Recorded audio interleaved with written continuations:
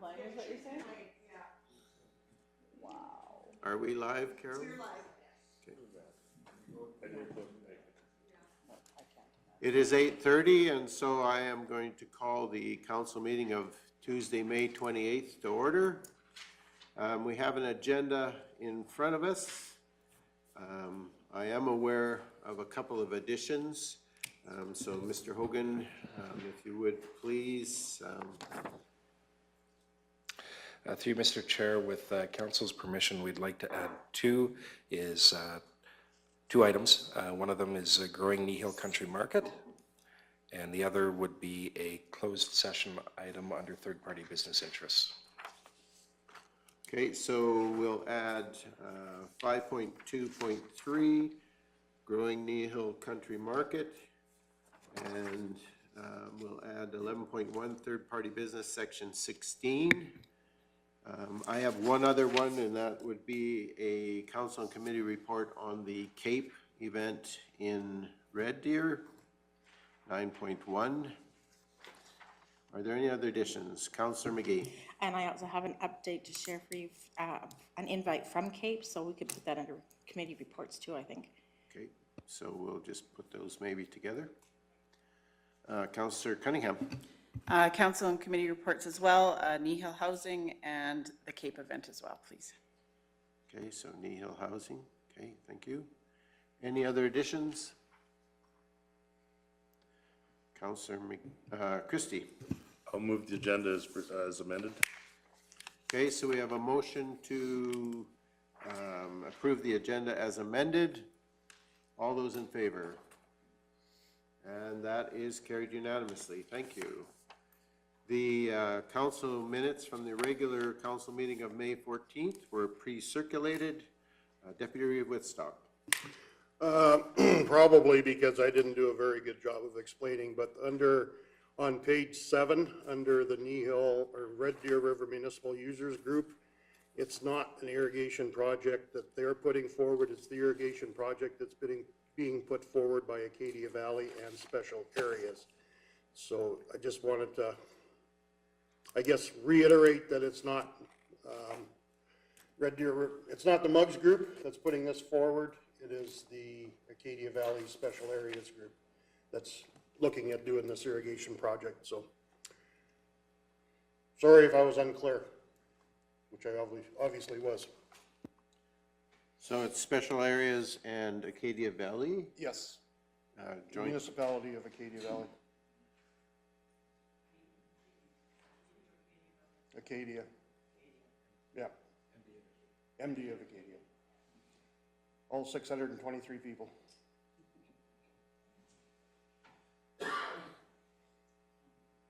Okay, thanks for that. Any other comment or question related to the minutes? Okay, somebody care to make a motion? Deputy Reeve Whitstock. I'll move the minutes as amended. Okay, thank you. So we have a motion to approve the minutes as amended. All those in favor? And that is carried unanimously. Thank you. All right. The first item of business is 4.1, Hamlet of Wimborne, naturally occurring fluoride. And welcome, Mr. McKernan. And anytime you're ready, John. All right. Good morning, Reeve, members of council. This morning I bring forth a RFD in regards to the Hamlet of Wimborne naturally occurring fluoride. So for a little bit of background, historically the naturally occurring fluoride in the water in Wimborne has always been above the maximal allowable concentration, the MAC of 1.50 milligrams per liter. And historically, those numbers are always usually around 2.0 milligrams per liter. As well as the naturally occurring fluoride, which is a MAC, there is also a couple AO objectives that are also exceed the parameters, and those are sodium and TDS. Although these aren't considered a contravention, they are considered something that may make the water not very satisfying to the consumers. So in the past, the naturally occurring fluoride has been granted an exemption for being a contravention. We didn't have to report it as a contravention, but we did have to make the residents aware or notify them that the fluoride is exceeding the limits set out. We did this it's on our website, so if you go on our website under water notices, it's been there for many years, and it basically tells them that and then gives them a link to Alberta Health Services where they can see the ramifications of a high fluoride content in water. As well, we have sent out letters in the past to each resident stating it as well, with some Alberta Health Services information as well. So we have notified them, and we've kind of kept that going. But like I said, we've had that exemption. But currently, lately, in 2022, we did get notice from Alberta Environment and Parks that they were going to cease that exemption of naturally occurring fluoride, and it would become a contravention going forward. The dates that they did talk to us or outlined were in 2022, they would start the process. We'd have to go through our own little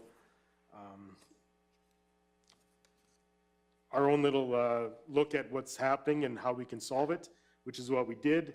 And then in 2025, that was their plan, was to have this implemented so we wouldn't be in contravention any longer. However, the follow-up letter detailing the exact dates have never been received from Alberta Environment Parks. So right now, when the last time I talked to them, this letter was supposed to be, was coming. And at that time, it seems like things might be pushed back a little bit. I'm not sure. I don't have the exact timelines anymore. I just have the original letter kind of thing.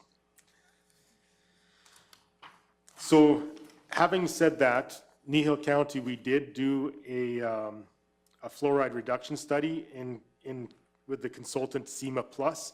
So they looked at our system, looked at our water parameters, our water testing, our water procedures, everything like that, and they came up with a study that's in the package and outlined some ways that we can reduce our naturally occurring fluoride and become compliant with the guidelines when they come into effect. So I'll just go through a few of the options that they outlined in that study. So the first one is a centralized on-site treatment, and this would be an upgrade to our current pump house. Although there's a few different on-site processes to reduce fluoride, reverse osmosis would provide the added benefit of removing sodium and TDS, which I spoke of a little bit before. They're not a contravention, but they are an aesthetic objective.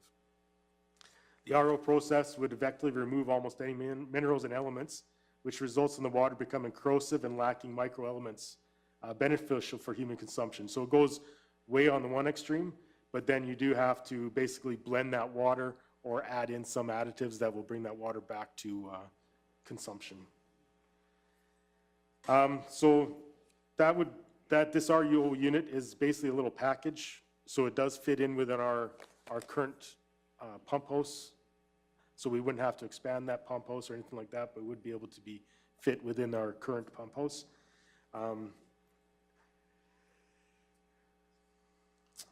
And it would also have to be filtered prior to going into this RO. So that would all be inside that one estimated cost, because when they do a silt density test, it did come back that water, it would basically plug up those filters quite quickly. So you'd have to filter it out before it went into the RO unit as well.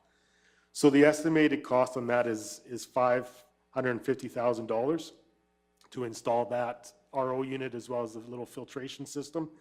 And the ongoing costs, and now this is an estimated cost. They don't know the exact amount of time that people are at the site and things like that. But it would be the ongoing cost of $104,000. So that's power, that's filters, that's water usage, because there is wastage that comes with that. So that cost to install it also includes a connection to the sewer line, just because you have that wastewater that you have to deal with. So that's also included in there. So that would be a very effective type of treatment that would eliminate our three type of issues within the water quality in the Hamlet of Wimborne. Another one is point of John, use. excuse me, just before you go past that, I just had some questions on that specific option for us. So if we're pre-filtering the water prior to it going to the RO, the materials that are being collected in that pre-filtering, what happens there? Are they flushed out of those filters and into the waste side? Yeah, they would be backwashed as well, so you'd have that waste as well. And if we're going to do 20 meters cubed a day, or proposed that has the capacity to do that, do we know how much water is bypassed or how much is on the waste side? It usually depends on how much you're blending as well, right? So if you're blending the water, then you're not putting as much through those filters, right? Because you're just going to take that raw water and blend it in with the RO'd water. I think they usually say basically about, there's usually about a 30%, I guess, wastage of water. Okay, so the water that they're blending back in is not necessarily the water that's gone through the RO, but would be water drawn off the source? Straight from the source, just like they're getting right now. That water we blended in, and that water is being blended, so you get those minerals and stuff back in the water, so it becomes consumable again. Okay, so if let's say we're at their, what do we usually use in Wimborne every day? Do we have an idea? Usually Would it around, be the 20 meters? no, usually it's around 8 cubes or so. 8 cubes? Somewhere in that area, depends, yeah. Summer's a little higher, winter's a little lower, but, yeah, I think in the package, or in my notes, I don't have it right now, but we keep track of all that, but it's usually around 8 cubes a day, if that, Okay. Average is 8. yeah. So then if we're wasting about a third, we would be about 12 cubes.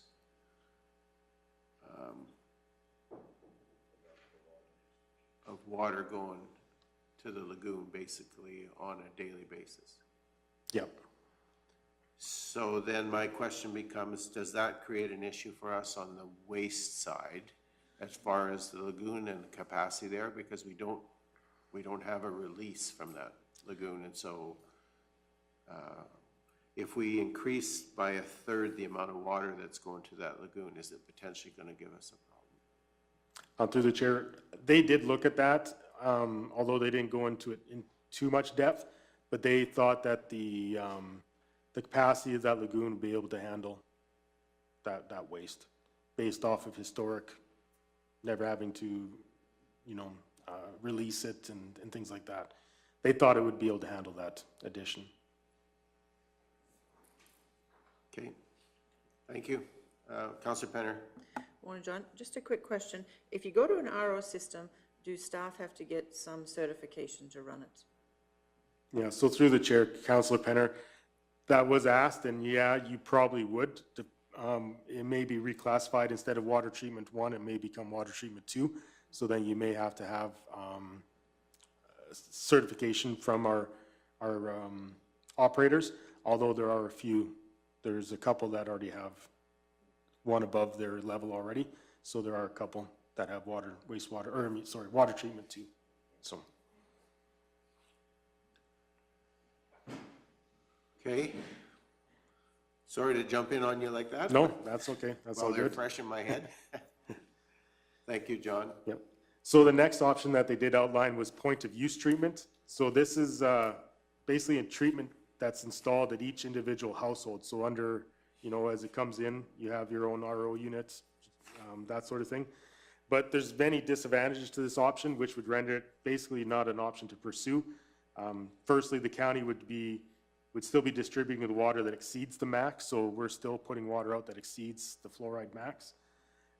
As well, that burden of treatment falls onto the consumer, and that would still look upon as the county's burden, not their burden, so we would still get into maybe someone phoning, oh, my filter is not working, so maybe now we're looking at individually going to people's houses to look at their systems and stuff, so. And also that RO unit, like I said, it strips everything right down, so now you got a water that's not really consumable, but to put that back in after point of use is also a treatment that would have to be administered by the consumer. So it's very onerous and stuff, so it's not really an option that we'd like to pursue, but it was one identified in the report.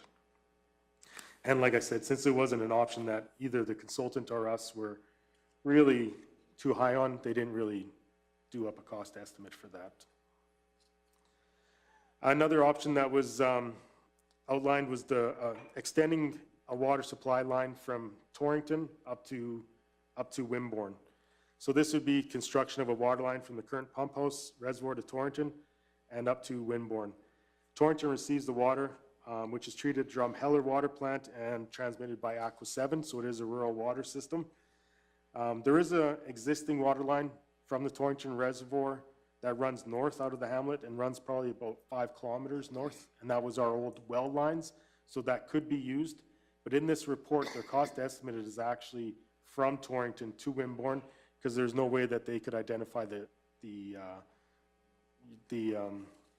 integrity of that pipe, so they didn't want to assume anything. So their cost estimate for running that pipeline is approximately 9 kilometers from the hamlet up to, or from Torrington up to Wimborne. So, Just excuse us again, John. Deputy Reeve Whitstock had a question. okay, Yeah, thanks, John. So that 5 kilometers of water line runs to a well, but it's not the well that's being used for Wimborne? no, that's Okay. correct. That was for a Torrington well? That was a Torrington well, that's right. So that's been capped off, and Oh, the well has been capped off? yeah, we don't have access to that well to like take it out to Torrington and stuff like that. So Okay, so just to go a little deeper. the well in- is still operational, but just not in our.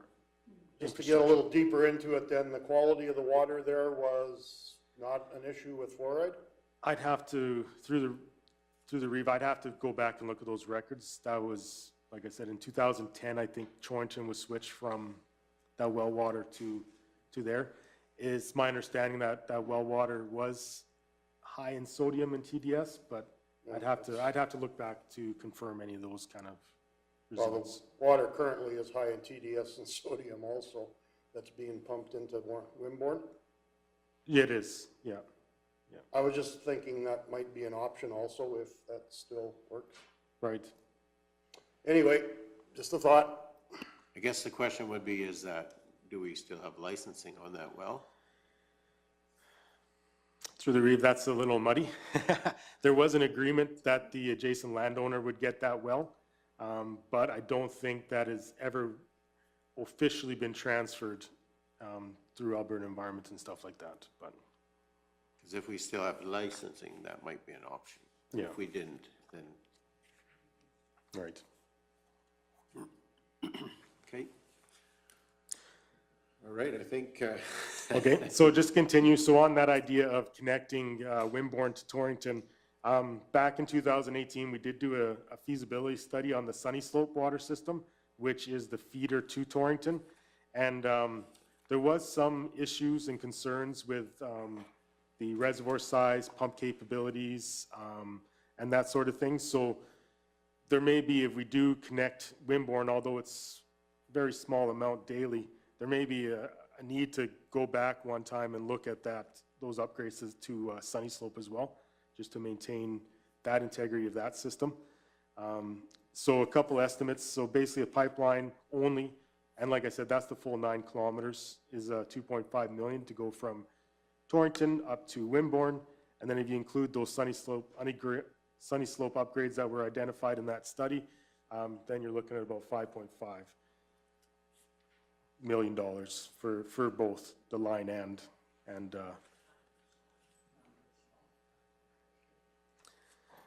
the other option that they looked at was potable water delivery to the hamlet. So another option basically is to haul the water to the hamlet via the Torrington bulk water station. So you're still using the water that you use for the pipeline, but this way it'd be trucked up there.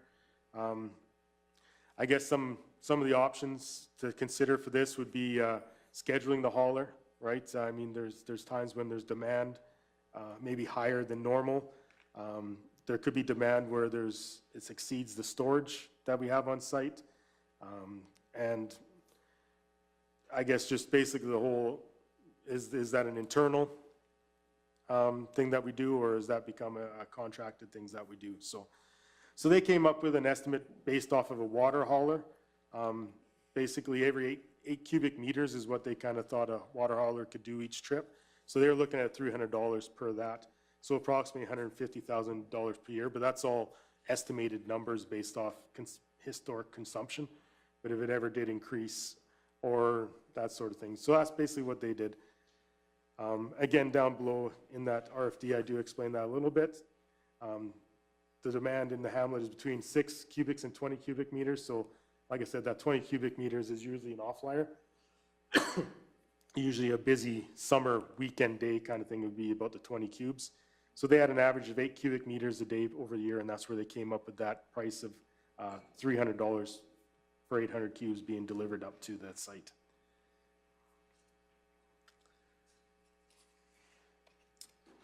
All right. So just another, so those are the 4 options that came through the study. Once again, it was centralized RO, so at the pump house, point of use treatment in each person's house, a water supply extension from the Hamlet of Torrington, and potable water delivered to the Hamlet. So I just made a little note here as well. So with this groundwater as well, there's a high concentration of ammonia, which makes us, basically it requires us to dose our chlorine quite high to get that breakthrough. With this RO unit, that would basically remove that ammonia as well, which then would also ease our use of chlorine there as well to maintain that breakthrough. So that would also reduce our chlorine usage.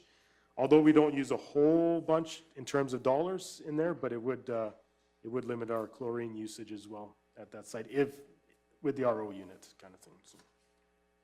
Excuse me, John, I think we're going to take about just a 5-minute recess. Deputy Reeve Whitstock has a call that he had to take, and so I'd like him to get all the information and be included in the discussion. So if we could recess for about 5 minutes, I would appreciate that. So okay. We're in recess till 8:57 or so.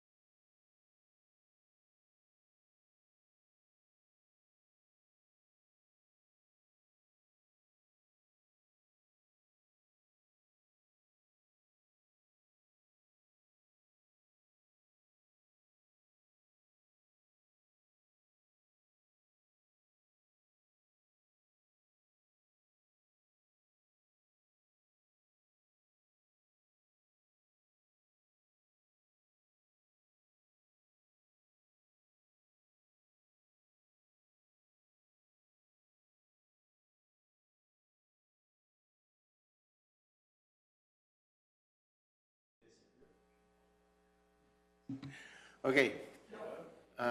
Since Deputy Reeve Whitstock has rejoined us, we're going to call the meeting back to order.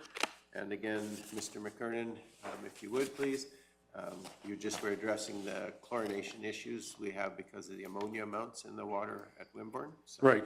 Yeah. So through the Reeve, to obtain breakthrough chlorination with the ammonia that's in that water, we do use quite a bit of ammonia. It's usually it's in the area of about 9-10 milligrams per liter kind of thing to get the breakthrough. So with this RO unit, as I was just explaining, it would also reduce that ammonia, and so we would also reduce our chlorine usage at that site as well. Do we have any idea, excuse me, do we have any idea what that reduction might be and what the cost savings would look like? Through the reefs, so yeah, we'd still have to have the addition of chlorine just for that disinfection. I think when we were going through this and talking with the consultant, they figured probably about, I think it was about half of our chlorine usage would be reduced. So we'd be, I think it was about $300 a year, I think we would be saving in chlorine costs. Not huge. Not huge, that's, yeah, as I mentioned before, it's not a huge amount, but it is an amount no matter, you know. When you say you can reduce chlorine going into drinking water, it's probably looked at as a positive in the public eyes, so it's... Okay, thank you for that. Yeah, so that's kind of the 4 decisions, or 4 options as I laid them out before. So I think for financial and staffing implications, like I said, to address this high naturally occurring fluoride, I think in the future budgets, we may present something to you. As well as Councillor Penner noted before, the operator certification may change, so we may have to look at maybe some future education and testing requirements for some of our operators to achieve that higher certification.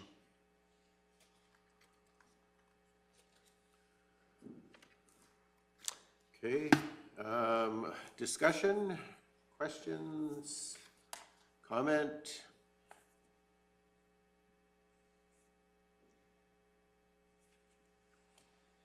Councillor Cunningham.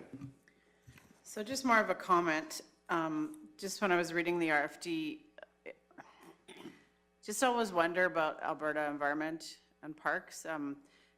What's the kind of flavor of the day? Like, I just hope, like, I just noticed here that there's been no follow-up, like it says here, yeah, a follow-up was to be received, but you still haven't heard from them. So I just hope that they don't do a 360 and change their mind. It seems like there's a flavor of the day. Like, years ago when we lived west of Trochu, we had high fluoride in our well.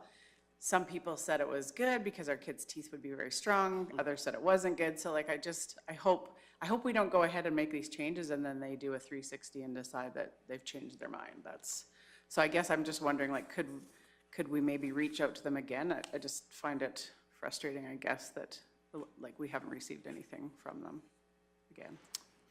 Yeah, so through the Reeve, so Councillor Cunningham, I did reach out to them probably, I don't know, a few weeks ago, and they are expecting to send out some notification. I think maybe what's happened is there has been a little bit of people switching positions within Alberta Environment.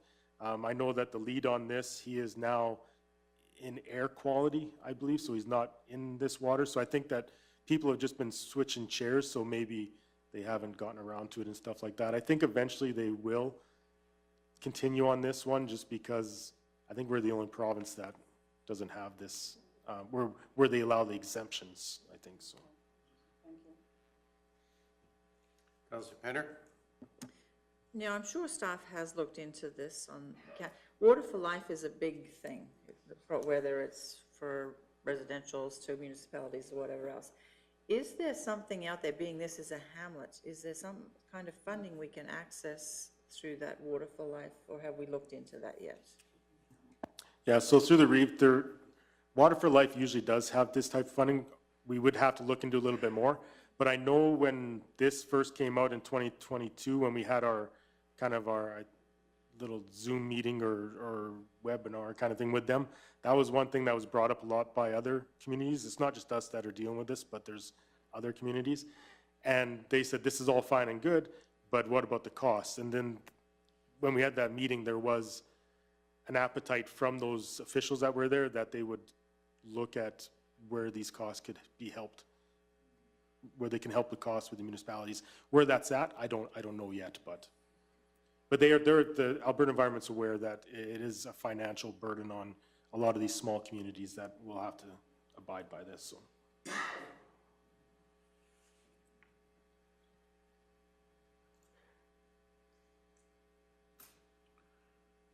So I guess in my mind, there's still some unanswered questions for us here. One of them is, if we were to consider a water line extension, what's the condition of that 5 kilometers of water line? And should we be investigating that? I noticed in the materials that the consultant provided that they did look at the lagoon, and their comment was, just looking for exactly here, says that they noticed that there is an opportunity for, that the lagoon has a release on it, but are they aware that we technically can't release from there? And I also noted that they said in the 2018 study there was no capacity issues noted, but that was with the current flows. And so I think that if we were to consider an upgrade to like a full RO treatment system, we would want to probably do some work on the back end, which is the lagoon, to ensure that we have capacity and that there are no issues. And I also noted that in the 2018 study, we were going to do some upgrades there. Did any of those ever happen? All right, so thanks. So I guess the first thing is the lagoon, they do know that we can't release it, but there is options. We can lay overland pipe if we had to. We just have never had to, right? Evaporation has worked for us. So if it ever got to the point where we had a very wet year, plus we had additional entering the lagoon, we do have an option. It can be overland pumped, just bypassing that fish pond, right? So there is that option. The only reason why we don't release it, we haven't really had to because it's never gotten that full, but also because there's a fish pond just downstream, right? For the 2018 study, nothing has been done yet. That was because with the current situation, we are okay. That study was done because there was at one time some thoughts of some expansion up in that area. So we just looked at what would happen, would we be able to service such a thing? And that's why that 2018 study was done. The reservoir is the smallest reservoir that we have on probably our largest system, but it seems to be handling it fairly right now. If there was to be expansion, then we would probably go back to that, but there hasn't been a need to use those funds yet to expand. I think there was one more comment that you had. I can't. The water line, just investigating that. Whether Right. that 5 kilometers of So- existing line are viable, and if so, that would reduce the cost of, doesn't maybe solve the Sunday Slope system capacity issues, but might reduce the cost of running a line. So, yeah, so for that one, I believe that the water line is in good condition, in workable condition, usable condition. We do have a couple connections north of the reservoir that used to be on the old well line that we continue to service off of the new system. So we do pressure up that line up to basically where the wells are capped off. So I still think the water line is good. They just didn't want to make that commitment because they had no way of verifying it on their own. But I think it's still a usable, I think, when did that probably go in? Probably in, it's probably nearing its probably 30-year life, I'm gonna guess at least, right, kind of thing. So I don't know the exact year when that would have been put in, but it's since been in there for a while. But like I said, we're still using it. We've never had any issues on it to pressure back up to those two individuals north. So. Deputy Reeve Woodstock. So if we were to run a water line from Torrington to Wimborne, I know we're looking at possibly having issues with the system because of capacity or what have you. But if you were to put in a larger reservoir at Wimborne, fill it through the night, would that be something that's workable in the system, or just throwing stuff out there? Through the reef, I think just everyday consumption, it's about a 26 cubic meter reservoir at Wimborne. So even if they used the 8 and we filled up 8 throughout the night and stuff like that, or had different filling times, I think that would work. Yeah, I don't think we would need a bigger reservoir in Wimborne unless we decided to go to fire, because there's no fire protection in Wimborne, just so that you're aware, because we don't have that capacity. But if you ever wanted it, then yeah, a larger reservoir would be needed. But for the current population, the size of reservoir is sufficient and has been, so. Okay, thanks, John. Mike? Oh, sorry, Mr. Zier. Thank you. Through the chair, just for council information, or just something to consider here, understanding that the study you see before you is in effect a feasibility study. We had this requirement through Alberta Environment to provide them with options on investigating a few different routes on here. As Mr. McKinnon mentioned, we still have no formal request from Environment to move forward on one of these, or even to investigate that. So we are waiting to hear back on what level and timing and that sort of thing. At that time, I mean, we could have gone through a detailed design on each one of these options, but we didn't feel it was appropriate at the time, given the timelines that we have from Alberta Environment. So going forward, if we get feedback or a response from them that says now we're moving forward on this, then we'll have to go forward with one of these options, probably a little more detail into each one of them to make sure that we pick the right one. I'd say at the same time, we would want to look at the funding opportunities on that, because those engineering studies are quite a bit more extensive than what this high-level review is right now. And I would hope that we would get some grant funding as far as that, or apply for grant funding, never guaranteed, but. Okay, thank you for that. I know, I guess in the back of my mind, I also go back to some conversation we had previously around what is the long-term plan, future, that Kneehill County has in their mind as far as the future for Wimborne and what that looks like in terms of development and other opportunities or lack thereof. And so I think philosophically we might need to have that conversation prior to making any major commitments to funding. Are there any other questions related to the materials that's in front of us as far as the fluoride reduction study that's been presented this morning?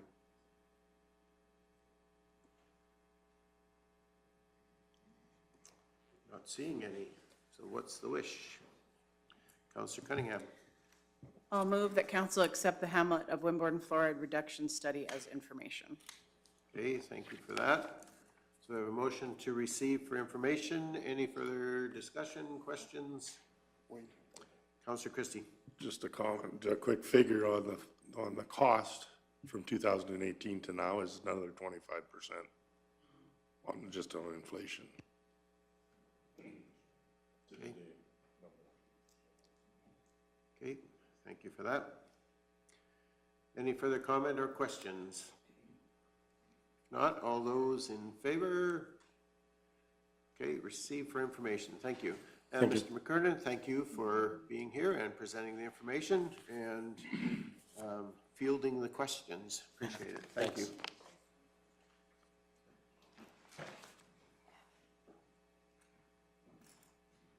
The next item on our agenda is 4.2, which is capital equipment plan pre-authorization related to a snowplow. And welcome, Mr. Conklin. Mike, whenever you are ready, the floor is yours. Perfect. Good morning, Council. I'm presenting an RFD for capital equipment pre-authorization. Some background on this proposal. Administration is requesting pre-authorization to purchase specific capital equipment prior to budget being approved. The equipment has been scheduled for procurement based on life cycle replacement in 2026. Due to an insurance claim that has deemed our equipment a complete loss, administration is proposing the procurement of a Class 8 highway snowplow early to maintain our current level of service. The county currently operates with three plow trucks to cover a total of 92 kilometers of paved/chip sealed roads. The county deployment triggers are 5 centimeters or 2 inches of surface accumulation or icy conditions due to weather. So the county's goal is to have the roads opened within 24 hours of a snow event. Some discussion around this. Kneehill County expends monies each year to purchase replacement equipment to maintain our current level of services. Replacing the equipment now will allow Kneehill County to maintain our current level of services, which would not be possible if we're operating with only 2 plow trucks if the equipment is not replaced now. There'd be a risk of being down a snowplow with no immediate backup, which would create delays in the service delivery. Renting a snowplow was considered. However, replacing the equipment ultimately allows Kneehill County the ability to control the service condition and the maintenance of the equipment to limit the amount of downtime of the equipment. Also, this equipment is already scheduled to be replaced in 2026. By replacing it a year early, there's additional benefits in potential cost savings as equipment costs have continued to rise year over year, again and again. So the financial and staffing implication, the equipment expenditure would be funded from the capital equipment reserve. The insurance payout received, the exact amount's still to be finalized, I believe, will be added to the capital equipment reserve there. So our recommended motions would be that council approves the expenditure of up to $555,000 from the capital equipment replacement reserve to fund the purchase of a Class 8 highway snowplow for delivery in the fall of 2024. The second part of that motion would be that council directs the insurance proceeds to received as a result of the totaled snowplow to be contributed to the capital equipment reserve. Okay, thank you for that. Are there any questions, discussion?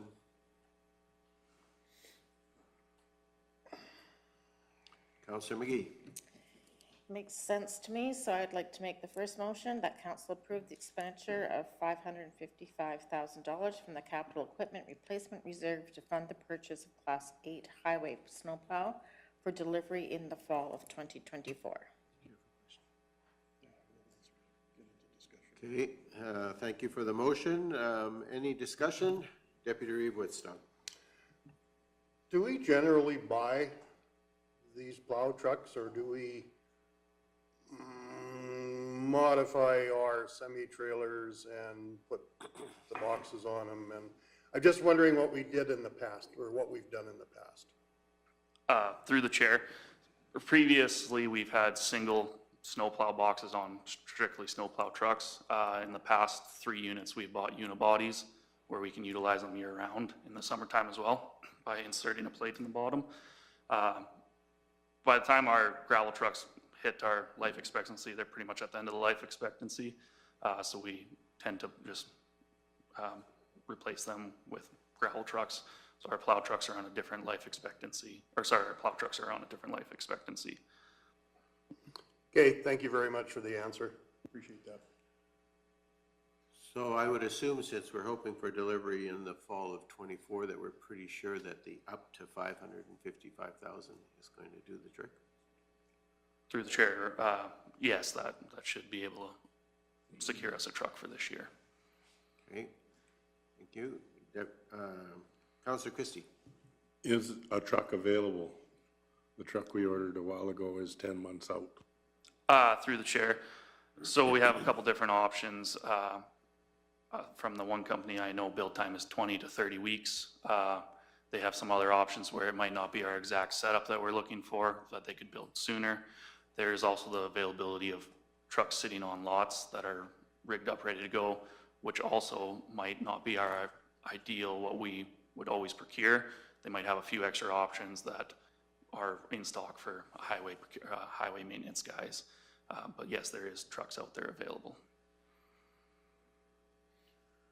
Okay, so we do have a motion that council approve the expenditure of up to 555,000 from the capital equipment replacement reserve to fund the purchase of a Class 8 highway snowplow for delivery in the fall of 2024. Any further discussion or questions? I'm not seeing any. We're ready for the question. All those in favor? And that is carried unanimously. Now we need to deal with the old. In with the new, and so we're looking at a second motion here. What's the wish of council? Deputy Reeve Woodstock. Okay, I'd like to make the motion that council direct the insurance proceeds received as a result of the totaled snowplow be contributed to the capital equipment replacement reserve. Okay, so we have a motion that council direct the insurance proceeds received as a result of the total snowplow be contributed to the capital equipment replacement reserve. Any discussion or question or comment related to that motion? I'm not seeing any, so that's the question. All those in favor? And that is also carried unanimously. And thank you, Mr. Conklin. I appreciate you being here.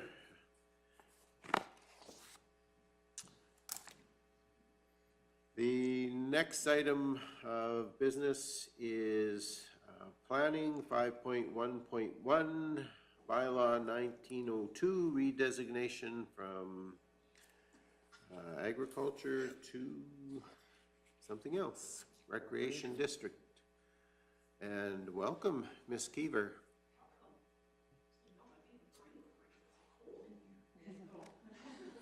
Thank you for noting that. Don't encourage him. I was just looking to plug my little heater in underneath my bench here, as I've lost feeling in my feet.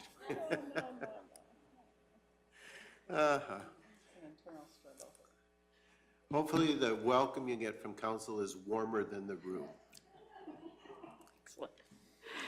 And anytime you're ready. Good morning. Today I'm requesting first reading and to set a public hearing date for a portion of the southwest of 163125 west of the 4th. Wayne and Lydia Nelson will be taking possession of a 20.09 acre parcel on June 1st, 2024. The new landowners wish to redesignate portions of the property from agricultural to recreation in order to accommodate events such as, but not limited to, family reunions, weddings, church picnics, campouts, conferences, retreats, music events, etc. The proposed site is located approximately 2.5 miles east of the Hamlet of Sunny Slope and accessed via Highway 582 and just east of the Highway 806 intersection. The redesignation to recreation will include approximately 5 acres and approximately 15 acres will remain zoned agriculture. The redesignated area will include 3 existing buildings as well as additional space for RV tents and mini cabins, which would be new. The barn will be used to sell local items on consignment. The site is currently known as a refuge ranch site.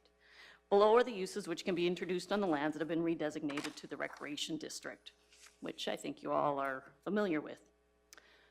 So your options today are to move first reading of proposed bylaw 1902 for the purpose of amending land use bylaw 1808 by redesignating a portion of Southwest 163125 from agriculture district to recreation, and to schedule a public hearing as per sections 230 and 692 of the Municipal Government Act to be held on June 25th, 2024 at 10 a.m.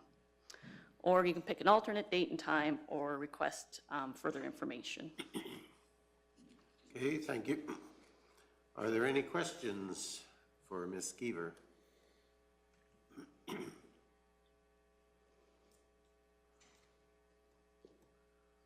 So this is similar to one we've seen not that long ago, and they're only redesignating a portion of the 20 acres, not Correct, because they're still going to live there. So and it is a large parcel, and we don't need to redesignate the whole parcel. Okay, thank you. Any other questions?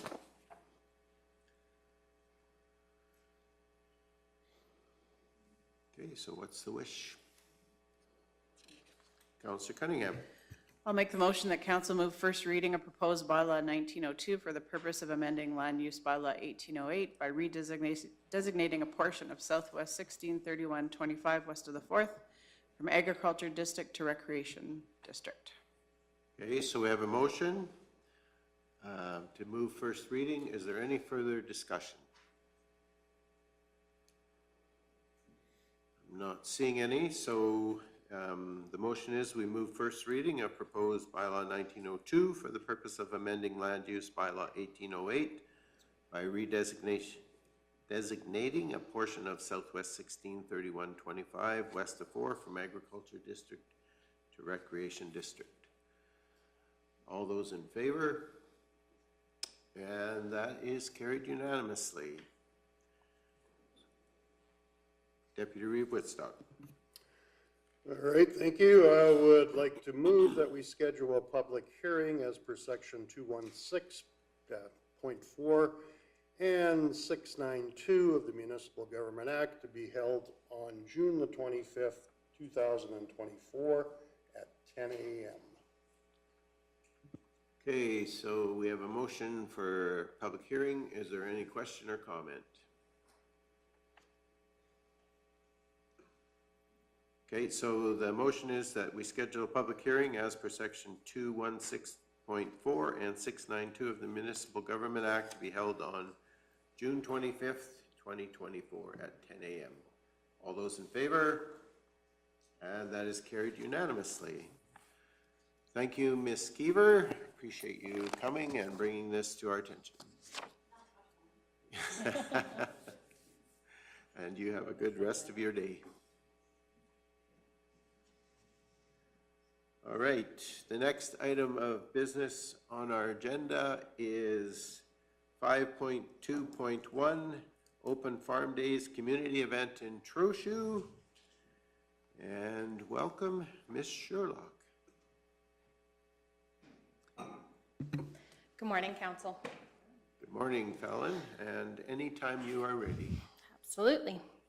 So this morning I bring before you the Open Farm Days community event in Trochu. So this, as part of the presentation we gave on the Growing Kneehill initiatives, we mentioned that there was this cluster development group that was coming together out of some of the training that we had offered on Open Farm Days. And they have put together an event at the Trochu Arboretum to be held in conjunction with the, at the same time as the county fair that the town is hosting at the community center.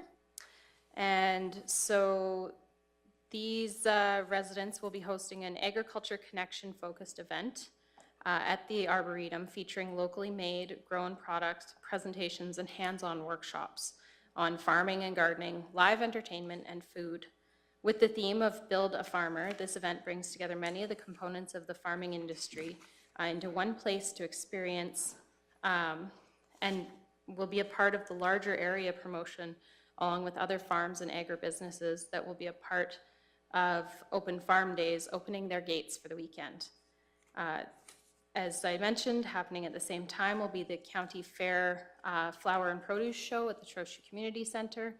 And to help with traffic and parking, there's plans for a bus to operate as a shuttle from the community center to the Arboretum.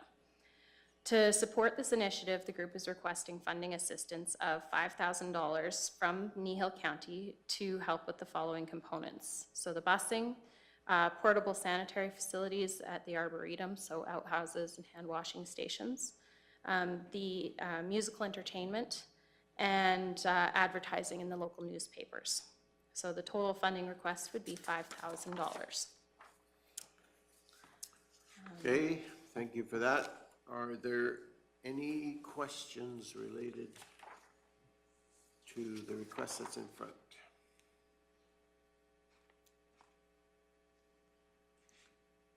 I guess I would have one. Do we have any idea what the total budget for this event is? I'm not certain. I know the Arboretum is doing a lot of in-kind work in order to host it. And so these would be more of the financial obligations that they would have are these components. Okay. A lot of the rest of it is volunteer. Okay, so they're basically looking to us for some financial assistance, and they're going to provide basically all the rest of the background work that needs to happen. Yes. Okay, thank you. Any other questions or comments? Councillor McGee. I just want to congratulate the cluster group that are coming together to make this plan. I had the privilege of sitting in on a couple of their meetings, and I am very encouraged to see that we have residents who want to be part of sharing agriculture as a great experience and something to teach people. This is our local ag businesses wanting to make a difference and just volunteering and giving their time in kind, really. These are businesses doing this in kind. It was just an exceptional conversation to watch happen and to see it evolve. And I just really appreciate that we have residents taking initiative as opposed to staff when it comes together for this. So anyhow, I just wanted to highlight that point, that this is very unique in that regard. Okay, thank you for that. So one of the reasons we chose to get involved is this is a community-driven partnership, and so we just wanted to help facilitate that. And I guess this is one of the ways they're requesting our help is some financial assistance. So, So I guess I would be looking for Counselor Christie. I'd make the motion to approve the allocation of $5,000 in funding to support the Open Farm Days cluster event at the Trochu Arboretum on August 17th, 2024, to be funded by the Growing Kneehill project budget. Part of the drive to this is the Ag Society that are very active. Okay, thank you for that. So we do have a motion. Any further discussion? Comment? Okay, I'm not seeing any, so the motion is to approve the allocation of $5,000 in funding to, oh, excuse me. No, sorry. Counselor It McGee. came to me after you started speaking, so I Okay, apologize for not my a bad problem. timing. The one question I did have that I forgot about was, will we have Kneehill County logo, or what's gonna be happening as far as that goes? Recognition. Recognition, Yes. Yeah. So we'll have recognition at the event as well as on the event day posters. So, yeah.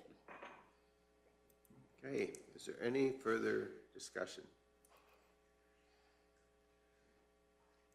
The whole reason we do this is so we completely understand what's happening, so not a problem at all, so. Any further discussion? All right, so the motion is that we approve the allocation of $5,000 in funding to support the Open Farm Days cluster event at the Trochu Arboretum on August 17th, 2024, to be funded from the Growing Kneehill project budget. All those in favor? And that is carried unanimously. Thank you. Yes, we can. Thank you, Ms. Sherlock. Before we go on to the next item, we're going to take a short break. So we're in recess for 10 minutes. So we'll be back here at 9:35.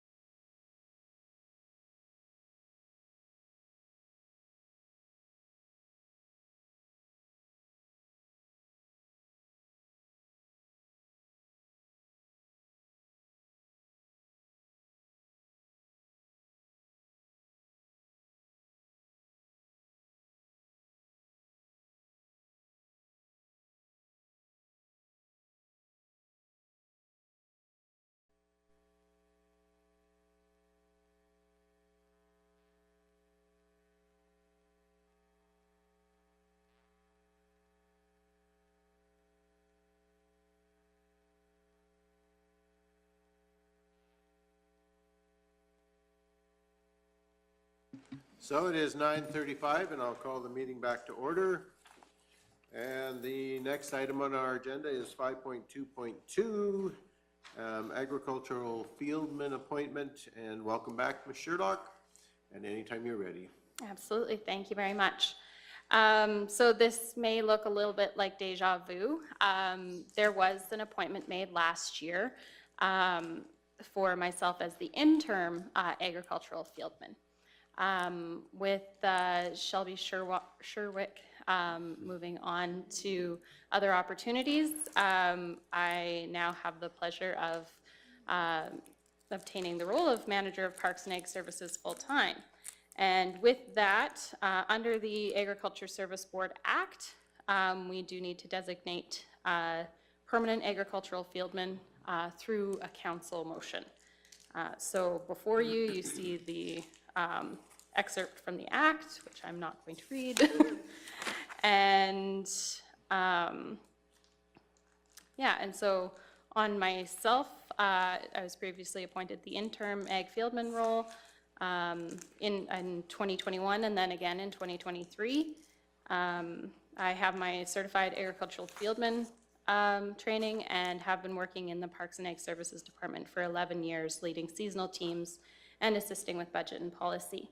I bring a strong understanding of the provincial acts and the legislative requirements for this appointment. Are there any questions? Okay, thank you for that. Are there any questions for Ms. Sherlock? And I'm very pleased to see that you had that same problem as I've always had with Sherwood and Sherwood. Even on my own name. It's funny how your mind works sometimes, right? Councillor Christie. After going to a 4-H function yesterday, you're getting off the seat pretty lucky with the speech you just gave. So I'd like to make the motion to appoint Fallon Sherwood as the agricultural fieldman to Kneehill County. Okay, thank you for that. And was that a request for a 5-minute speech? Well, at least cards or something. I'm sure she could handle that if we asked, but that's not necessary. We certainly have known Ms. Sherlock quite well, and she has served us capably. So we have a motion to appoint Fallon Sherlock as the agricultural field man person for Kneehill County. I guess the access field man, so we have to use the terminology. Is there any further discussion or comment related to the motion? Councillor Cunningham. I guess to the motion, I just want to say congratulations on your role as manager, and thank you for the quick identification of the two beautiful trees that we've all been admiring and wondering what they are for the past few weeks. So thank you for that, and congratulations. Thank you. Okay, any further discussion? Comment? Okay, if not, we have a motion to appoint Fallon Sherlock as the agricultural fieldman for Kneehill County. All those in favor? And that's carried unanimously. And again, thank you and congratulations. We look forward to continuing to work with you. You have served us well, and we don't expect anything different going forward. So thank you very much. Next item of business is 5.2.3. And again, welcome back, Ms. Sherlock, and welcome, Ms. Gerbrandt. And this is the Growing Kneehill Country Market event, and so whenever you're ready. Perfect, thank you. So we bring before you the Growing Kneehill Country Market as an emergent update. At the March 12th meeting, council motioned to host 3 country markets at Horseshoe Canyon in 2024 with a budget of $34,000 as part of the Growing Kneehill project. Since the motion to move forward with this event was made, the administration has been working diligently to connect with local businesses through social media messages, emails, phone calls, and multiple times, multiple avenues. We've reached out to 79 different businesses for participation as vendors and 26 additional as sponsors. We've also undergone multiple advertising campaigns in order to promote joining the event, and we've had the following reach. So Facebook, our posts have reached 1,957 people with 71 engagements. Instagram has reached 971 people with 62 engagements. Our webpage, which was launched March 1st to May 27th, has seen 108 views. And the Three Hills Capital, which has 2,000 plus readers, had advertisements April 17th, 24th, May 15th, and 22nd. As of today, we have 14 businesses that have expressed interest in participating in the event in some capacity. That necessarily isn't all 3 events. It may be 1 out of 3 or 2 out of 3. And we only have 4 who've fully completed their registration. We also only have 1 confirmed sponsor for participation at the event. Various reasons have been given for businesses not participating, including having set their budget for participation earlier in the year for those we are seeking sponsorship from, concerns over uncertain weather on the site, lack of services guaranteed to be on the site, and dates conflicting with other commitments, and changes in marketing strategies away from doing markets themselves and more to an online format, as well as some that simply have closed their doors. It's the belief of staff that less than 20 vendors will not have the appeal to drive visitors to the event, as well as won't provide the benefit to those who do participate. And therefore, that should be the threshold for vendor participation. And should a reasonable threshold not be met, it's administration's recommendation to cancel the 2024 event and divert efforts into restructuring for a 2025 event. Financial and staffing implications. Staff time to host the event includes continued promotion of the event, site preparations, and event day activities. Up to this point, we've had some funds spent on deposits and advertising, and continuing forward we would expect the continued expenses of $34,000 with less revenue than anticipated in the previously presented budgets. Any questions? Okay, thank you for that. Are there any questions regarding the Growing Kneehill Country Market event and the information provided?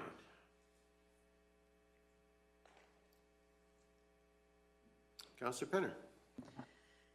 In the past year, I know it hasn't been just a country market. How many vendors did we have this last time? 24. Oh, good. Thank you. Any other questions or comment, discussion? Councillor Cunningham. I know Chamber of Commerce held their AGM last week, and I know unfortunately Ms. Kester had texted me and she was not well and unable to attend, so that was too bad. But I'm just wondering maybe if it would be possible if you reached out to the Chamber of Commerce. There is, they have a really active social media campaign. So I'm just wondering if that might be a good partnership. Just it might hit some, different people maybe that aren't seeing some of our posts. They have really done a good job of connecting with people from Linden and Trochu, and so it's not just a Three Hills based initiative. So that just a thought that maybe, but I'm totally hearing what you're saying. It's kind of scary that people are leaving that in-person format and going more and more to online. I hope that's not the wave of the future, because I'd hate to see that be what it looks like for us. But unfortunately, we are hearing weekly of people closing their doors or retiring early. So it's that's a whole other issue. But yeah, so yeah. Okay, Councillor Penner. And like furthermore to that, I do fully understand when they say the weather. Like it's down there and that gumbo and everything else, the weather it's a tough one. If it was more of a permanent shelter of some kind, out of the elements, I do understand when they do mention that. Okay, thank you for that. Mr. Gannon, please. Thank you, through the chair. I just want to add that there is another project that is happening within the area, and I just want to make sure that council's aware that we still plan on moving forward with putting the electrical services to the area, because it's not just specific for this event, it's for any future event that the county may wish to put on, or rental potential future opportunities within the canyon. So I just want council aware that If they choose that we cancel this, if we don't get the proper uptake in vendors, that project is still planning on moving forward. Okay, thank you for that. Any other comment or questions?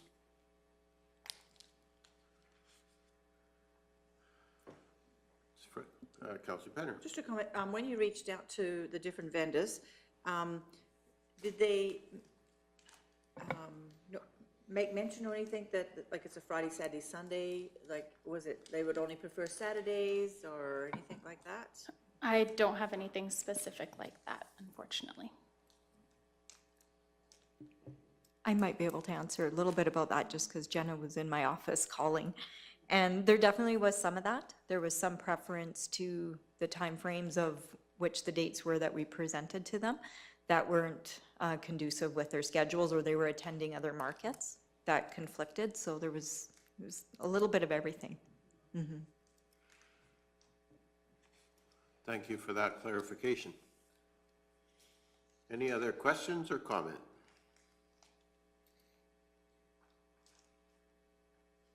Okay, so what's our wish? Councillor McGee. I move that we set a threshold of 20 vendors by May 31st for the country market, and move to cancel the event if the threshold is not met. Okay, so we do have a motion. Any further discussion? Councillor Forbes. So if we choose not to do this, will you be bringing it back to council for the following year? Because one of your comments in here is that they've already set their budget starting January, so we would have to start hitting people up in January, is my only question. Okay, thank you. Through the chair, I believe, yes, if council would like to go forward with an event, we would be bringing it with the 2025 budget, which would come forward previous to January. So. Okay, thank you. Mr. Gannon. Thank you through the chair. My recommendation is that council put a subsidiary motion in place requesting that administration bring it forward in the 2025 budget presentation for the market. Okay, thank you for that. Any other comment or questions? Councillor Penner. Have we made it clear to the vendors that May 31st is the cutoff? Yes. Sorry. Ms. Grant, did you have a comment? No, I was just. Okay. It's who get, this is like Jeopardy.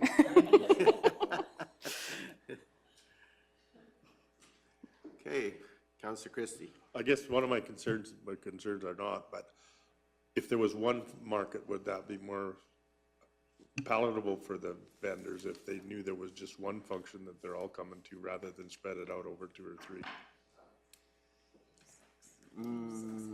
Mr. Gannon. Thank you through the chair. I think one of the techniques that we can use for the remainder of the year and potentially some of this budget is actually going out and putting some surveys out there and potentially working with the chamber to find out exactly what the appetite is so we can come to council with a more fruitful potential plan within the budget to understand what the needs or the wants from the community is. But at this time, this was supposed to be a pilot project to provide us with that information. As such, if this project doesn't move forward, my recommendation is that we use some of that funding to actually outreach and see what their expectations or wants are. Okay, thank you for that. Any further questions, comments, discussion? Councillor Cunningham. I'm just thinking too, I wonder, would it be an idea to maybe, I know Three Hills has a fairly robust farmers market, would it be worthwhile even to reach out to the vendors at one of the markets there and or even just to let them know, like do some advertising there that there's an opportunity? Actually, no, I'm just going to take that all back because there won't be a market before this is May 31st. So forget what I just said, but would have been an interesting thought because people that are already going to the markets might be interested, but it's not going to work. Okay, Mr. Gannon. Thank you once again through the chair. It's a great opportunity for us to look for next year and talk to those vendors of, you know, is this an opportunity for them to potentially, if we had one for next year. So I still see it as an opportunity if council wishes. that we can put some effort within the markets and work with those individual markets, if it's in Drumheller or Three Hills or elsewhere, of what type of marketing program, what they're looking for, and how we can better provide a venue for them. Well, I think it's, sorry, I'll come right back to you, Ms. Sherlock. I think it's important to note that it's not like you haven't had a lot of conversations. And that you have been participating in a number of conversations in various forums. And so what we're seeing is, as we're proposing the event, it's not a huge uptake. So I take Mr. Gannon's comment about perhaps we need to use some money to just investigate what kind of format will work and what we should be considering going forward into 2025. So, Ms. Sherlock, go ahead. I was just going to note that when we were planning last year's event, we did go to the Three Hills Farmers Market, and we gathered actually quite a few of our vendors from there. And the list that we were working off of this year, I know Jenna had done a little bit of reconnaissance going to some of the different local businesses that had multiple vendors at them, so the Farm Basket, those types of places, looking for different potential vendors as well. And so we had quite a robust list that she was working off of. But yes, I do agree that it would be a recommendation to do some additional outreach. Okay, thank you for that. Okay, any further discussion? Councillor McGee. Going down the outreach portion, I'd be really interested to know if maybe we can consider even asking what other ways could we support promoting their program as part of that conversation. I think it's a great opportunity to expand. If council's in favor of that, I think making it too narrow is making you, use your time better than that. Okay, so we've gone a lot of different places, and I think we'll come back to them after, but we do have a motion that was made regarding this event. So Councillor McGee made the motion that council set a threshold of 20 vendors by May 31st. I assume that's this year for the country market, and move to cancel the event if the threshold is not met. Any further discussion regarding the motion? Miss, I almost made you an honorary councillor. Miss Sherlock. I agree. Go ahead. I was just going to ask for some clarity on the 20 vendors. Would you prefer that to be for all markets or for one of the markets, or? I guess my understanding would be is for this to be successful, we've said we need multiple vendors at each event. So my assumption would be is we need really 20 vendors at all of the events in order to be successful. And so if the format that we're proposing doesn't seem to have a big uptake, and we need to figure out what that needs to look like to get those kind of vendors, I think for now, my assumption, and council can tell me yes or no, is that we're looking for 20 vendors at 3 events. Thank you. Councillor Penner. I'm just gonna throw it out there. We gotta remember this was our pilot year. So is 20 vendors a large number to reach? Are we happy if we get 15? Are we happy to go ahead with it? I know it's not 20, but it's closer to 20 than 10. Just because this was the pilot year. Just throwing it out there, council, for a discussion. Okay, so Councillor Christie. About 15 was what was the number in my head. The other thing is if we got 15 for one, I'd still be interested in one, maybe not 3. Okay, so see, that's the whole thing about discussion. So now the potential suggestion is that the threshold be changed to 15, and that if we met that threshold for one event, we would hold that event. And that's totally opposite of the motion that's on the floor. So I guess before you go ahead and amend that Ms. Vanderkoel, we need to ask Councillor McGee if she is willing to accept those changes as a friendly amendment, or if she would rather her motion stand as made previously. I accept those suggestions as a friendly amendment. Thank you. Okay, so the motion is going to read that we set a threshold of 15 vendors per event.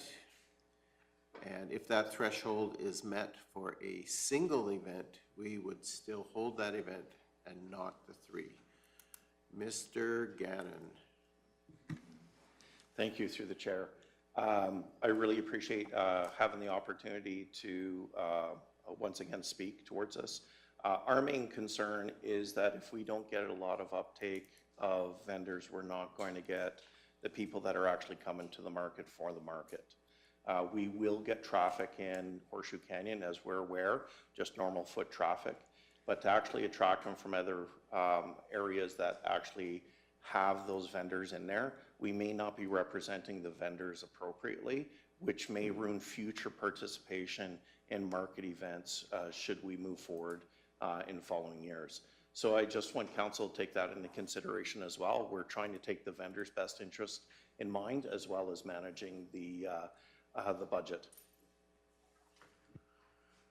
Ms. Garrett. So just to kind of support Kevin in his comments, I think we also have to look at the diversity of those vendors, because if they all end up being selling, you know, say similar type things, or maybe they're all there for the entertainment side of our vendors, we have to just make sure we have a good diversity so that we have a good experience that's being provided at the market. Okay, thank you for that. Councillor Penner. And I just put the 15 out there because I think quite often there's last minutes, you know, and sure, it would be nice at 20 and we got the 24 or whatever. So I just think this is a pilot project. Going forward, to make it worth it for us, it may be 20 for sure, minimum 20. But being a pilot year, I would like to see us give it a go, you know. Okay, so based on the information that you have provided, we currently have on May 26th 4 vendors who have completed their paperwork. We have 14 who have expressed interest, including those 4, and it is like 5 days away from the end of May. So we might be having an academic conversation, but it's worth exploring and seeing what happens. So we are now basically talking about a threshold of 15 vendors per event. And if we happen to reach 15 vendors for one of the dates that was set, we are willing to go forward with that one event. If we don't meet that threshold for any of them, then they all will be canceled. That's a clear understanding that we have. Councillor Phopes. So when you were speaking with the vendors, did one of our 3 dates work better for the majority, I guess is my question. Ms. Gabrandt. So through the chair, we had about 6 that were interested in all. And then for the other 2 dates, they kind of teetered, like it was kind of an even split. So it was a really hard decision to say that they favored one over the other. Thank you. Yep.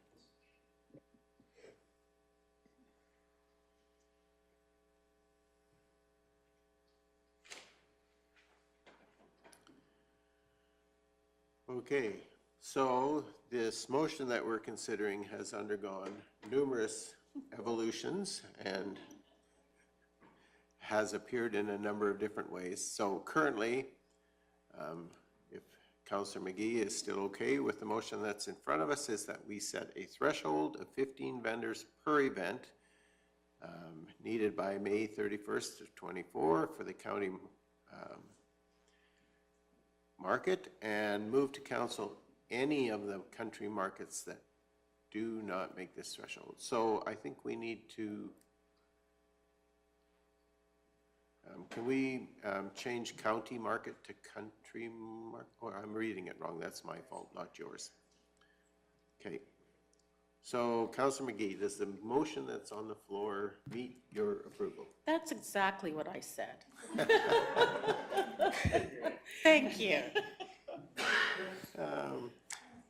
It's amazing how we can put words in each other's mouths.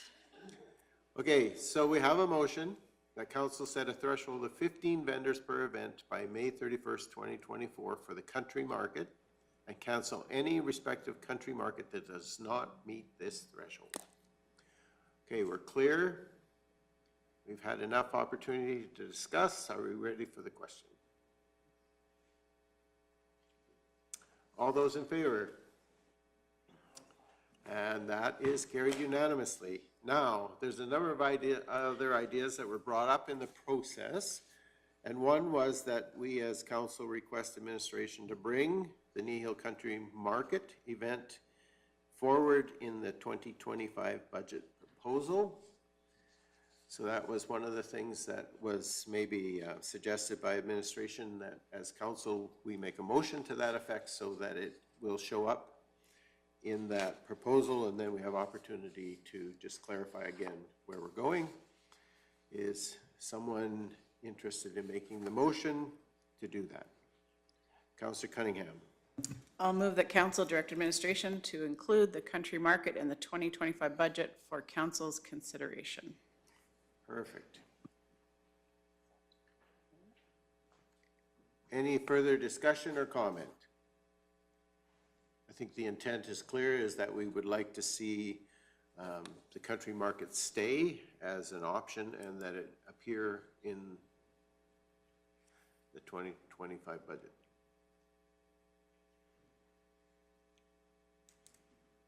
Are we good? Is there any comment? Mr. Gannon. Through the chair, no, we're good with the motion as it sits. We're talking about the additional funding should we not move forward with the market to do additional research and marketing. That is next item that's on my list of things to address. So, all right. So first and foremost, it was suggested and now is in a motion that council direct administration to include the country market in the 2025 budget for council's consideration. Any discussion to the motion? All right, I'm going to ask the question then. All those in favor? And that is also carried unanimously. The next item that was included in the conversation that we had is that perhaps we do some investigation and exploration of what potential vendors might be looking for in an event like this. And the other side of that whole thing is exploring other ways that we can help. So that means that there would be some time and monies that need to be expended. And the suggestion was that we use some of the funding allocated in this current year to do that type of work. Mr. Gannon. Thank you. Through the chair, through quick deliberation with the managers, we feel that it should not exceed $4,000 to do that level of research and marketing to those vendors in partnership with probably a lot of the different markets, the chamber and so on. I think that outreach, we're going to try to use as little resources as possible, but we do not want to come back to council for additional funding should it expel higher. So we feel that 4,000 should cover that for the remainder.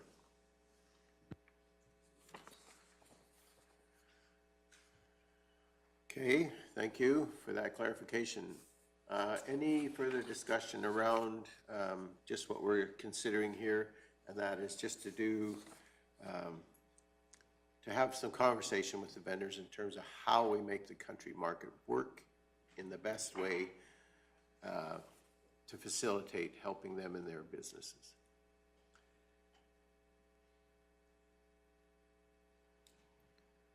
So can we put behind utilizing funding not to exceed $4,000? A comma in there.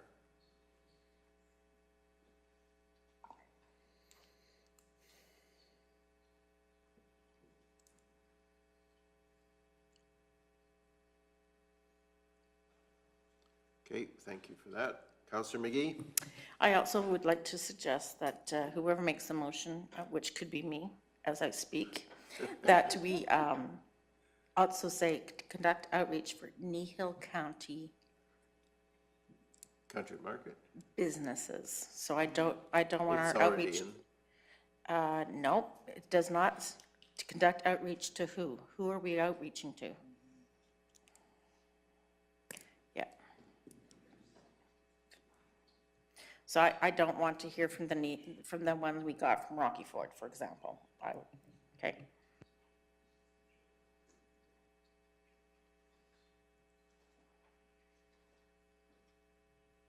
Yeah, I'm just waiting to get this clear first, Kevin, if you don't mind. Okay, Mr. Gannon, please. Thank you, through the chair. When the original project was brought forward, there was an understanding that we would be incorporating, primary market was our Kneehill businesses, but the secondary market would be our surrounding communities in those areas to allow uptake and opportunity and promotion in that area. So I just want clarity that we're solely looking at Kneehill, or are we also encompassing our surrounding partners in this initiative to allow a greater opportunity at the canyon? Councillor McGee? I would like my motion to read as Kneehill County only because if we don't have a strong standing of county businesses, why are we doing it? So the purpose is to emphasize that and then to give opportunity to expand. So if we don't have the foundation set well, then we don't need to go beyond that. So I'm looking for a foundation.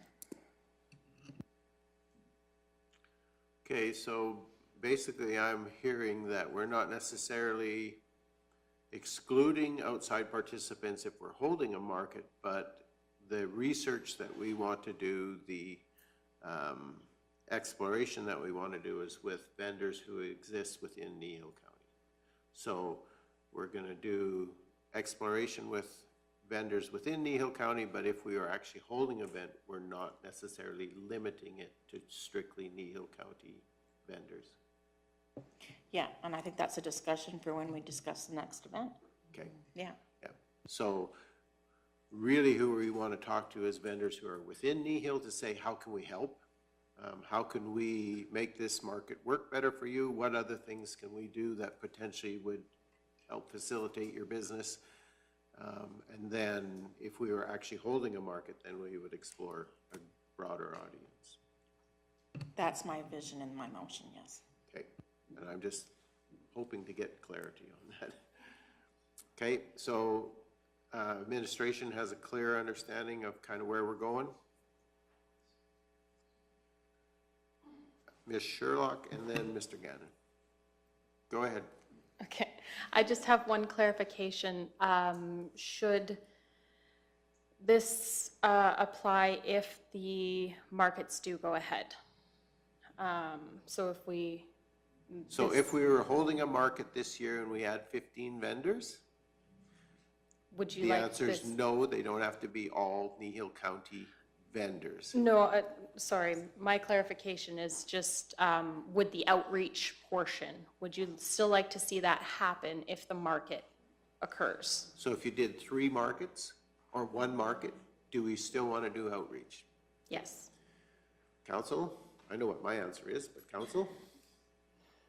Councillor McGee? I would say if there's 3, not, because we're using the same budgets. There has to be room in the budget, and 3 would give us enough information to say already that way. But if there's only 1, I think that's what we do. Okay. Any other comments? Councillor Cunningham? I think Councillor McGee and Reeve King, you've alluded to it, but yeah, I think if we're going to be spending the $4,000, I love the idea of not only speaking to them in regards to the markets, but also utilizing that as a great opportunity when you're speaking to them. If they're not interested in the market, is there things we can do to support your business? What are you needing in your business? Like, I just think it's, when you've got them, it's a great opportunity to really have a good conversation with them about economic development in our area at this time. Mr. Gannon, do you have a comment? Thank you through the chair. She stole my thunder, so I'll just leave it as that. Thank you. Well done, Ms. Sherlock. So, again, in my mind, I think that if we're talking to vendors, either in doing an evaluation of how an event went or in preparation for an event, to me, logically, questions we would be asking would be directed towards how do we make this event better for the vendors and more effective long run. And so I think the direction that I heard was if we had 3 events, we probably have a success. If we have 1 event or no events, we need to find out where the gaps are. And so then, yes, we are prepared to spend that money.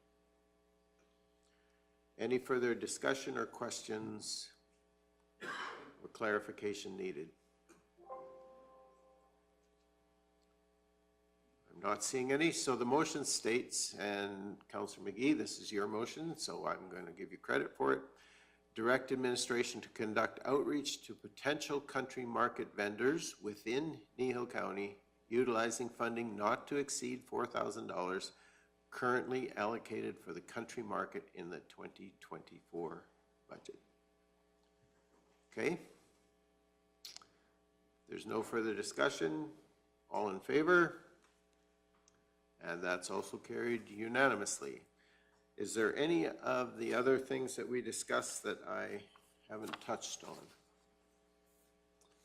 If not, thank you, Ms. Sherlock and Ms. Gerbrandt, for your time and presentation here this morning. And we look forward to seeing you back again. And congratulations again on your appointment.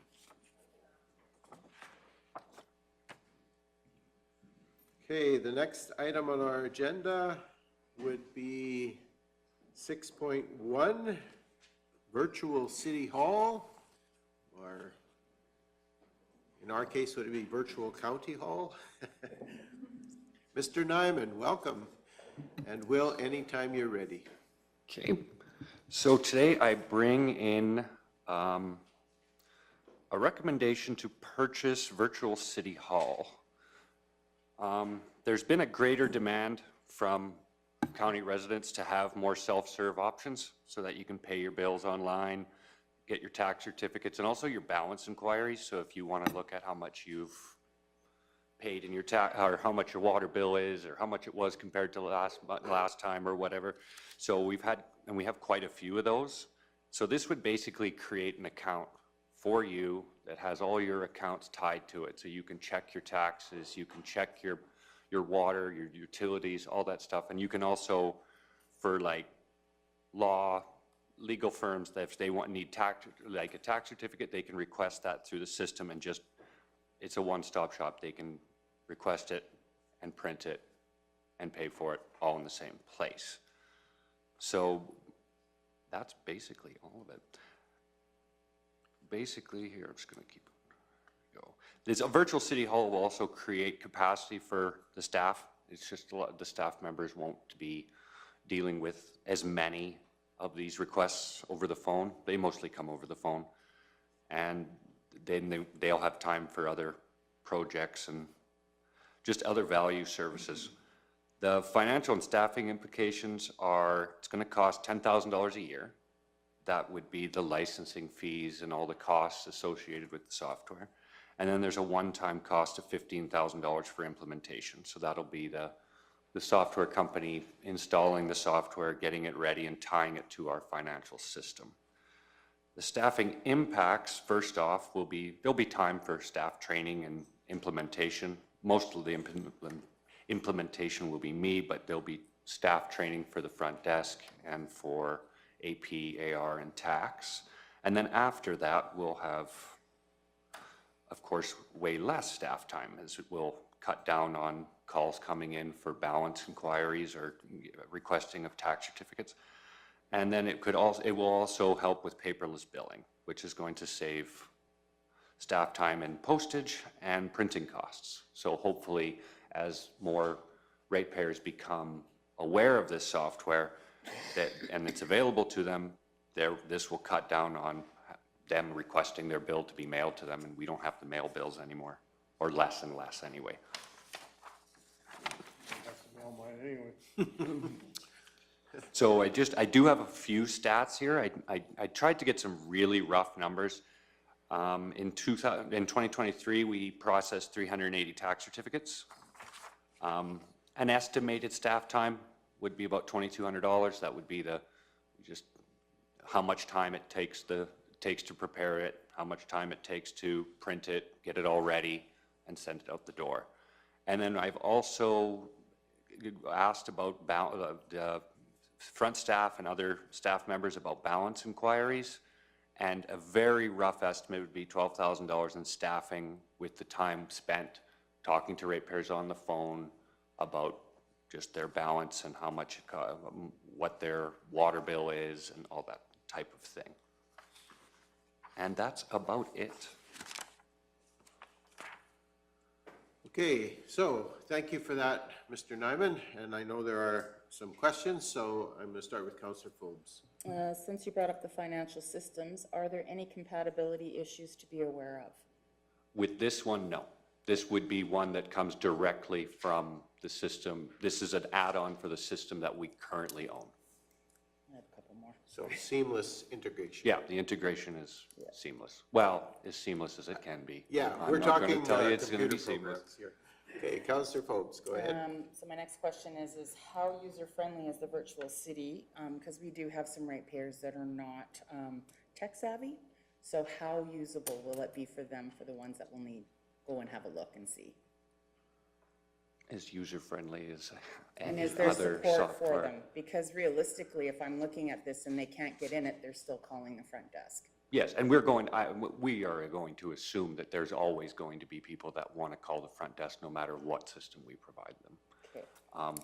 You're right, there could be potential for calls coming in with people, now they need to run through and walk through with how to use this system. That is a very, very high possibility.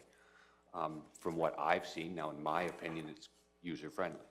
But there are going to be, just because of security risks and stuff like that, there are extra hoops to jump through that if you're not tech savvy and not used to it, then it could be a little bit troublesome. But if you are used to paying any other system online, with whether it be your utility bills or your cable bill or anything else, it's similar and just as easy to use as those systems. Okay. Councillor Penner. So I just want to make it very clear for our ratepayers who are listening or not listening today, we are encouraging them to go paperless billing. By putting this program in, we're just encouraging them to. It's not going to be a compulsory thing. Down the road here, they will still have the opportunity to receive their bills in paper. So I'm just putting it out there so that who's listening, because there will be a few phone calls that they're upset that you guys have a vision that you're going paperless 100%, and we're not right now. So this is just to make it easy for those that feel comfortable using the systems that you are wanting to put in place here, so.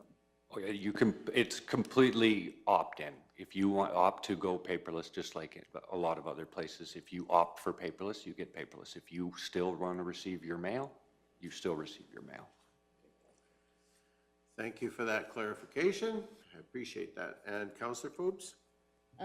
So I'm just curious to a feedback mechanism. Is there a feedback where a ratepayer can report issues or suggest improvements? Yes. Okay, perfect. And then my last question is do you have the data on how many people called and asked for this? Because I'm also going to get that question, trust me. Not really. It's just mostly just kind of feedback from people coming to the counter saying, hey, do you have a way I can do this online? It's not, I don't have a hard number. It's mostly just once in a while somebody will come in and say, hey, can you do this online? And we're seeing a lot more other counties moving this way. A lot of other counties have this system, this exact system. Go ahead, Councillor Forbes. I guess the reason why I ask this question is because ratepayers are always conscious of what we're spending at the county. I hear it all the time. So that's why I'm asking for how many people have phoned in, because I have to be able to justify to them why we would be going with this. and not just for a handful of people? Yes. Right? So that's why I was asking that question. It's more as a value-added service. It's more like, well, this is another service we can provide you. It will especially be for legal firms who will love it because they can do it whenever. They can get a tax certificate. It's one stop. It's also just, you don't have to wait for ours to be open, right? If we're closed at 4, we close at 4:30, and if you want to pay your bill at 5:30, but you don't know what your balance is, you can just go online and check it. So it's a value-added service more than a service. So for the people sitting around this table, I know that the amount of uptake would be different depending on who you are. And I know if I compare myself to my wife who lives in the same house, her level of uptake on this is going to be quite different than mine. Mine's going to be relatively low, hers would be relatively high. And so depending on people's experience with online bill payment and all of those kind of things will vary. And you're right, there are people who at 10 o'clock at night will go, oh, I got to pay that bill and I haven't, and oh, the county's closed. They're not open till tomorrow morning. So this way, I assume they'll create an account and they'll have a security password and everything to get in, and then they can view their own information and pay bills and do all the stuff that they want to do. Yes. And Councillor Phillips? Because you made that statement, my next question will be, how will the system updates be handled? Because there's going to be downtime for that, so is there a specific time of the day you're going to do an update when it's required on this? Like, what time of the day would updates be done? Because if it's during business hours, that will have a lot of people phoning here going, hey, we couldn't get on, why? Oh, we would, as many updates as would need to be, it would be always done throughout the night. Okay, thank you. And we'd also try, if there was anything, and that it can happen, stuff can go down, that would be pushed through all our social medias that, hey, we're having issues and this is down at the present time. Councillor McGee? Can I get clarity on where the 15,000 is coming from the budget? Was this was an unexpected thing that we didn't actually have incorporated into the original budget? Is that my understanding correct? Mr. Hogan? Through you, Mr. Chair, too. I'll start. There's a couple things I want to go through, but I'll address that one first. So the recommendation is to take this from corporate initiatives. So as council recalls, in the last couple of years, you've used surplus funding to create a corporate initiatives pool of funding that essentially you allow myself and administration to use to create efficiencies within the organization. A number of those you don't actually see. We go ahead, we create them, and a lot of those are incorporating technology to do certain things. This one here is back in front of you only because it is, as Mr. Nyman has said, it's a little bit of an additional service level. It's that value add that he talked about, as well as there is an ongoing software fee attached to it. So we did the same thing when we implemented eScribe, which is a meeting software that we're currently using. That came back to you as well because there is that ongoing software cost. It is just a different way. But so this funding is funded from prior year's surpluses, and you have approved this in budget. Normally, when there aren't those ongoing costs and we just find a way to create efficiencies, I just do it, right, out of here. But there was an added couple components to this one that we wanted to bring back to you because it specifically regarded an ongoing cost and a different service level, which of course primarily that different service level is a council domain. So if that wasn't the case, if this was just delivering an existing service level more efficiently, we'd have just done this. Obviously, there's that software component which we'd probably bring back too, but there is what this does, going to Mr. Nyman's earlier point around, we're never going to mitigate all of the individuals that phone in or to come to the desk. That's the nature of it. But the more individuals that utilize a service like this, the more that we save on postage. We're not necessarily going to save the money on staff time, but we can redeploy that staff time to a different function, right? So for example, if we free up X amount of hours from the front desk or from utility billing or from whatever, then those are hours I can redeploy and I don't have to come back to you to ask for additional staff members to do other things, right? So that's the type of stuff that we look at. So the ability for a number of customers, whether those are citizens, law firms, whoever else, to self-serve on this is what we're really looking at. As Mr. Nyman said, a number of other municipalities have already gone this route, more are going this route. And what we're seeing here at the county is that whenever we implement things like this, we are seeing a healthy uptake. So when we look at the way we do our fire permits, when we're looking at the utility billing, I think is another good example. And I think tax notices would fall in there too. You know, when we've given people the option, we've seen healthy uptake on wanting to just access that conveniently online. So a number of those contacts, and I don't know that we have those stats at our fingertips, but there's been a number of contacts that we're now making electronically that used to be either in person or on the phone that individuals are just able to do and take care of. Like I said, it may seem like some of the dollars may seem like small things, but even the cost of postage to send out a letter, if you have a few thousand less letters you're sending out, those stamps add up quick. Right? Okay, so I am aware of the clock and we have a delegation coming shortly. Is there more discussion on this item? If necessary, I don't want to cut it off by any means. So we have a request to approve. I would need a motion if we're going to go forward. Councillor Cunningham. Just before I do the motion, I just want to reiterate what Councillor Penner said. I think we want to make sure people know they always have the ability to still come in the office. I am an old dinosaur, so I never want people to think they can't come to town and stop into the county. Please always keep doing that. But this does give them the ability on a weekend or whenever they think about it, like I do at 11 o'clock at night or 3 in the morning when I can't sleep. So yeah, it's definitely a value-added service for sure. So with that, I will make the motion that council approve the purchase of virtual city hall in 2024 for $15,000 with funds coming from corporate initiatives. Okay, so thank you for that. Any further discussion to the motion? I am not seeing any, so I'm going to ask the question. All those in favor? And that is carried unanimously. So thank you, Mr. Nyman, for your time and presentation. And at this point, because we have a delegation at 10:30, I'm going to suggest we take a 5-minute recess to allow you to refresh your coffee. And then, of course, we will welcome Kneehill Housing. So we're in recess for 5 minutes to allow Kneehill Housing to get their presentation set up. And then we will be back at it.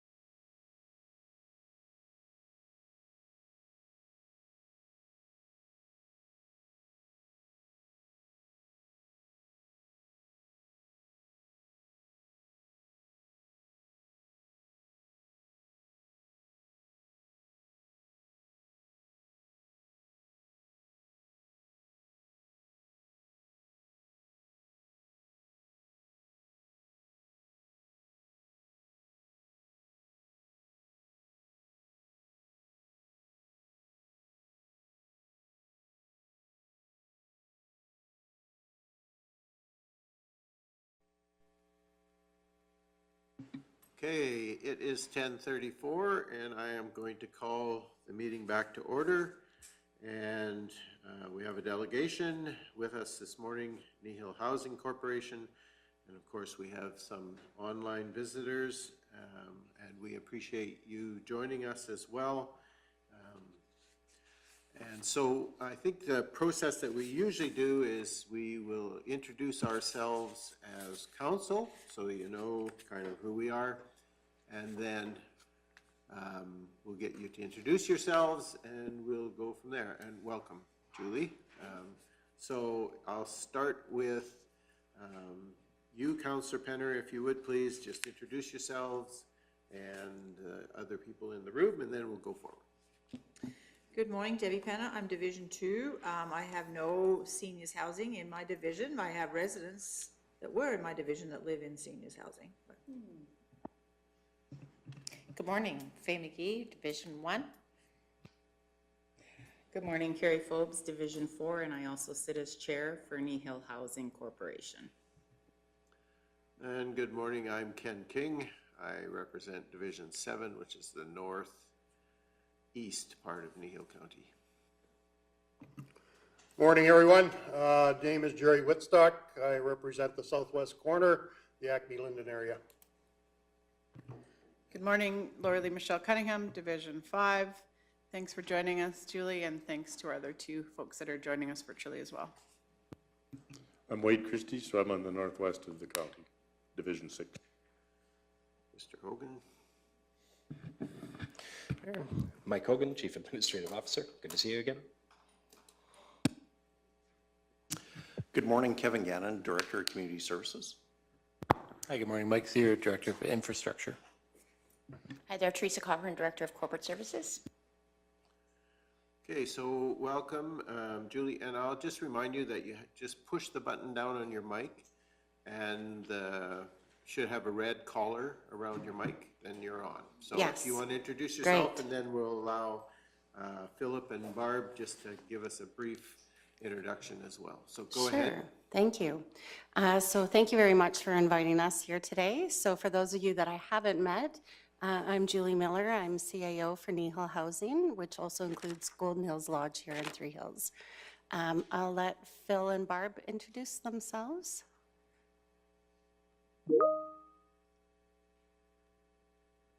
So Phil or Barb, take turns, whichever one that wants to jump in.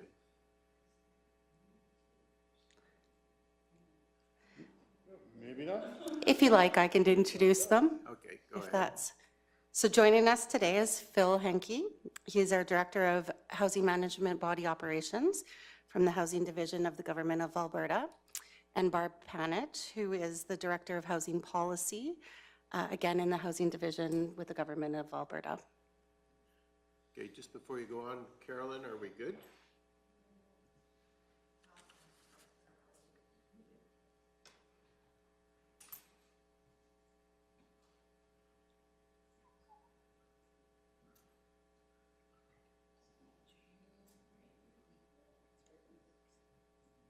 Technology is a wonderful thing, if it When works. it works. If it works, not when, if.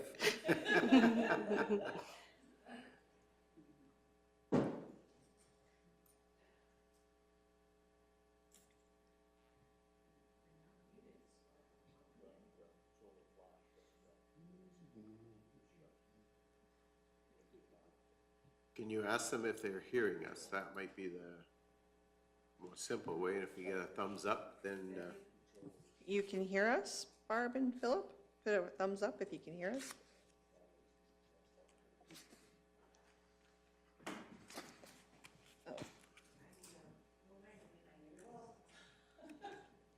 here it comes. It's just like that, ask and you shall receive. Thanks for your patience, Julie. Oh, no problem.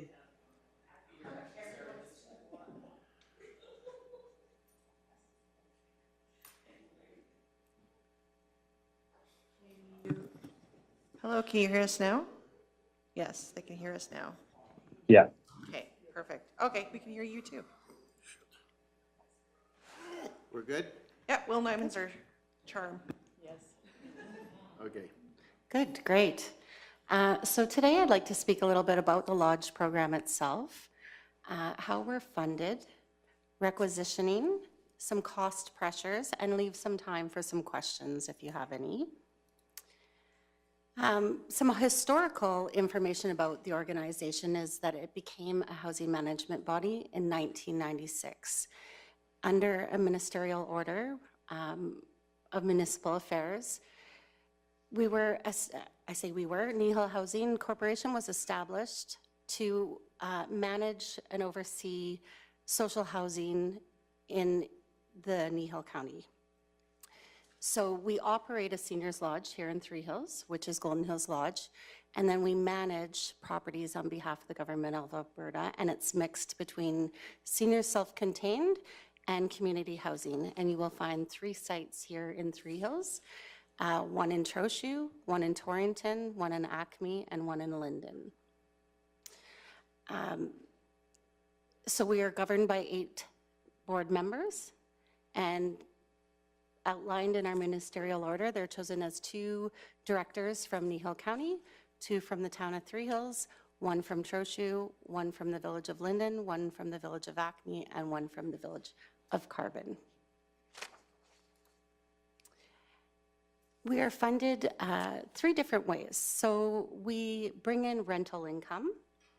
Obviously, each of our residents that lives in the Golden Hills Lodge pays a rental rate. And I want to expand on that a little bit on how our rental rates are set. So as a housing management body, part of our legislation is that we have to leave each senior with $357 of expendable income each month. And so we have to look at the income that that senior is bringing in through seniors benefits, possibly pensions if they have additional pensions, and we look at our rental rates to ensure that we are keeping our rates below that threshold, where the purpose of this lodge is to ensure that there's affordable housing, especially for low-income seniors in this community, to keep them in Kneehill County, to ensure that there are opportunities for them to reside here in Three Hills and in the county. So how we determine those lodge rates, again, is based on what we believe is affordable for someone that is living on seniors' benefits. Now, we'll talk more about it in cost pressures, but obviously there is a gap between what someone can afford and what the actual services cost. And so we'll get into that a little bit further in the presentation. Another form of income that we get is the Lodge Assistance Program. So the government of Alberta subsidizes each of those seniors that falls below that threshold. And so we have been fortunate to receive a substantial increase recently to that. It was $13.23 per day per person that is subsidized. Now, not all of our seniors would be subsidized, but for those that are, we receive LAP funding. It recently increased to $20.50 per day per resident, which is great. There is a little bit of a downside at the moment, as many rural lodges like ourselves are struggling with vacancies.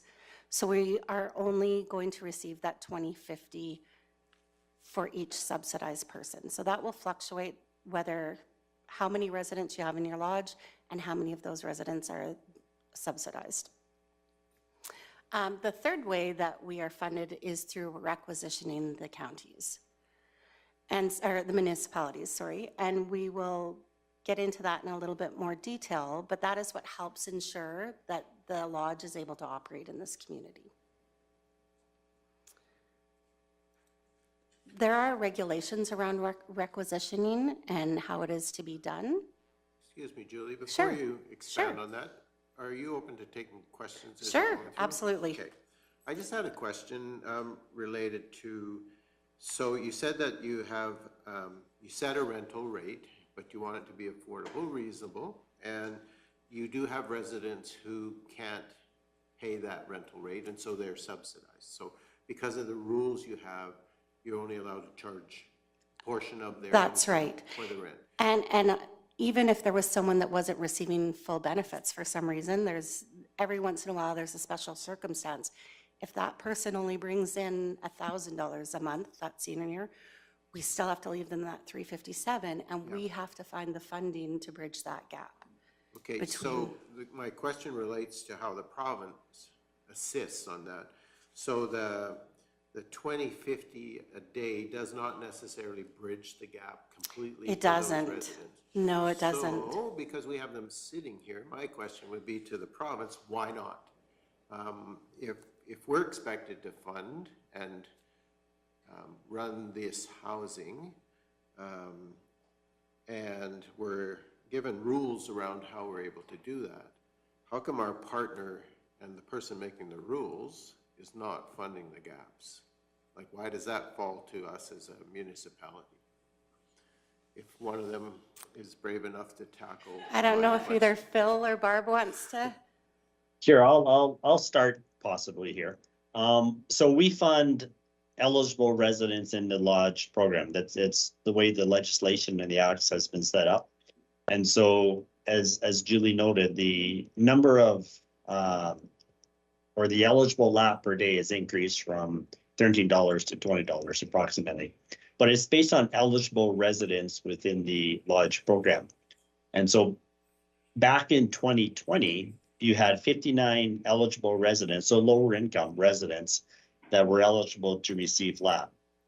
In 2024, so the current fiscal cycle, you have 43 residents. And so you have a decrease in eligible residents eligible for LAP of 16,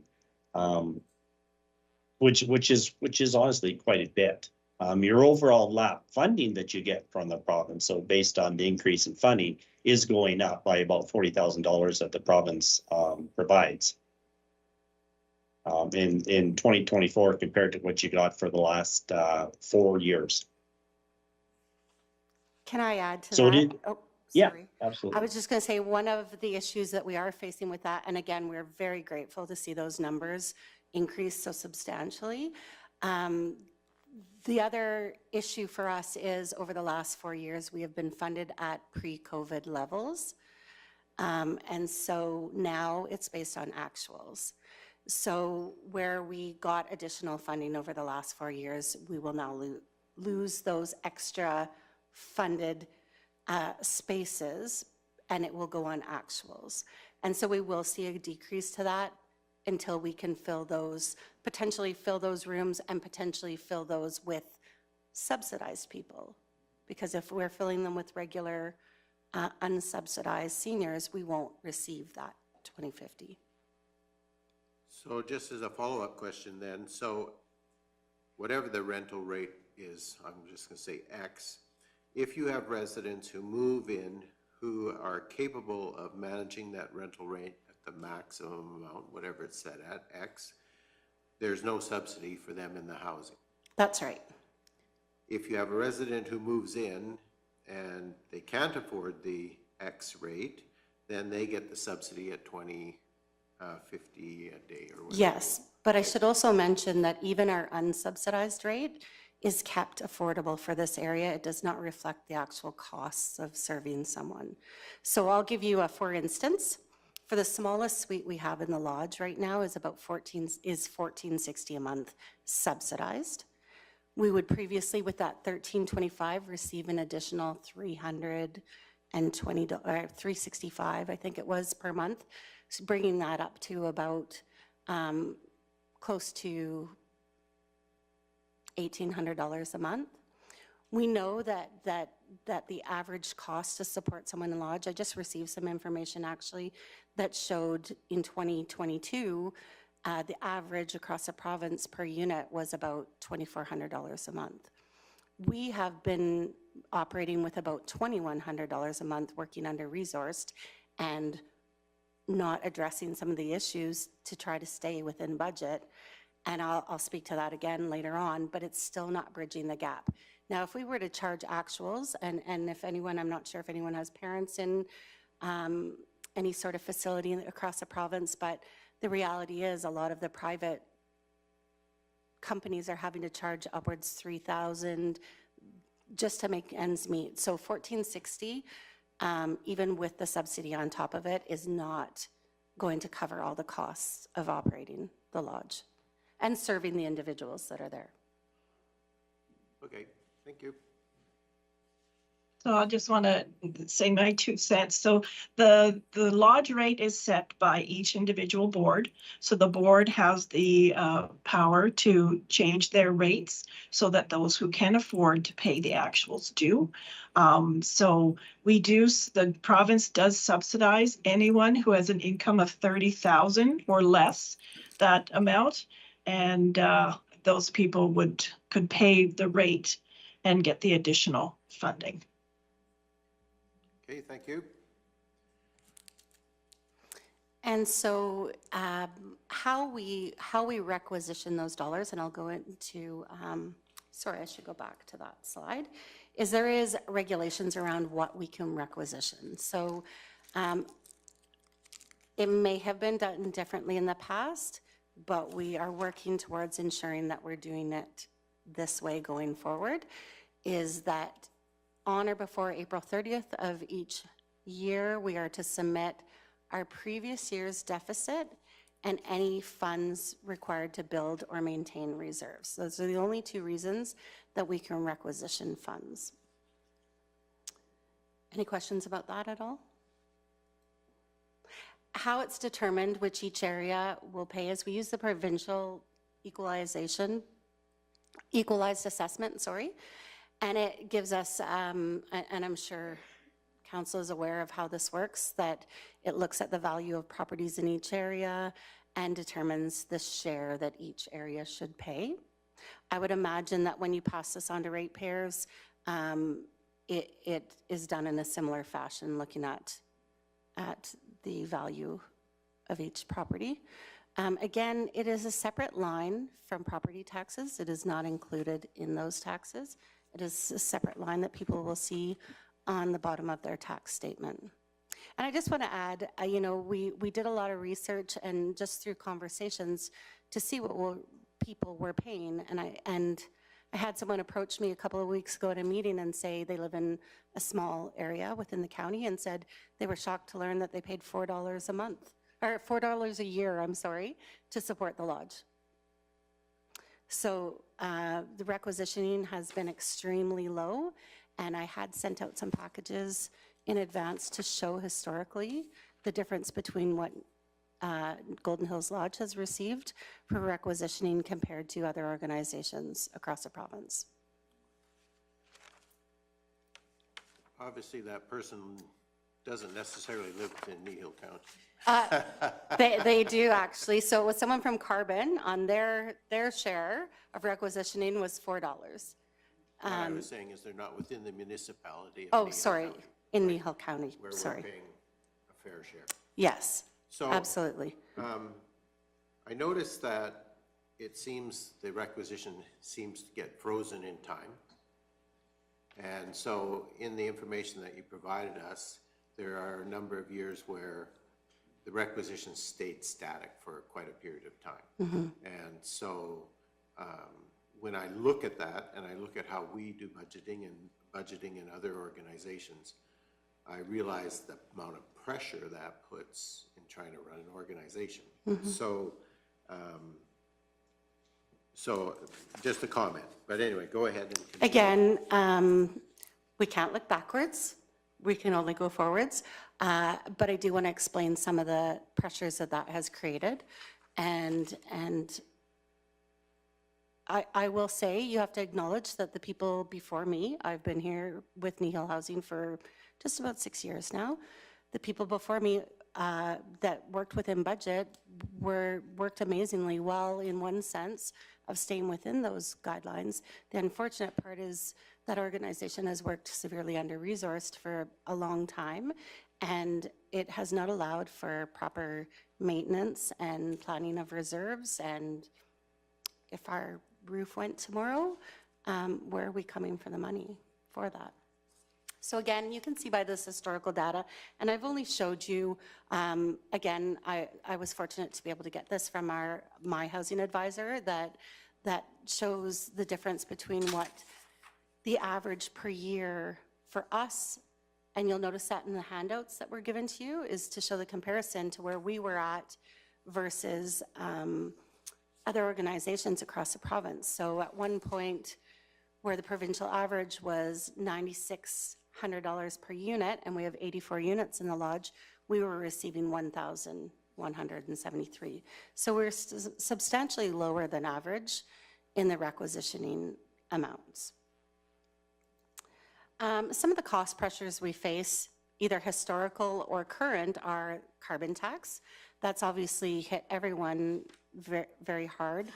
For us, I can say, if I give a few specifics, that last year alone, we paid $50,000 on our natural gas bill. That's over and above what we would have had 6-7 years ago. Each year that that goes up, we've had an assessment done by our utility companies. Each year that that goes up, we'll face another $10,000 of carbon tax added onto that, just that one bill. But obviously that has made most of our costs go up. So when I say that there's averages of per unit what the cost is around the province, we would be higher than average being rural. So there is some additional cost to us to have our goods delivered to us, for contractors, sourcing different products. There is an increased cost for us being rural. We saw food costs increase substantially, I'm sure, as everyone else at home has observed. We are seeing, especially in the last 5 years, substantial increases to food. We are working continuously looking at where we can find cost savings without sacrificing any quality to our residents. Maintenance costs have gone up. Sorry. Just before you go on, Deputy Reeve Woodstock had a question. Sure, sorry. Yeah, sorry to break in. You were speaking about the carbon tax and how it's costing $50,000 a year additional because of the carbon tax. Is there a rebate that comes back to your organization? There isn't. That is something that our sector is advocating for. There isn't, unfortunately, and we pay the carbon tax. Our residents get the rebates. Of course.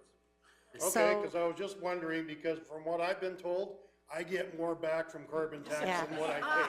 We absolutely, yeah. And to be quite honest with you, that's a bunch of malarkey, and I'm being as polite as I possibly Yeah, can no, be. understandable, understandable. So there's those costs that we didn't have years ago that now are in addition to it, and where does that money come from? Where do we pull that money from? We have increased maintenance costs, not only through the pandemic. Obviously, we saw supply chain issues. Boilers were costing us almost double what they had cost us previously. We've seen some of that level out, but some of it is never going to return to those prices. So we have increased maintenance costs and supplies for those maintenance. We have a lot of long-term deferred maintenance. As I said, when someone works within a budget that possibly, in my opinion, wasn't where it should have been for the lodge at that time, you just keep putting off those projects because they're not within your budget. And now we are facing where we're forced to deal with some of those things. We see our building aging. The building was originally built in 1960. There are things that need to be replaced. I can give you an example. Recently, we've had a problem with our compressor in our refrigerator, in our big cooler, in our kitchen. It's an essential, critical piece of equipment for us. We've band-aided it and band-aided it, and when we went to, we've just received a quote to replace it. That compressor is from 1979 in our cooler.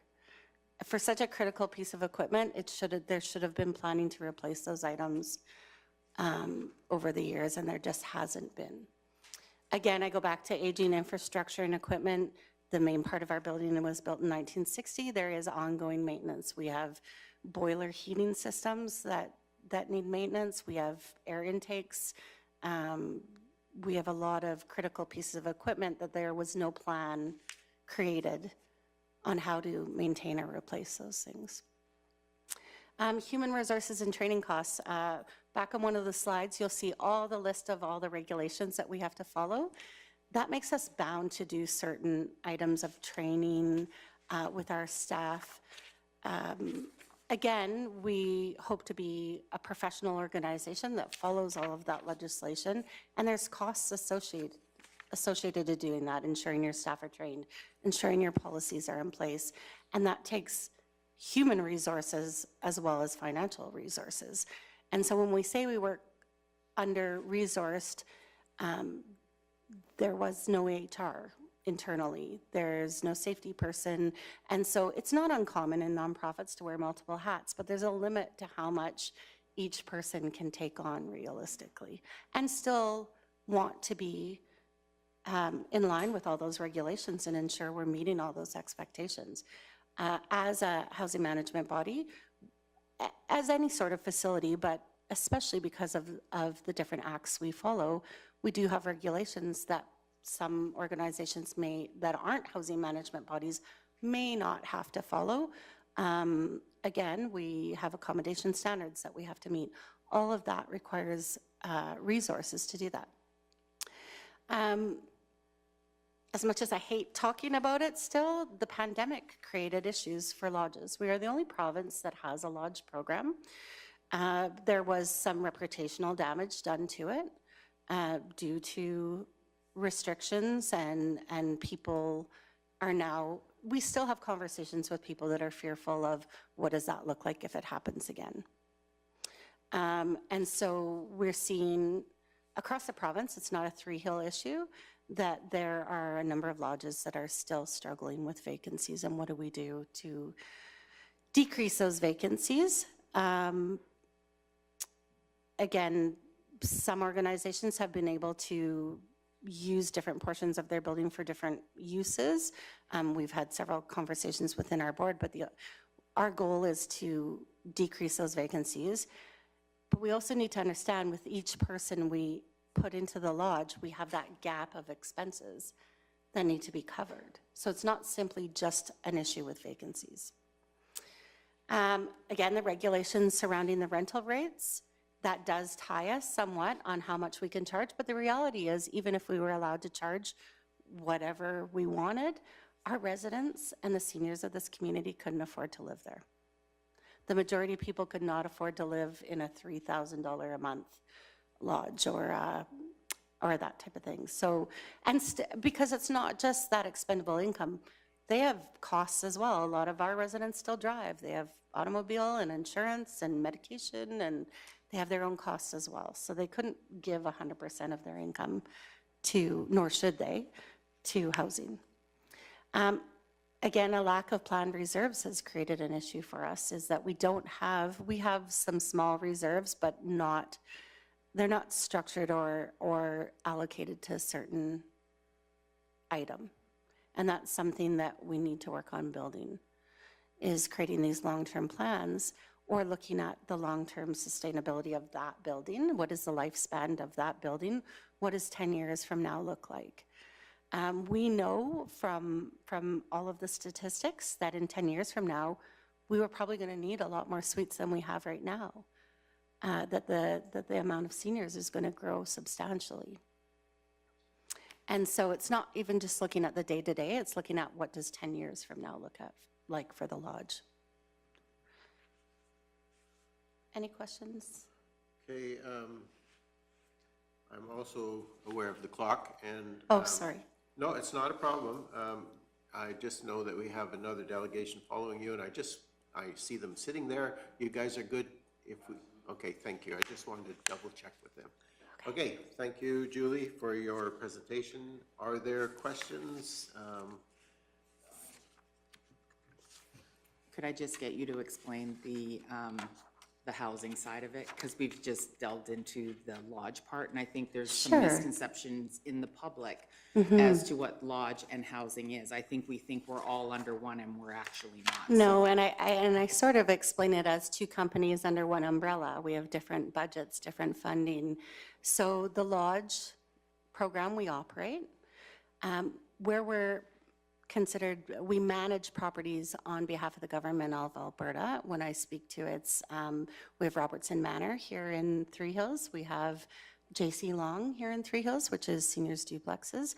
We also have 8 community housing units, which are 2- and 3-bedroom duplexes for families with children. parents with children.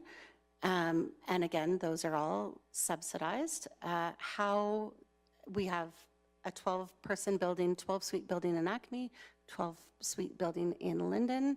We have a 6-suite building in Torrington, and we have in Trochu, we have a unique build where we have a building with 10 suites on each side and 8 cottages that are standalone for seniors. And so their rent is calculated based on 30% of their income. And so that's to ensure, again, that there's affordable housing for individuals. Now that's seniors housing or family housing. We will occasionally, if we have vacancies, look at someone under 65, but our mandate is to provide housing for seniors that are low income. So that funding, the way that that side of the organization is operated is that we use that rental income, and then we are offset by the government with operating grants to ensure that we meet that. But again, our budgets are very slim on that side as well because of the rental income being so subsidized. But that has nothing to do with requisitioning. I just need to be clear that that's completely separate, and that is our funding, if we were to have a shortfall, would come from the government of Alberta. They support those buildings as they also own those buildings. Okay, thank you for that clarification. Any other questions? Councillor Christie. I'm just curious, your utility costs, are they on a variable rate individually building, or are they province-wide, or how is that structured? So that's a great question. So I negotiate the contracts for utilities. Most of our sites we're not on variable rates. We lock into contracts. As part of one of the advocacy groups we belong to, ASHA, Alberta Seniors Community Housing Association, they work with a company, right now it's 8760, and they help broker better utility contracts for our natural gas at the moment. Right now, I'm in the process of going to market for our electricity because we've seen a huge dip in electricity prices, so we are actually going back out to market to do that. Now, some of our sites have their own meters. So if, let's say, community housing, because they're duplexes and they're standalone, those individuals are responsible for paying their own power. We are responsible for heat, water, and the maintenance of those buildings. If that person leaves and we have a vacant suite, then the utilities go back onto us. In the lodge, again, it's not individually metered, it's all included.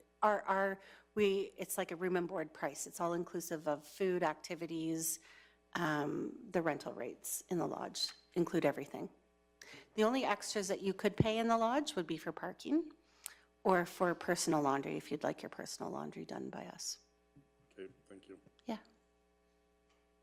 Other questions?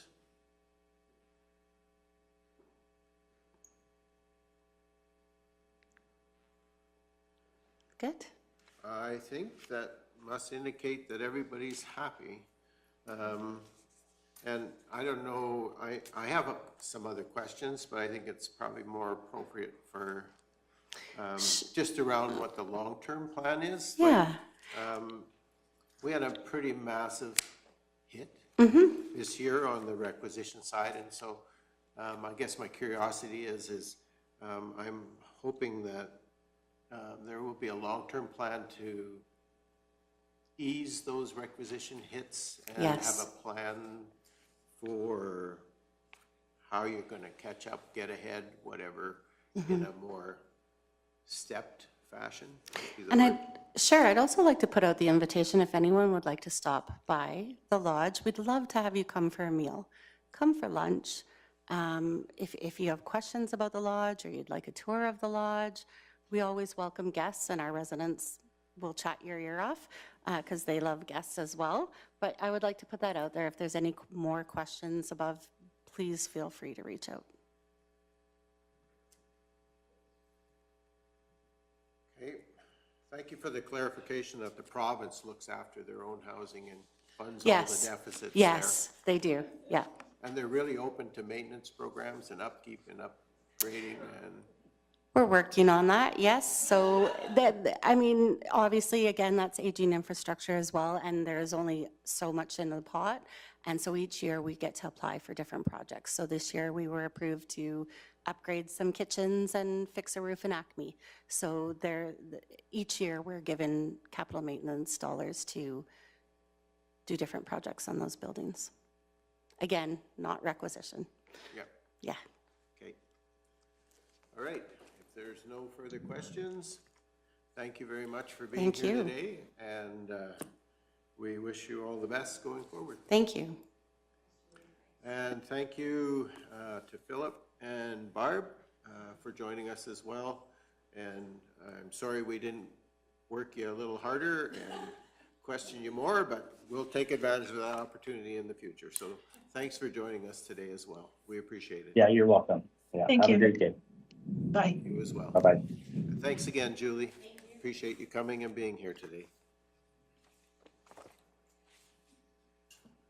All right, the next item of business on our agenda is another delegation from Accurate Assessment. Some people that we've hardly ever seen before, but we're more than glad to have you come back again.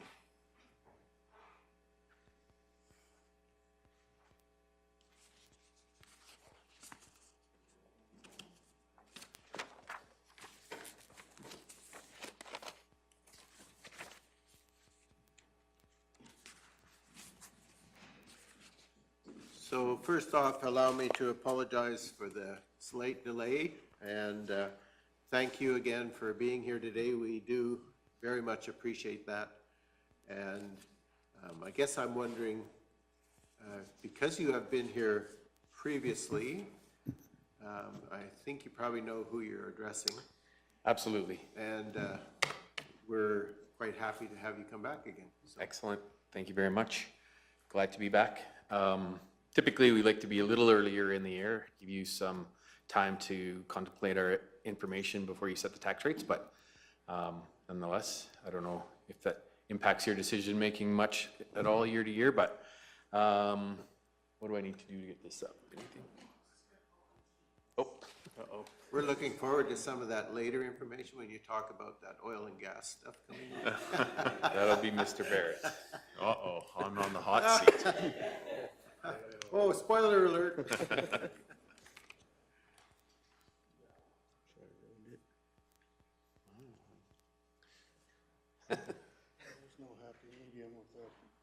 Yeah, it's kind of like, You know what, I've heard it like. I think the screen actually turned off. Yeah.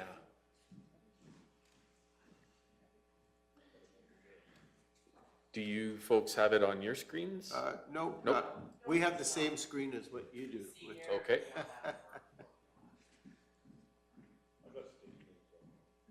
See, this is actually probably a planned failure because we're talking about that screen shortly. Oh, there you go. I'm just wondering if a certain gentleman's in his office and he's just setting us up.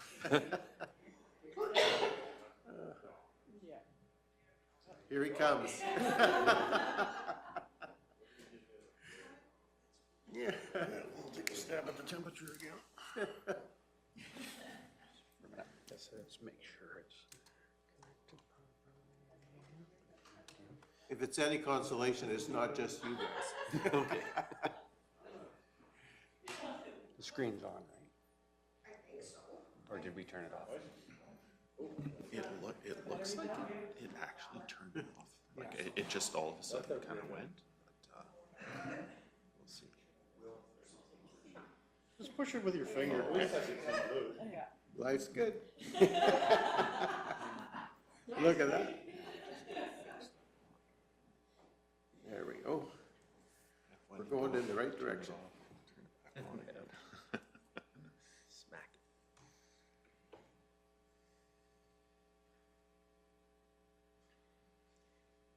Glad it wasn't right.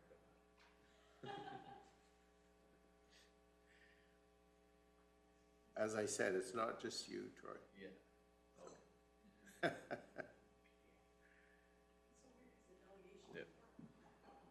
Yeah. Anyway, we're good. There we go. Let's pretend. So again, welcome, and whenever you're ready, we are looking forward to hearing from you, so. Great, thank you very much. Now I gotta figure out what I'm doing here. Or just the slide button.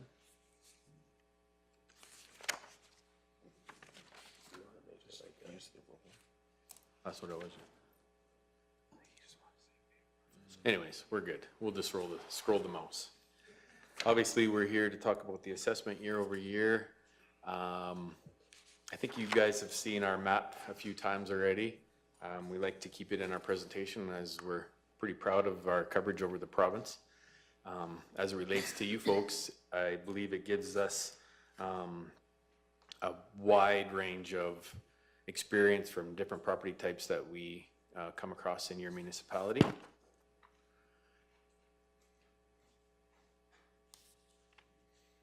I always stop here and I always mention it, and I'm gonna again this year. We like to look at ourselves as your trusted advisors, all things assessment. So any questions ever about assessment, please come to us if you don't know what the answer is. If you think you know the answer and you aren't quite sure, still come to us. We have no issues, explaining how assessment works in Alberta and in Kneehill County. It's a lot better to have the answer passed on correctly. I'm not saying that you wouldn't do it correctly. It just, a lot of ratepayers will have some kind of questions that you might not know the answer to. Just shoot them our way and we'll deal with it for you. I want to stop here quickly as well. This is a holistic list of our staff. Sean will highlight the industrial team as later on in the presentation. I just wanted to point out that we have added some staff to our team this year. Last year we hired a couple of Lakeland College students to help us grow and cover that map that's green and getting greener. So Levi Stewart is a new assessor on our team. He and Chris have already been out in the field in Kneehill County doing our reinspection cycle. He's fitting in very well, and not too far down the road he will be joining us at these presentations. So you'll get to see what he looks like. Okay, so I am now going to give this to Chris to talk numbers for you. Perfect. All right. Okay, so compared assessment from 2022 to 2023. So the overall assessment base increased by 5%. And then we've broken it down into the other areas. So residential saw an 11% increase. I don't know what I did there. Non-res, slight decline by about 3%. I think that was mostly due to the Bitfury being removed from the county last year. Dip property, Sean will talk about that, as well as linear going forward. There's increases in both.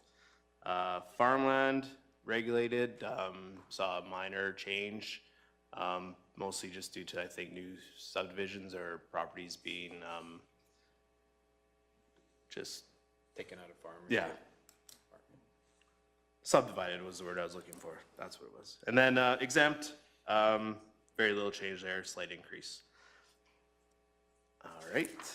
So here, this is just showing a bar graph of the last slide down the last 5 years. As you can see, steady increase in the residential. And I should say, I will break down, there's an 11% increase in the res, and further on, I'll show you what it was construction or market, how that changed. Non-res, pretty similar, linear, dip. Farmland, as you can see, no change as it's the regulated, and then slight increase in some exempt properties. Assessment total history compare. As you can see, since 2020, we've seen a pretty good increase year over year. That's mostly due to market change, which we'll get to in a little bit. Here, taxable assessment change by percent. So this is what your ratepayers are seeing. A majority of their assessments saw no change to an increase this year. 60% in no change, and then 1 to 10% saw, or 22% saw roughly 1 to 10% change. And in the next slide, we'll show that by dollar amount. So again, 93% in that roughly $0 to $100,000 change in their assessments. So a lot close to that zero change, which is pretty good. You'll notice that the majority is in that 0% or minus 1,000 to a plus 1,000 in assessment change. And that's due to the fact that your farmland assessment is regulated and does not change based on market. So every farmland record that doesn't change year over year falls within that category. So then a majority would see more of an increase than a decrease, I guess, this year. Excluding the farmland. Excluding the farmland, yeah. So a comparison here between new roles and permits. 13 new roles added this year. Again, mostly subdivisions, farmland to market subdivision. And then permits, roughly, well, a little bit less than previous years, probably just due to construction costs, I would assume. So here's kind of a more of a breakdown throughout the county as to what different areas saw. So here in the Three Hills area, we saw a 7% increase, and then broken down into growth and inflation. So 6.5% of that 7% was market. The rural north area saw 11.3% increase. Again, pretty small in the growth area, but market and inflation saw a 10% increase. Rural southwest, 10% increase. And then again, rural east saw a 12% increase, mostly through the market and inflation. And then I just want to point out that the Hamlets, that should be a 12.9% increase, not decrease there. So again, 1.5% growth and then 11.4% in the market. And then the total 10.7%, roughly 9% market and 1.4% in growth. Well, you just saved us a lot of questions because a bunch of people in Hamlet's were gonna say. Yeah. Sorry about that. No, things happen. Okay, residential growth. So again, that shows over the last 3 years, pretty similar new construction in that $8 to $9 million, roughly 1.5%. And then as you can see, the market change, 3.4% in 2021, and then some pretty big jumps the last 2 years, 8.4%, and then 9.3% last year. Again, that's just market, all market people are spending. I think, comparing to some of our other municipalities, in Kneehill County, we've always recognized a real strong growth. I don't know if it's a Calgary influence or what it is, but there's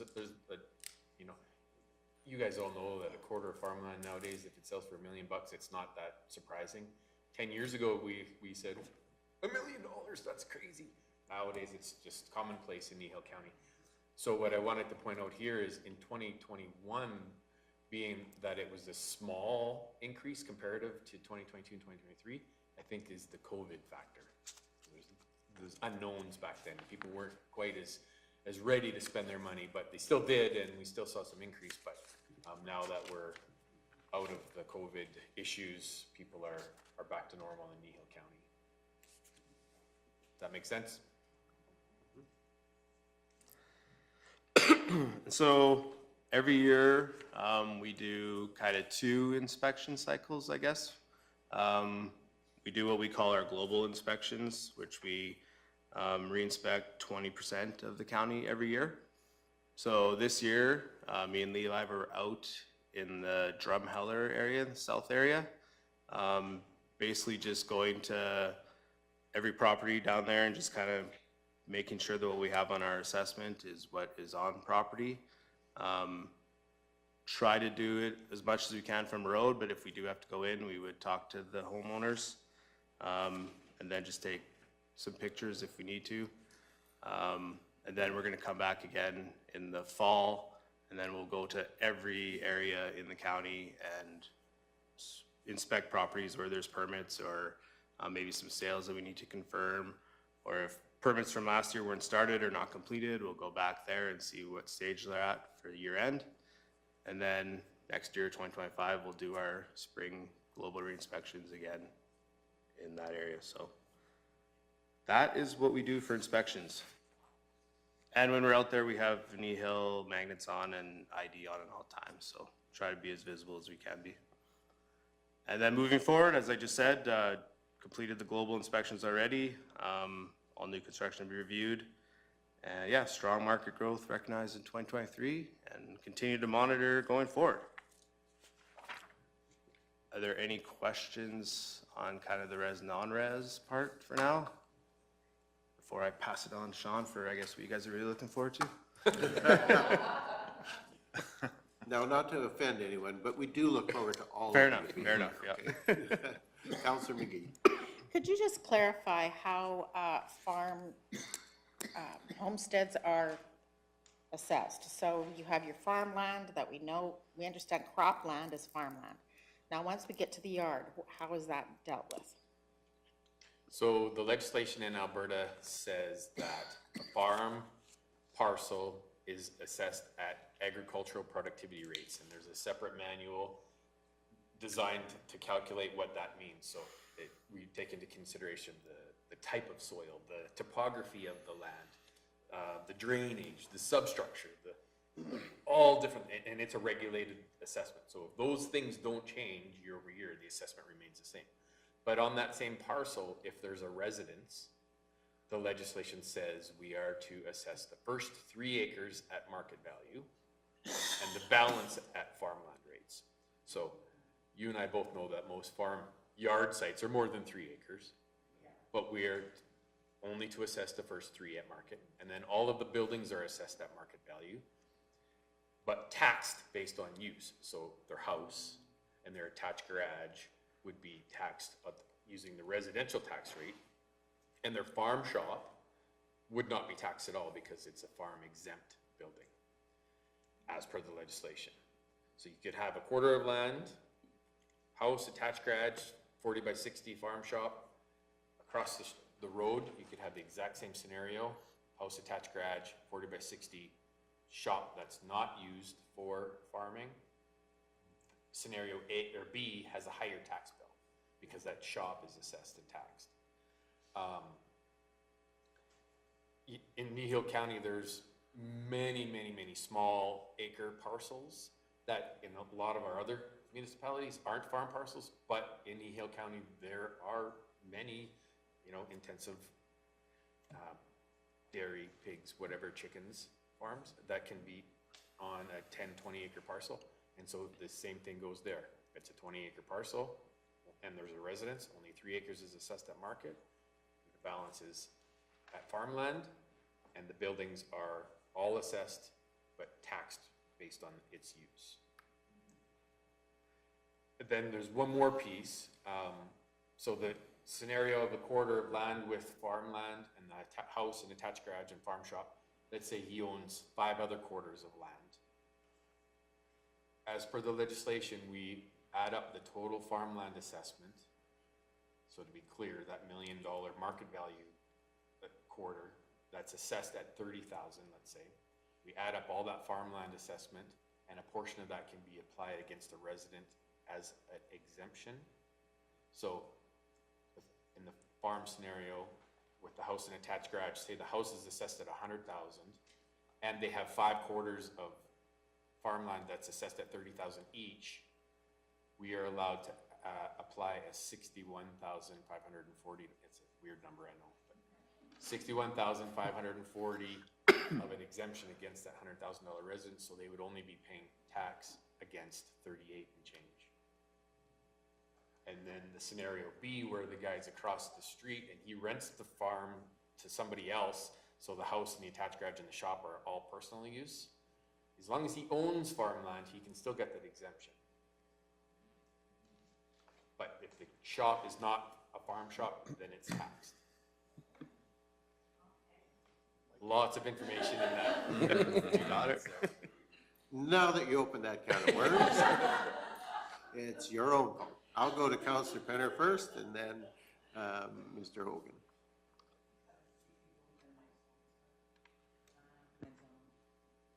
There we go. How do you know my shop is for farm use? That's a great question. So the scenario where you own 5 quarters, you're gonna need a shop to maintain your equipment. And Chris mentioned earlier in part of our re-inspections, when we update the pictures on our file, we see tractors and balers. It's a farm shop. On the other hand, we go into the property on in scenario B and they rent all of their land to somebody else. We're not gonna see any evidence of farm. There's no tractors, no balers, probably. But short of that, we'll ask the owner, if, you know, are you a farmer? If you're a farmer, how are you a farmer? Well, my land's got barley on it. You can see that right here. Yes, but it's rented to the neighbor. So are you a farmer? And a lot of the times what happens is they'll subdivide the yard site off and then rent everything or even sell everything else. That's a tell for us to a degree that it's not a hard fast rule that just because it's subdivided means it's a not farm parcel anymore, but it's part of, you know, it's part of the questions that we need to ask when we're doing our re-inspections. Okay, Mr. Gavin, can I ask you to turn your mic off, please? Okay. I think there's a follow-up to this. Yeah, no, I know that's coming, but I just need the microphones to be working. So Sean, can I ask you just to turn that one off until you're actually going to use it? Because we're only allowed so many live ones. So Councillor Penner, you had a follow-up. Go ahead. I have multiple shops. I have machinery outside them. How do you know I'm just farming? Yeah. You confessing? I think what she's getting at is, in some situations, we know there are active farmers who are running other businesses. Yep. And how do we make a determination on what the use of that building is? And how do we assess then the use of that building that's being used for a different business other than farm? Okay, so we'll go to How do we catch that? Scenario C, where house, attached garage, farm shop, and a few other shops. And one of them is used for a business. 9 times out of 10, there's gonna be signage at the property, Dade's Welding. And so that's an instant, you know, we need to ask a question, where is Dave Welding out of in this yard? And again, our pictures, well, there's this rack of steel and the welding truck that's parked beside this shop. It's pretty easy to make that assumption, but we will confirm with the property owner. There are intensive farm operations in the county that have extra income businesses, and we work with them to, you know, determine what portion of the site is used for the secondary business. And if it's a, you know, whatever manufacturing, well, there's all kinds of different assessments that can be placed on it. Did you have further follow-up or? I do, because some of these businesses don't have signs. So it's that 1 out of 10, you know what I mean? Yeah. And then it annoys some neighbors that that's going on and they're not being assessed correctly, so. We're also provided with the home-based business permits. So if they've taken a permit, we get it. And that obviously allows us to follow up with the property owner. The word of mouth, like if for instance, a ratepayer phones and says, my neighbor is running this business and I don't like it, well, we'll flag it and follow up. It's not a hard, fast, 100% catch-all system, that's for sure. But that's no different than somebody building a house without taking a permit. So that's where you said earlier, our phones are always on and we're willing to take your calls. Absolutely. So if you have questions about whether assessment is proper or not, You then bet. it's good for, we can flag for you as You much bet. as anybody else. 100%. Yeah. Mr. Hogan, can we just go to one more question on that? Okay. Councilor Phillips. So if a ratepayer was to phone you, do they have to say, I live in Kneehill County? Can you just, if they're phoning, what kind of information do you need? Our protocol is that they call the county first, and then Regina will take their information, their roll number, their name, contact information, and a brief description of what their issue is. And then when we have had an opportunity to pull their file and have a few minutes to understand what their assessment's based on, then we call them back. Rather than they cold call us.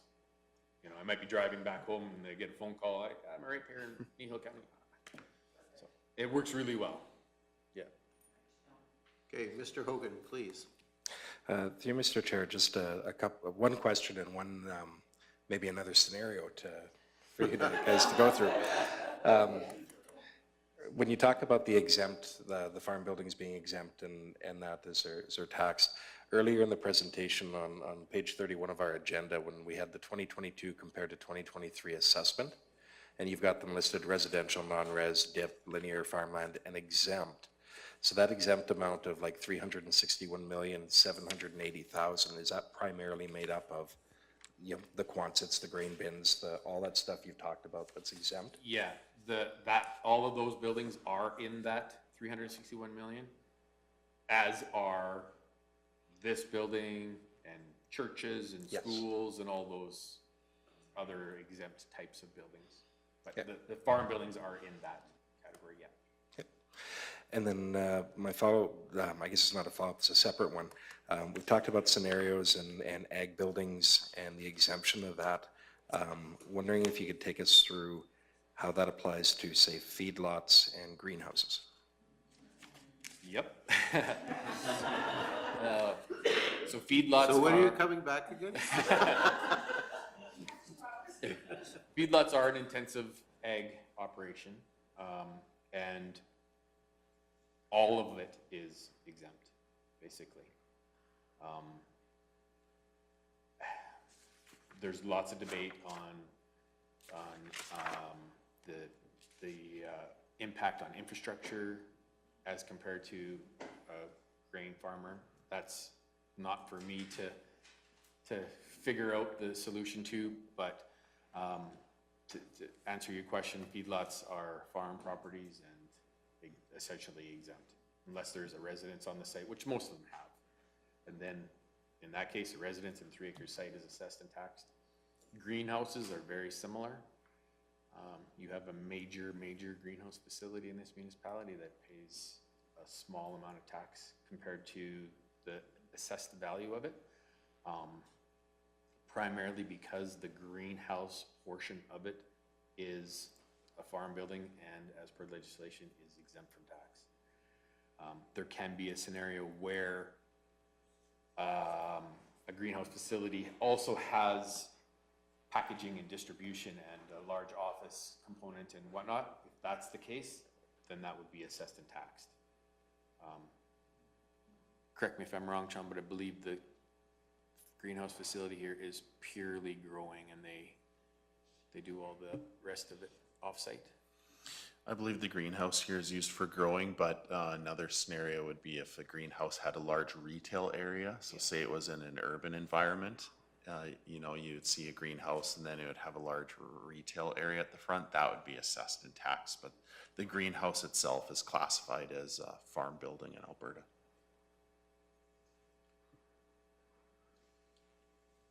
There was, back when growing cannabis started being a popular thing in Alberta, that even met the definition of a farm commodity, ag commodity, but since the legislation has changed to exclude cannabis as a ag commodity, so any marijuana grow facility is fully assessed and taxed. Councillor Penner. So we're not, just further up, and it's not, we're not unique when it comes to greenhouses, and that there's lots of them throughout the province, and it's just the way that they are taxed, because they don't have that retail end on it. And same with the intensive livestock, there's not just feedlots. There's the chickens, the eggs, That's the right. dairy, whatnot else. They're all exempt. Not only in Kneehill County, but across the province. Okay, are we good right now? And so are we ready to put Sean on the hot spot? Yeah, that sounds good. Troy, can I steal the mouse from you? I'm just going to advance the presentation here. Actually, I'm going to keep it on this. Oh, somebody else did it. That's fine. Okay, perfect. So thank you very much. My name is Sean Barrett. I'm the industrial manager at Accurate Assessment Group. I always enjoy coming down to this presentation and speaking with the municipality and the administration. It's either myself or Ray or a combination of us both, but this year it's myself. So this is our industrial team. Just like, as Troy mentioned, a new employee, we also have a new employee. So near the bottom, there's a name there, Cole Cybula. He is also a graduate from Lakeland College, and he is a new assessor that we have hired. One of the reasons for that is when Troy showed our client partner map, there's lots more green on it this year than in previous years. Accurate was successful through a RFP to the province of Alberta, whereby we provide assessment services for designated industrial property to certain municipalities that have not been integrated. So we do prepare assessments, not in Kneehill County, but in other municipalities. We do prepare assessments for industrial property on behalf of the provincial assessor's office. So we do have a partnership in that respect. So as I get later into the presentation, there is a little bit of overlap into that kind of oil and gas territory. But what do we do in Kneehill County? Non-designated industrial property. So when Chris spoke about the impacts to the assessment base, commercial industrial type properties that are not regulated by the Alberta Energy Regulator or the Alberta Utilities Commission, they're classified as non-residential properties. So they would have been in that non-residential category that Chris spoke about. And of course, these are some of the types of properties in Kneehill County, whether proposed, such as that MDF facility, or removed, such as the Bitcoin operations. But let's talk about the assessment model review. So I think this is of interest to council. So previously, if we go back in time, there was an attempt at an assessment model review.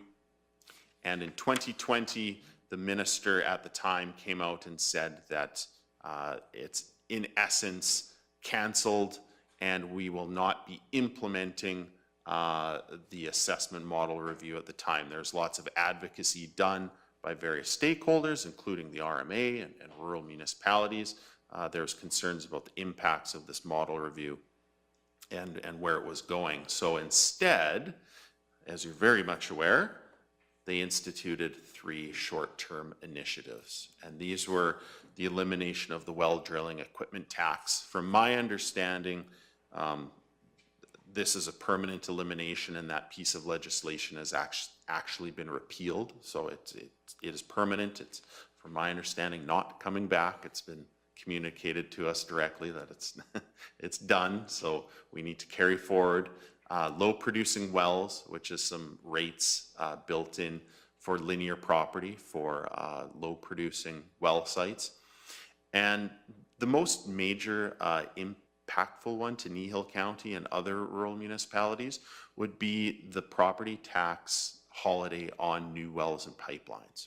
So any new wells and any new pipelines that were constructed for certain assessment years were not subject to taxation. This does come to an end for the 2024 assessment year, 2025 tax. So right now, of course, we're in the 2024 tax year.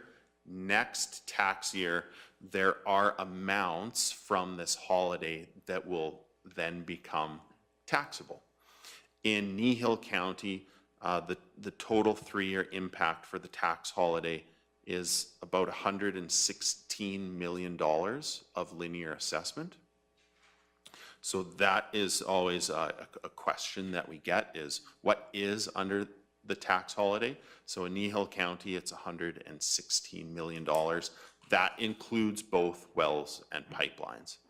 I do want to note that this is in regards to linear property only. So if you did have a new well drilled and there was accessible surface improvements, so say a separator or an oil battery or a compressor station, those surface improvements were not subject to the tax holiday. It was only the linear improvements themselves. So your designated industrial non-linear property would still be assessed. The linear property is subject to the tax holiday. Now another slide regarding the assessment model review, because what's happening now is there is a re-engagement, and I believe we spoke to this last year to expect a re-engagement for the assessment model review. So that has occurred. It's going to be a multi-year process to review policies, procedures, and rates that form regulated property assessment framework in Alberta. Stakeholder engagement has occurred and is continuing to occur with municipal associations such as the RMA, AUMA, Alberta Munis, etc. There's industry stakeholders and also assessors such as Accurate Assessment Group. We help the Alberta Assessors Association as technical experts during this review. So what they have now is they have this multi-year framework. And where are we today? Well, first what happened was there was a plan designed, and this plan was designed with the stakeholders at the table. There's a big difference between this assessment model review and the assessment model reviews of past that haven't seen the light of day. There's a much more transparent approach. All the stakeholders are at the table, including the municipal stakeholders. It's much more of a collaborative, staged type of review, and you're going to see on the next slide how it progresses over the years. But where are we now? We are in what's called stage 2 right now, where we're confirming some principles, but really stage 2 is about what we call the CCRG, so the Construction Cost Reporting Guide, and assessment year modifiers. So these two regulations, these two pieces of legislation are very much foundational to regulated property. Depending on what's in the CCRG and depending on the AYMs, it has a direct effect on your property assessments. So I can give you an example. When Chris spoke about the impacts to the various property classes in the county, linear actually had a 6% increase. But as you know, all of the new linear property, wells and pipelines, were under the holiday.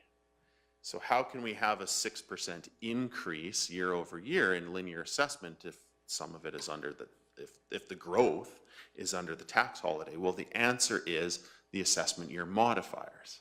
If the modifiers go up, it can have a direct effect on your property assessments. So this year, specifically for wells, the assessment year modifier went up, and in turn, we had an increase in our linear assessment in Kneehill County. So that shows you, as I mentioned, how these pieces are very much foundational as we move forward with regulated property. So the AYMs and the CCRG is what's being reviewed right now, and that will continue on until December of this year.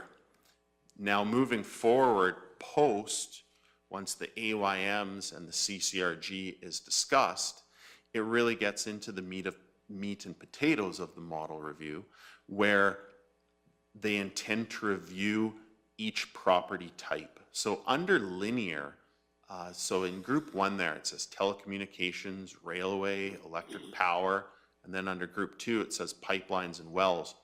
Those are all part of linear property. And then machinery and equipment would be those surface improvements that I talked about. That's your designated industrial, non-linear property types. So one by one, the intent is to go through the different pieces of regulated property and look at these models and look at these rates, because some of the rates and models that we're using to assess these property types can be well over 20 years old. And of course, we have changes in technology, we have new property types, we have all sorts of machinery and equipment that never even existed 10 years ago. So it's very important that this model review develops updated rates and has the flexibility in the future that we're able to adapt to these property types as we move forward. Considering the impact, so 2027, 2028. So of course, right now it's 2024, so you can see how much time that this model review will take, which I very much support the staged approach and spending the time to review regulated property. And then it's intended in 2028 that stakeholders and municipal and industry representatives will have the opportunity to provide input on any of the impacts. So right now it's very much too early to determine if there's going to be any impacts, positive, negative. We're still working on some of the foundational pieces and the structure of the model review, but as we get into 2025 to 2027, we might have a bit more clarity about where things are going. You will note that farmland is not included in the assessment model review. Farmland, as Troy spoke to, is a form of regulated assessment. However, the provincial government has communicated that farmland will not be subject to this review. It's very much more directed towards oil and gas, electric generation, electric utilities, wells and pipelines, and those industrial types of properties. But as I spoke, Rafe, Fortin, and myself will be working with the Alberta Assessors Association, who is a stakeholder in the model review consultation, as just technical experts as we work through these different property types. With that being said, I'll open it up to any questions for myself or Troy or Chris. Thanks, Sean. Appreciate that. So are there questions related to what's been presented? Councillor Penner. You're doing good. Sean, there's a large oil and gas play within the county right now, so I just want to understand the tax holiday. So they got till December 31st for the drilling and everything, and so this is called the assessment year, and then next year, we won't see the benefit in 25, or will we see the benefit in 26? Gotcha. That's a very good question, because the assessment year and the tax year are always staggered. So right now, our presentation and all the numbers that Chris spoke to are the 2023 assessment, and the 2023 assessment is used to determine 2024 taxation. The holiday is in right now, so the holiday applies to this 2023 assessment year. The 2024 assessment year, the tax holiday no longer applies. So the 2024 assessment used for 2025 taxes will no longer have the holiday. And that's where that 116 million, you will have that much more in linear assessment growth based on that. I want to just add a point, just to make sure everybody's on the same page. The holiday, the 116 million that Sean spoke about, was the tax holiday only existed until now, and it's next year is assessed and taxed. So it's not just new construction in those 3 years and never be assessed and taxed. It's now will be taxed next year. Okay, Deputy Reeve Whitstock. It's just a little bit of a follow-up to that. So we're talking $116 million of assessment that'll be added to the taxes in 2025. That's correct? Yes, so in Okay. 2025, there will be whatever was under the tax holiday will be added back into the municipality's linear assessment. Okay, so out of that $116 million, the only thing that was included there was the well casings and pipelines? Or were the well jacks and the above-ground infrastructure also part of that 116? It's just the linear components, so the Okay, so well, the the well casing and the bore pipe. depth and the pipeline diameter and length, and the surface improvements are not included in that 116 million, because the surface improvements were never subject to a holiday. They've always continued to be assessed and taxed, Okay, even the new stuff? even the new stuff, yeah, Okay, so we've already collected taxes that's on that. correct. Okay, thank you. And that's why our assessed values on linear have increased substantially from 22 to 23 and so on. And it includes that assessment year modifiers included in there as well. Right? I'm gonna go back up to the impacts that Chris spoke to. Right there. So, designated industrial property was up by 4%. This category would be your surface improvements. So this would be your compressor stations, your batteries. None of that assessment is subject to tax holiday. So in essence, this represents all of the assessable oil and gas surface improvements within the municipality. In linear is 956 million. However, lots of linear is subject to the tax holiday. So had there not been the tax holiday, this 956 million would be 100 million higher. You still had growth in, well, sorry, I shouldn't say growth. You still had an increase in your linear assessment. The increase is primarily due to the assessment year modifier. Next year, linear, if this could say 2024, this would be about $100 million higher. But then again, also subject to any changes to the assessment year modifier, whether positive or negative. And also included in that linear change would be non-oil and gas related linear developments or additions. That's correct, not subject to the tax holiday, such as telecommunications or power generation or those other pieces of regulated property. That's correct. Okay, good. If I might just add something quick, just mostly I want Sean to clarify for me and everybody. This is a cumulative, is it not? This would be the number that would be added if they turned the switch on right now? No. So this number is new, and that year, that's new this year? Yeah, Okay. yeah, and then it adds up, you see. Yeah. So 116 is the number. I just wanted to make sure. Less however much it depreciates in the next year. Actually, the depreciation with regards to certain types of linear properties is, since they have regulated rates, it's actually not on a curve of depreciation. So that 116 million will not depreciate further when it comes on to the assessment. So, Councillor Penner, you had another question, and then Mr. Hogan, I saw you. So when it came to solar, it's not taxed until it's in operation. So you have a well site now that has the designated industrial property above the ground, and we have linear below the ground.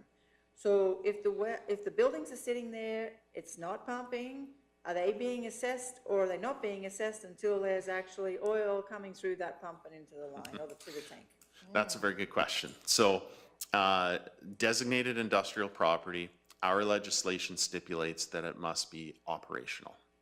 So if you have a well that is drilled and the well comes online after our physical condition date, even though you had buildings on there before the physical condition date, it does not become assessed until those buildings, housing, machinery, and equipment become operational. However, if you had a industrial type property, so say a solar facility, even if the solar facility isn't operational yet, if you have non-process related buildings, so buildings that do not house machinery and equipment, so say an office or a warehouse, those become accessible the moment they're on site, regardless if the solar facility is in operation or not.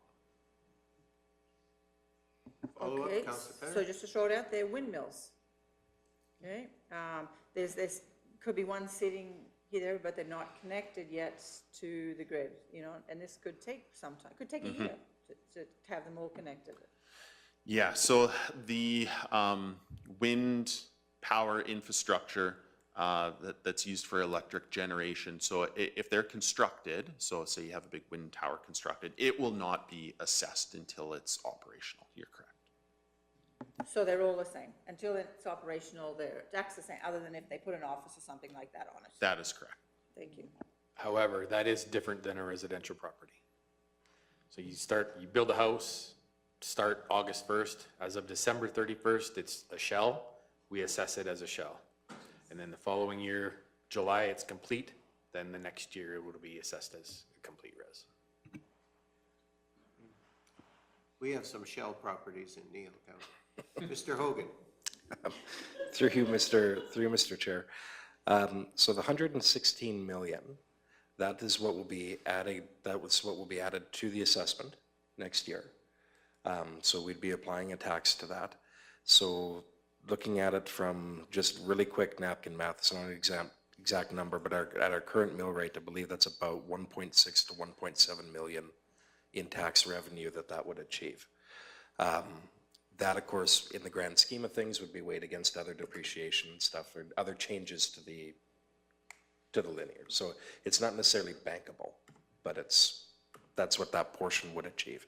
So when we look back at what the holiday has, say, cost Kneehill County, that's kind of the starting point, would be fair, I think, to say.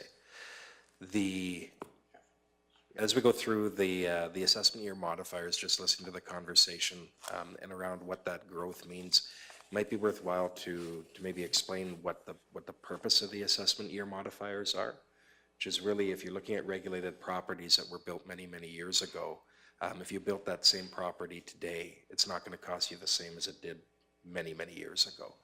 And I'm taking something, and you guys can please add to it, but I'm trying to take something weird and complicated and boil it down into something manageable, is really that's their way of, I don't necessarily want to say accounting for inflation each year, but maybe that's kind of it. And so it's a way of taking that regulated assessment and saying, if you did that today, it would cost you this much, but you do every year that's adjusted, right, to go up, but you're still applying a depreciation scale to that facility because it is older. Like I said, it's more complex than what I just said, but that may be, if I've gotten any of that kind of wrong or out there, that might be good to explain the difference. So those are very, very good comments. Yes, I'll start with the first, the linear tax holiday and the 116 million. Of course, there can be changes within your property assessment, positive or negative. So that 116 million is not a guarantee that your linear will be 116 million higher. You can have other changes in your linear assessment. However, that amount will be coming out of the tax holiday. Now, regarding assessment year modifiers, in a very simplistic term, assessment year modifiers have been explained as in essence, a cost index. It's the tracking of construction cost changes from a year-over-year basis and how that applies to the various property types under regulated property. So when I go down to regulated property, back down to the assessment model review, we can see that there are different types of regulated property, such as machinery and equipment, pipeline, wells. Each of those will have a different assessment year modifier dependent on the construction cost changes and the changes in cost of materials that are utilized within those property types. And that's what the AYM does on an annual basis. So this past year, for example, wells, the assessment year modifier for wells went up by 11%. Well, that had a very big impact to your linear assessment, because you can see your linear assessment went up by 6%. It might not be 100% because of the AYM, but it definitely has a direct relationship. Anything else on AYMs, Troy? They're used in all aspects of assessment, even on the residential side. We start with the cost base, depreciate it, and modify it based on the year the manual was created, and then we compare it to the sales of similar properties, and we create our own market adjustment factor after that to hit market value, but AYMs are commonplace in assessment for sure. I'm coming to you, Mr. Gannon, but when we talk about the tax holiday on linear, all of us are very much aware that it has cost Kneehill County money in the 3-year term, and a lot of other municipalities as well. And one of the things that's done is it's had impact on ratepayers in other parts of our assessment. And so to a certain extent, we are picking up the slack for what's in that tax holiday. And so I don't know of anybody who takes a holiday and doesn't think it costs something. And we need to recognize that in the reality of what we're dealing with here at this table every day in terms of budgeting and trying to make things work. That tax holiday has had an impact on Kneehill County and continues to have an impact. So, correct, Mr. Gannon. Thank you through the chair. Thank you to the panel. The information is always incredibly educational as assessment world changes. You made a comment of operational. For clarity, can you elaborate on who determines operational? And also, if a site comes operational midway through the year or that, is there a determinant factor when it actually becomes part of your tax assessment? That's a very good question. So lots of regulated property, as you see above, so machinery, equipment, pipelines, wells, they're also regulated by provincial regulators such as the Alberta Energy Regulator, the Alberta Utilities Commission. So from the perspective of, say, a well site, what determines when it becomes operational is the production records through the Alberta Energy Regulator. So it's pretty cut and dry. It would be this well came on this time and it has reported production hours. The same thing with electric power generation. They would have to report that to the Alberta Utilities Commission. So that's the type of information that will determine when properties become operational and when they're past the point of commissioning. And sorry, was there a second part to the question? Thank you through the chair. Yes, when does the assessment become valid once it becomes operational? For example, if it comes on midway through the year, are they taxed for a portion of that year, or does it go on to the following year's assessment? Yeah, very good question. So for designated industrial property, which includes linear property, the physical condition date in Alberta is October 31st. Versus for residential properties, non-residential properties, the physical condition date is December 31st, but I'll speak to October 31st. So if something is in operation as of October 31st, it's assessed and taxed for that whole year. There's no proration, so to speak. Likewise, if something came into service in, say, April, but our physical condition date isn't until October 31st, they're still subject to assessment and in turn taxation that represents that entire year. There's no proration or supplementary assessment in Kneehill County. I'll just add maybe a quick point, sorry.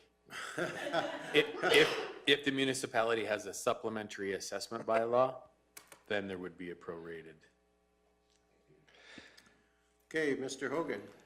So that was a great segue for me, through you, Mr. Chair, because I was going to ask about supplementary assessment. So that was a segue for it. So as an example, Kneehill County currently doesn't have a supplementary assessment bylaw. If we did, what would change? Essentially, everything that is built, we would have to review earlier in the year. So for example, your supplementary assessment bylaw would say,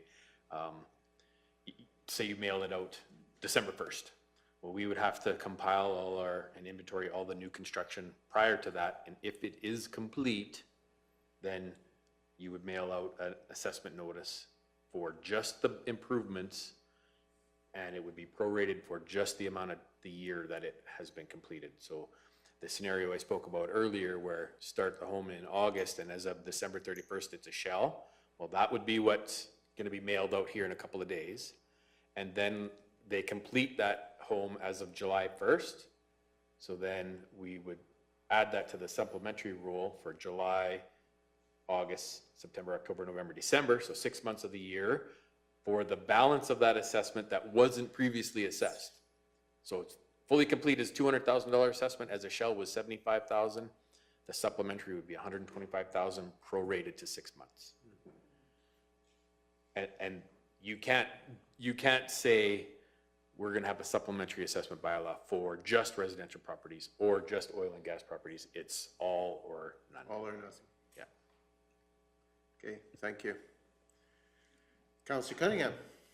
So Councillor Penner, I appreciated your question about the wind and solar because that is a question that I get asked a lot, even though it's been taken out of ag production.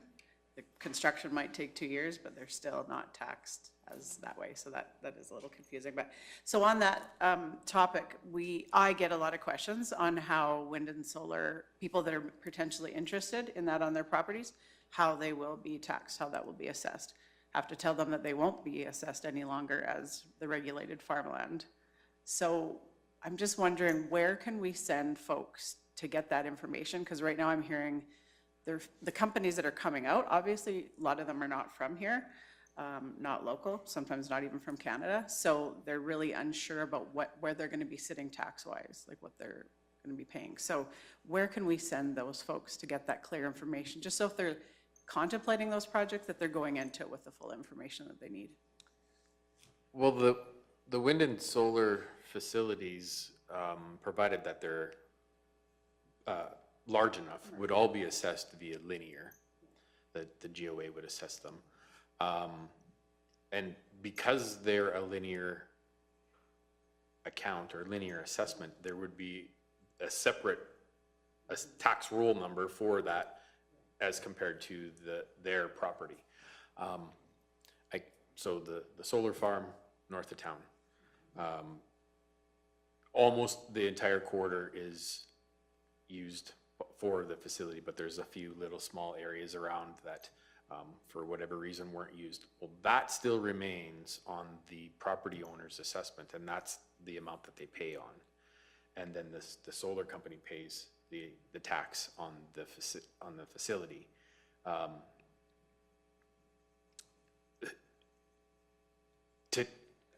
For you to answer the question for them, they need to speak with the province well, actually, they wouldn't even see an assessment.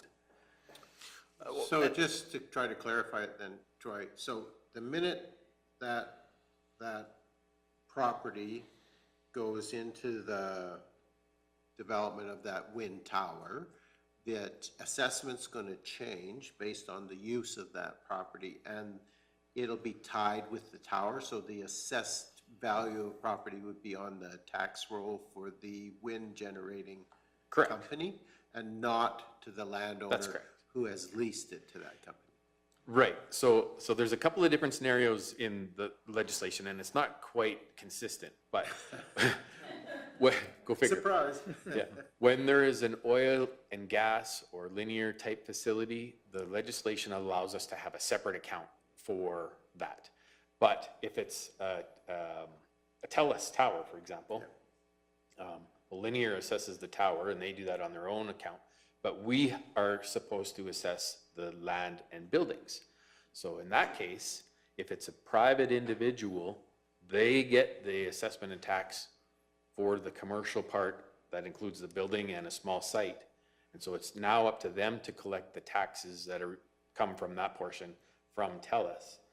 So the Municipal Government Act says if it's a lease, license, or a permit from the Crown or municipality, then we can create its own account. But otherwise, it has to be assessed and taxed on that property, unless it's oil and gas or linear. And wind and solar are considered linear. That's right. Yes. So that portion of the land that is no longer considered agriculture, but would be considered linear because of the development that's on it, that taxation would go to the company that has the Correct. linear development, and the remainder of the property that remained ag would go to the original landowner. That's right. Okay. Councillor Cunningham, go ahead. Just to follow up on that, might have sounded a little jumbled, my question, but the ratepayer that I was talking to actually called the government of Alberta, and Troy, when you said not consistent, they were actually told that they are still awaiting more information, so they have a clear indication of how it's going to be taxed, so they just left, after talking to the government, left more confused than when they phoned them. So I think we know it's a moving kind of industry, so I just really feel bad for the ratepayers not really knowing where they're going with that. I mean, there are some criteria that need to be met for it to become linear property. 5 megawatts for electric is the threshold. Anything below is assessed not by linear, which then would be assessed and taxed to the property owner. But on these wind and solar facilities, they're far greater than 5 megawatts. John, want to add anything? No, and I'm just thinking about this from a land perspective. So there's of course, so let's use the solar facility for an example. There's the solar facility creates electricity, and those assets are not assessed until it's in operation. However, the land does, when it change use, for assessment purposes, it does change use as well. So if the land goes from agricultural used land, and then they're developing a solar facility, then that land is then classified as not farmland anymore. It's classified as designated industrial property then, even before the facility is operational. Okay, so it does not have to come online then? Before, okay, then I was unclear on that. For the land. Mm-hmm. For the land. Just the land, yeah. But not the improvements to the land.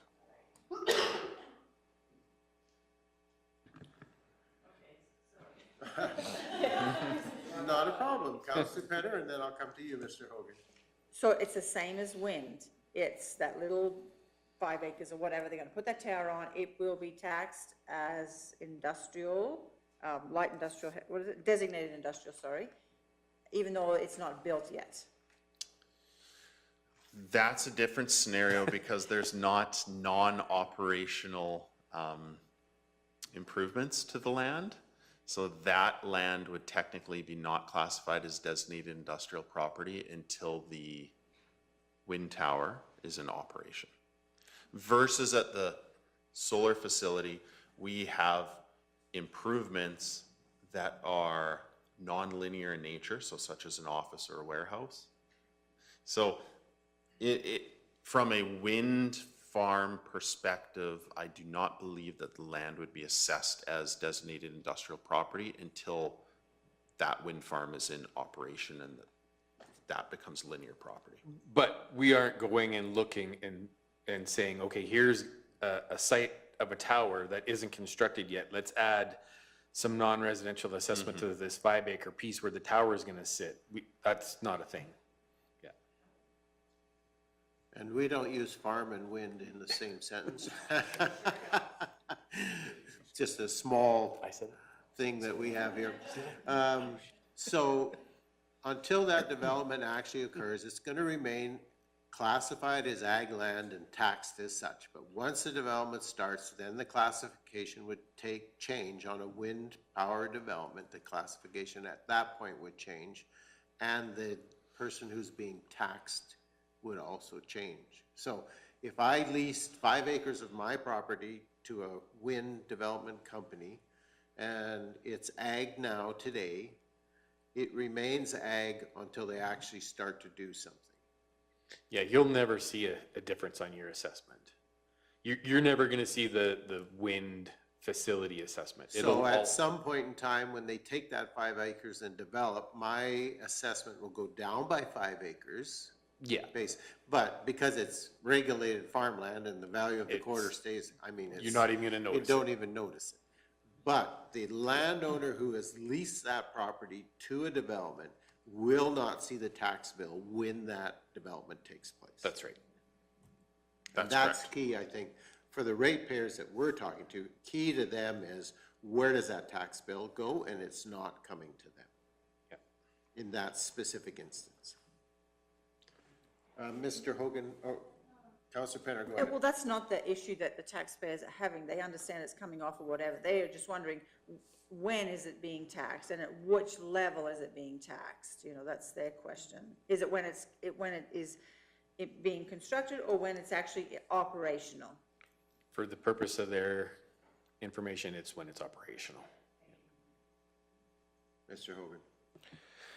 So there were 2 things, and the first one was just to clarify exactly what just got clarified, so that's one. The second one is a bit of a different topic. In the biweekly reports that we give to council I was just putting this out there for council's awareness, the steering committee that was referred to as part of the assessment model review that's looking at all of these things, you've seen on there when I've attended steering committee meetings and stuff like that, that's the same meeting. So the steering committee referenced in this report I'm currently sitting on. By the end of this process, my term will be up. I won't be there by the end of this, but currently that's the same one that I'm referencing in communications to you guys. All right. Any other questions? We certainly appreciate you being here and, of course, responding to the inquiries that we have. It certainly helps us in terms of being able to talk about some of the things that we get asked questions on. Did I see a desire for a question there, Deputy Reeve Woodstock? Well, I hope it's a short question and a short answer. Okay, let's pretend we have a solar facility. 15 acres of it remains in ag. The ratepayer will see that 15 acres on his assessment. The balance of that corridor becomes a solar facility. That land that those panels are sitting on is taxed at what? Ag? No. It's taxed as industrial. Yep. Okay. Short answer, stupid question. Nope, not a stupid question at all. Good question. Yeah. Yeah. What if there's sheep under it? I knew you were gonna go there. I thought he said short question. My mic is off. Okay, never mind.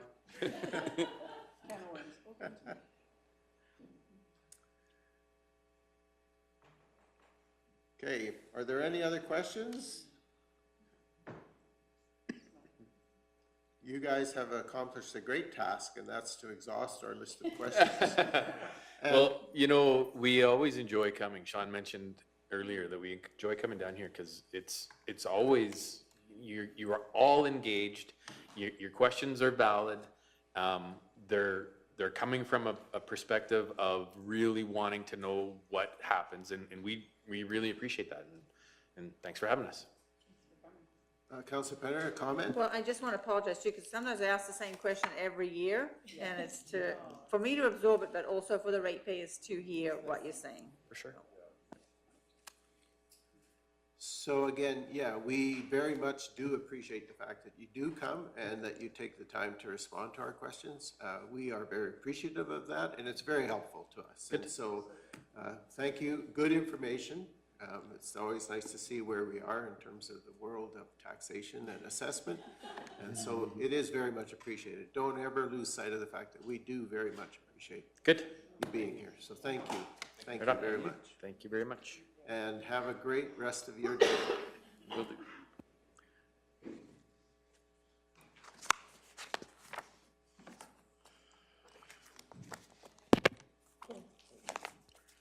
Okay, at this point, we are going to recess. And I'll ask council in terms of how long would you like a recess? Is recess enough till 1 o'clock? Okay, so we are recessed till 1. One-ish? And we'll be back at that time. Thank you. You said today.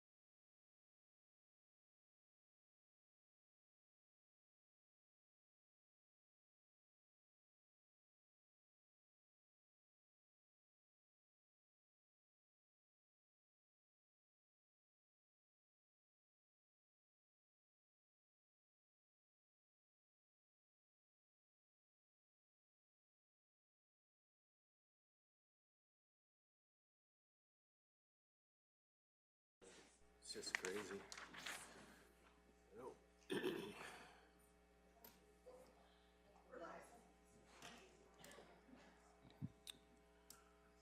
Okay, it's 1:03, and I am going to call our council meeting back to order. The next item on our agenda is 6.2, capital project, council screen. And Mr. Nyman, welcome back. And anytime you are ready, Will. Okay, so today I'm bringing this one as well. It's the council screen. If you remember when we did the budget projects, we were planning to replace the screen up in front here with something newer that would not have any bezels, as this one's past its intended life. I sent out for some quotes, and all the quotes came in over the 44,000, and they are closer now to 64,000. So the discussion here is, in recent years, there's been an increase in the costs associated with electronic devices, especially since COVID. A lot of things have gotten more expensive. The video wall has exceeded its life cycle, so it's now basically just could go any day. There's new technology out now that will allow for the seamless, no bezel screen. And then alternatively, we could also look at different cost-effective measures such as projection. It's not the greatest, especially in this room, just because of the fact that we've got the windows along the sides and no way of getting wire up there. So there would be quite a bit of facility changes made to make that function properly. So basically, my recommendation is to increase the budget to 64,000 with the funds coming from the IT reserve. Okay, thank you for that. I thought maybe you had pre-planned that little glitch earlier today. No, that was just All a of a sudden the fluke. screen's gone. It was just fortuitous. It just reminds us that things wear down and wear out. Yes. So questions or comments for Mr. Nyman regarding the council screen? Councillor Phobes. Are there any alternative solutions or modifications that can be made to the current setup to mitigate the light infiltration issue that we have in our council room right now? That you know of? Blinds? Blinds, and then of course there's probably film or some kind of different blind we could put over the windows. Again, it's not just the window problem, it's also the problem that we would have to tear apart the roof to get a conduit up there so we could run wiring. That would be an added cost as well. It can be done, but that will be an added cost. So by the time we tear down the roof and run a conduit and get wire up there and do all of that, how much does that cost us as compared to looking at the increase in the cost of the wall as compared to, and the quality, right? Yes. Of the actual images that are there. So. Yeah, like you're always going to get a clearer image with a screen. It's brighter. There's no light infiltration at all, so you're not dealing with glares off of anything. But it is a higher cost, for sure. Mr. Gannon.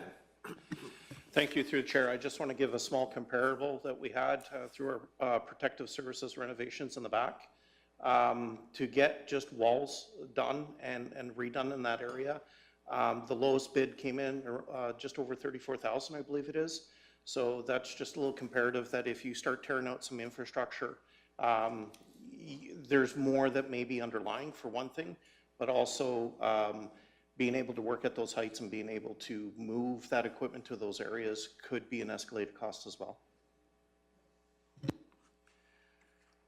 What do they say? You never start something if you aren't prepared to pay the costs that are required. There's always surprises. So One of the issues we did have when we did this building in the beginning was getting up to that ceiling might become an issue just because of the strength of putting a lift on it. Okay. Any other, Councillor Penner? And I just thought of this, and I could have looked it up myself before I came, well, you talked about, could be from management, the IT reserve. I just, 20,000 is a lot of money, and I just want to make sure you don't see anything, coming forward urgently here that, you may need to come back to us for more money, so I just want to make sure you're comfortable with saying we'll take it out of IT reserve. Yeah, through the chair, we've had quite a bit of risk mitigation just due to the fact that we did our cloud, moved our servers to the cloud. In the IT, basically in our IT reserve, that was our biggest cost. When it comes to major IT infrastructure that we currently have, the screen and what's in this council chamber probably is the most. And besides that, and the brand new, we just did our network infrastructure upgrade last year, and that's already done. So we should have, that should last us a long time. When it comes to any major IT costs that we could incur, well, on the hardware side, we don't have anything that's this big anymore. Our servers were our highest risk. Councillor Cunningham? Because I'm the cheapskate around the table, I always have to ask these questions, but I think you've kind of answered it, and Councillor Penner, thanks for asking, that was on my mind too. But so what I'm understanding here is this isn't just because we want something new and shiny, that we really are towards the end of our life with this current one? Okay. And do we know what the anticipated lifespan will be of the new screen? Through the chair, yeah, that, I looked at, I'm pricing high quality stuff, like good quality hardware. It's got a $75,000 lifespan on it. Now that's not exactly easy to, you can't say, well, divide that by 2. I tried that. You divide that by 8 hours a day for 2 days a week, and you've got, it'll take forever to make that. It's not just the screen life you have to take into account. I'm going to say I wouldn't want to drag it out any further than 10-year lifespan. We can up it because of the quality and the way that these panels work. They are much easier to replace. As you can see with this, you've got 9 55-inch screens. If one screen goes, you're kind of hooped. With the new system, it's actually an array that you can just magnetize panels going to it. They're much easier to change. I can almost change it myself. So it is an easier system to deal with. It is a much more popular thing now. So there will be the ability to mitigate the cost by extending the lifespan.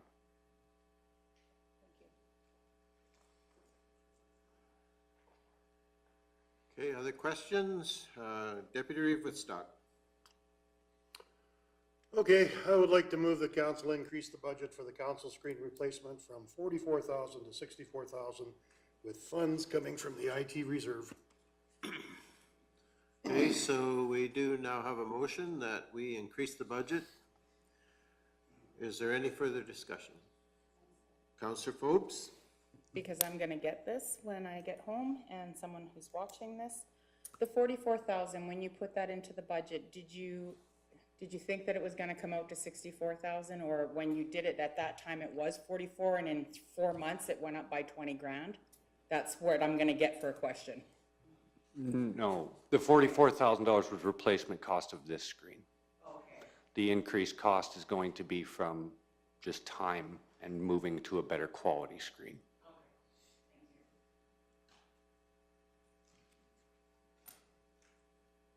Okay, so we do have a motion from Deputy Reeve that council increase the budget for the council screen replacement from 44,000 to 64,000 with the funds coming from the IT reserve.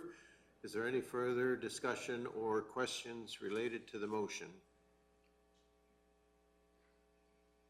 Okay, I'm not seeing any, so I'm going to ask the question. All those in favor? And that is carried unanimously. And thank you, Mr. Nyman. Thank you. I appreciate your assistance.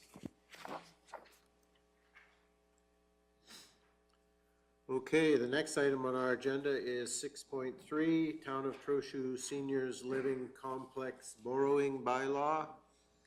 And welcome, Ms. Cochran. Teresa, however you want us to address you, but welcome, and we're glad you're here today with us, and we look forward to what you have to present. Oh, I turned it off and turned it on. Thank you, Council. Thank you, Reeve. Coming back to Council today to talk about the borrowing bylaw. If you recall, on February 27th, the Trochu Housing Corporation provided an update to Kneehill County Council on the project status, letting the Kneehill County know that they have received funding from the province and would like the county to amend the guarantee loan agreement, update the project timelines, and review the interest rates. We have done that. We've increased the project cost to $41 million, increased the interest rate and the timeline for borrowing, and also added necessary comment from the MGA on the agreement and the guidelines there. And so administration recommends that council undertake first reading of bylaw, sorry, I need my glasses, 1898 as directed by the council resolution on February 27th, 2024, which mandated the creation of a new bylaw to address timelines and interest rates associated with the Trochu Housing Corporation Loan Guarantee Agreement. Do you have any questions?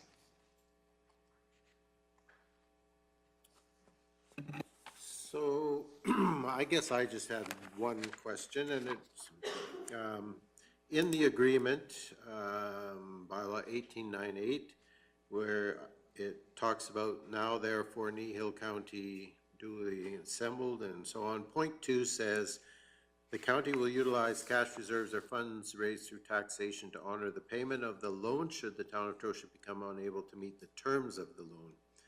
Is there anywhere in the agreement that would talk about the transfer of title to Kneehill County if that was to happen? If the property was to default and we are the loan guarantors, does title come ours, or what happens in that circumstance? Anybody want to field that one? I can give it a go, or do you want to go? You go. Through Mr. Chair, we'd have to confirm that. I do recall that being a discussion when we did the original agreement. There was a question posed there. I just don't recall the answer off the top of my head, but we'd have to go back to the agreement and take a look. Okay, I'm curious as to what would happen in that circumstance, and whether that the ownership becomes ours because we're now paying the payments, or what happens.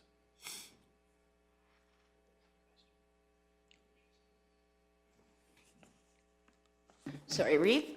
We were just discussing that we could add the provisions likely to the agreement that will come next. So we would have to amend the agreement that we had with them on the borrowing bylaw. So we'd have to just double check that we could add that to that agreement in the amendment. Okay, so since we're just doing first reading, we have time to have that happen. Yeah, through Mr. Chair, the process, because it is a borrowing bylaw, we have to advertise it. Yeah. So we do first reading, we go through the prescribed advertising, then we come back, do second, third reading. Once the bylaw is in place, then we'll still have to amend the agreement because it would still reference the old interest rates, the old things like that. That amended agreement would still need to come back to council to be made formal. So there's still, this is a first step in a multi-step process. Okay, thank you. Are there any other questions regarding the borrowing bylaw? Okay, I'm not seeing any, so somebody care to make a motion? Yes. Okay. Councillor Phopes. I would make the motion that council undertake the first reading of bylaw 1898 as directed by council's resolution on February 27th of 2024, which mandated the creation of a new bylaw to address timelines and interest rates associated with the Trochu Housing Corporation Loan Guarantee Agreement. Thank you. Okay, we now have a motion that we undertake first reading. Is there any further discussion? Okay, so the motion is that we give first reading to bylaw 1898 as directed by Council's resolution on February 27th, 2024, which mandated the creation of a new bylaw to address timelines and interest rates associated with the Trochu Housing Corporation's Loan Guarantee Agreement. If there is no further discussion, I'm going to ask the question. All those in favor? And that is carried unanimously, and thank you, Ms. Cochran. Okay, the next item on our agenda is 6.4, which is the 2025 budget guidelines. And welcome, Ms. von Meerbach. Welcome, Marika, and anytime you are ready. Good afternoon, Reeve and members of council. Today I'm bringing forward to you the 2025 budget guidelines. Through the operating and capital budgets and forecasts, the council establishes the county's priorities for the upcoming years. Administration is seeking council's direction regarding the preparation of the 2025 operating and capital budget, the 2026 to 2028 operating forecast, and the 2026 to 2030 capital forecast. So within the budget process, there's kind of two components. There's the actual budget for the coming year, and then there's the forecasts as well. The budget itself is a financial plan which provides guidelines and directives for staff for the allocation of resources and the provision of services. The annual budget provides administration with the authority to collect budgeted revenues and spend budgeted expenditures. Both components of the budget are developed in alignment with council's strategic goals.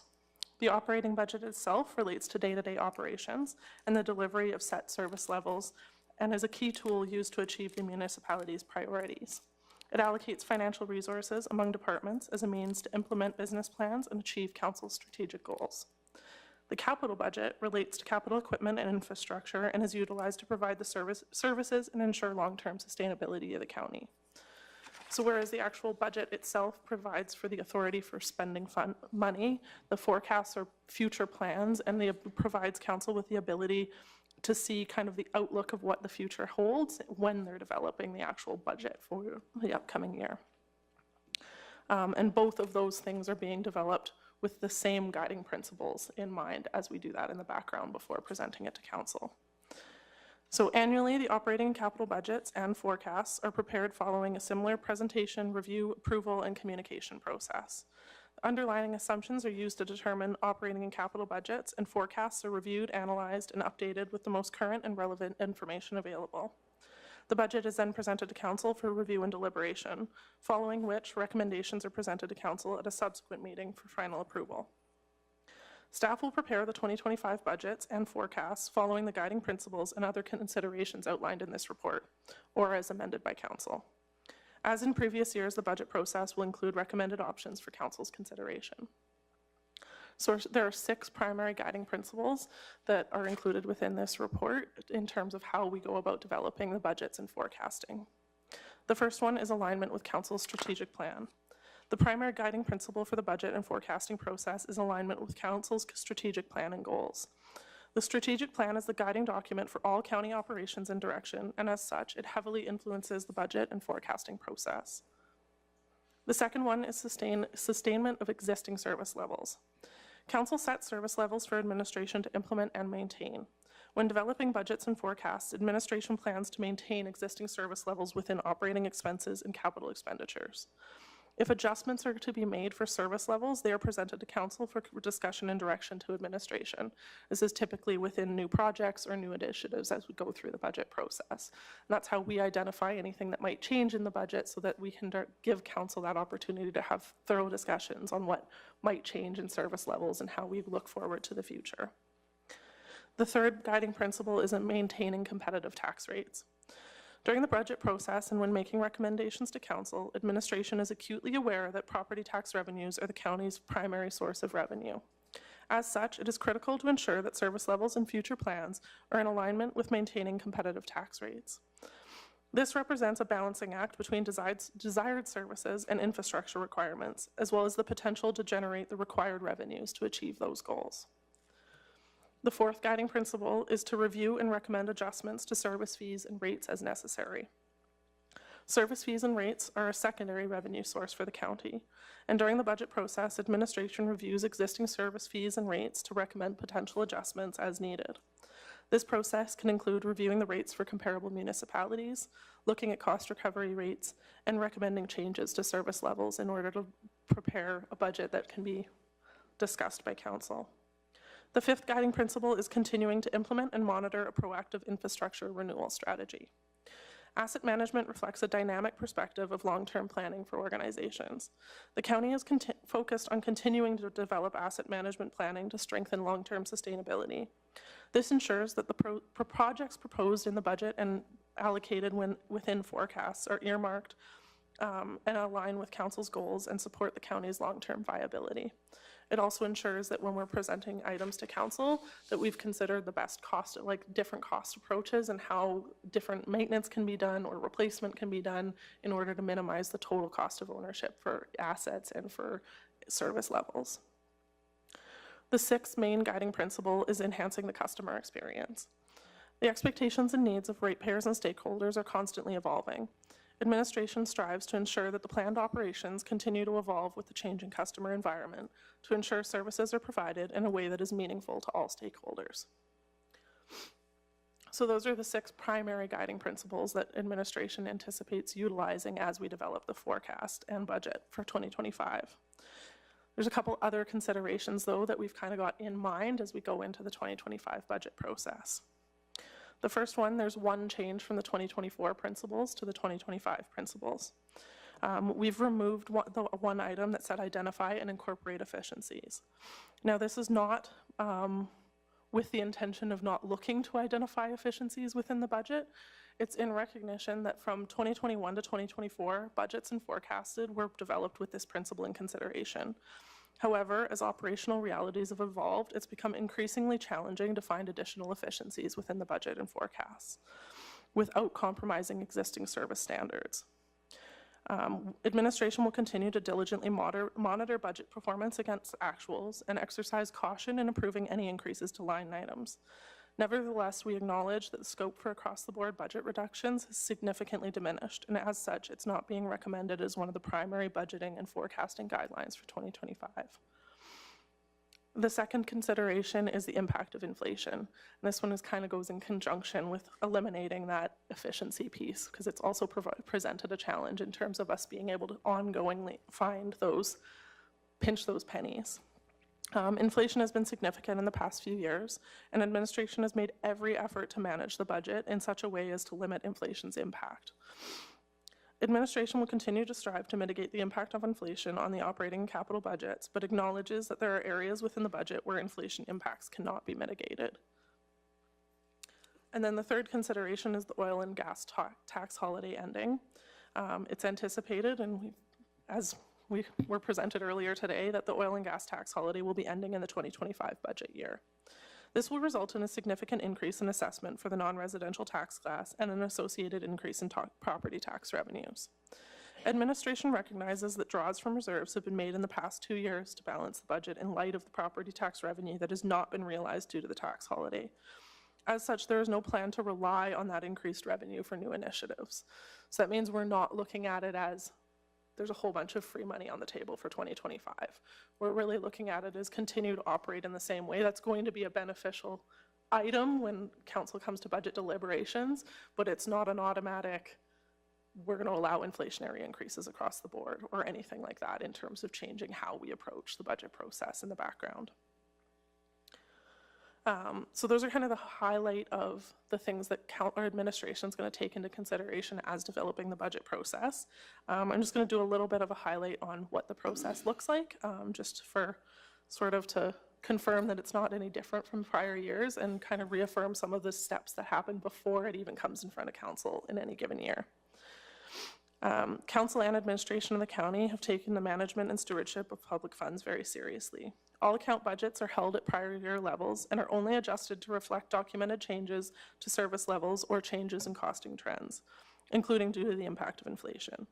All proposed adjustments undergo a strict evaluation process, which includes multi-layered review, and priorities are reinforced through business planning and alignment with best practices and council's strategic plan.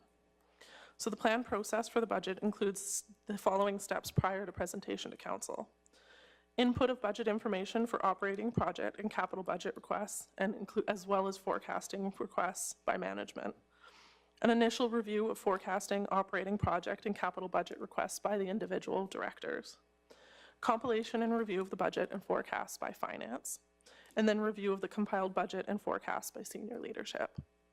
throughout this process, sometimes things can go back to a manager or back to a director in order to kind of, trends are observed at every step of that process and are talked about all the way through, so that when we get to council, administration as a whole really understands what's being presented to council and why, and whether there's any efficiencies as a whole that might not be seen when one department's looking at something but could be seen when you're looking at something as a whole. And then once we get through looking at it and preparing it to be presented to council, there's a few different components when we get to council, and it's the same process we've followed in the past few years. The first piece will be setting the stage for the 2025 budget, which includes looking at economic trends, rate comparisons, where we're sitting with comparative tax rates, all of those types of things. And then there will be the presentation of all proposed projects. That'll likely be in the same meeting as setting the stages, as it's been in the last few years. And proposed projects include both capital and operating type projects, as well as new initiatives that would impact the core operating budget on an ongoing basis. So again, that's where we kind of take anything. So the next piece would be presentation of the core operating budget. And so all projects are really those things where administration has identified council's decision process in that, whereas the core operating budget typically has been sort of consolidated to be, this is what we're going to need to operate the same way we did last year, unless council chooses to change existing service levels, and that would be when that would kind of get adjusted further. After the core operating budget and projects and setting the stage has all been presented to council, there will be opportunity for responses to questions that council's asked or ratepayers have put forward through council, so that administration can pull together the background information and ensure all questions can be answered to council. And then there's presentation of the final proposed budget for council adoption. Okay, thank you for that. Are there any questions, comment, discussion around the 2025 budget guidelines? Councillor Foltz. And I'm not sure who's going to take this question, so I'm just going to put it out for everyone in the room that can give me input. How does administration ensure that the budget and the forecasts align with current service levels, and what measures are taken to address any discrepancies? Because I have had this question repeatedly.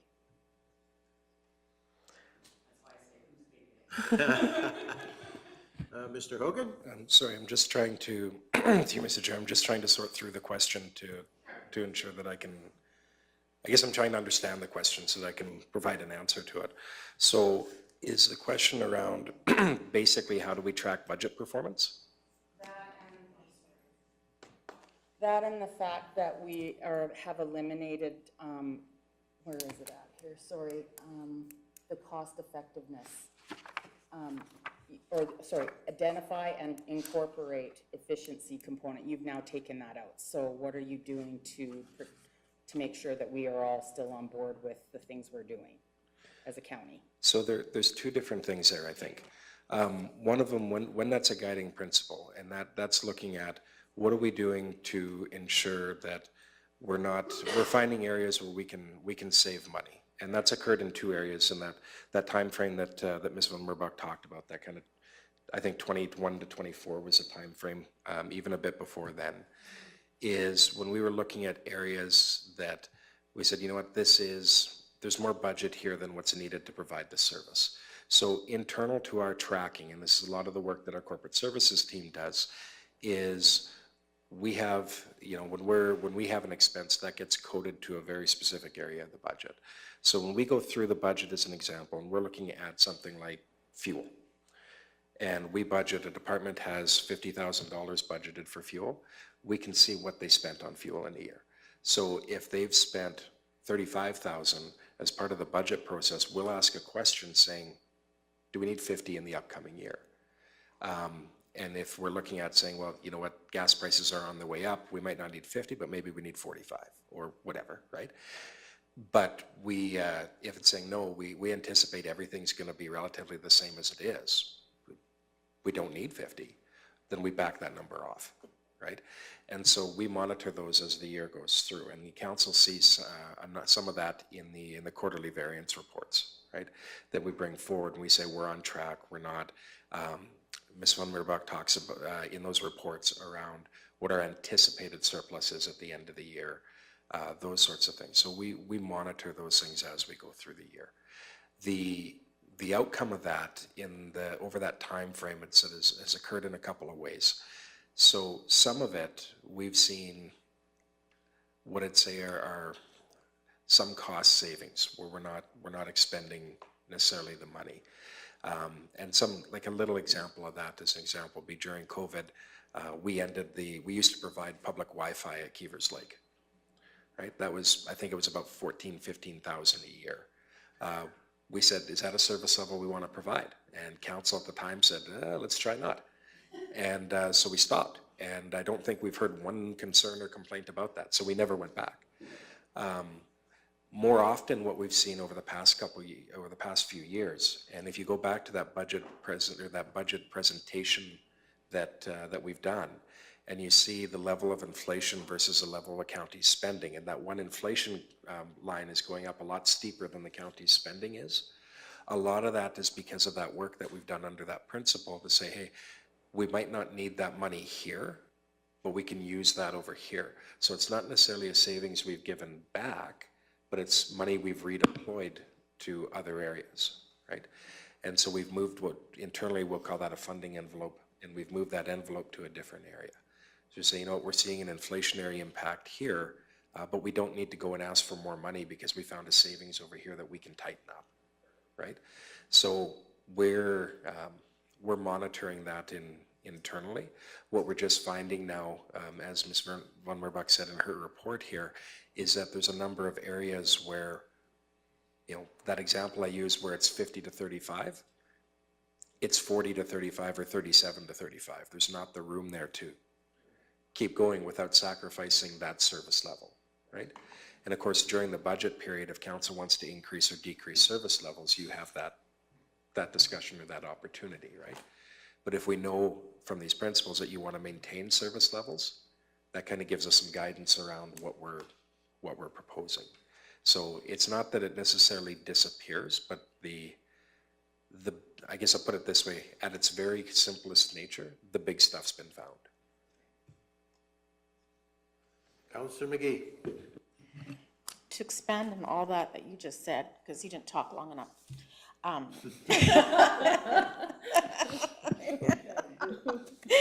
Sorry, you didn't say what you wanted to hear. I really appreciate, as someone who has watched since you've been here, but particularly from 21 forward, there has been all kinds of efficiencies that administration and your staff has found, and we have changed how business is done internally quite substantially to make money go further. Would it be a reasonable thing to ask if you could give us some talking points for us when we have conversations with our residents about some of those efficiencies and how it made a difference?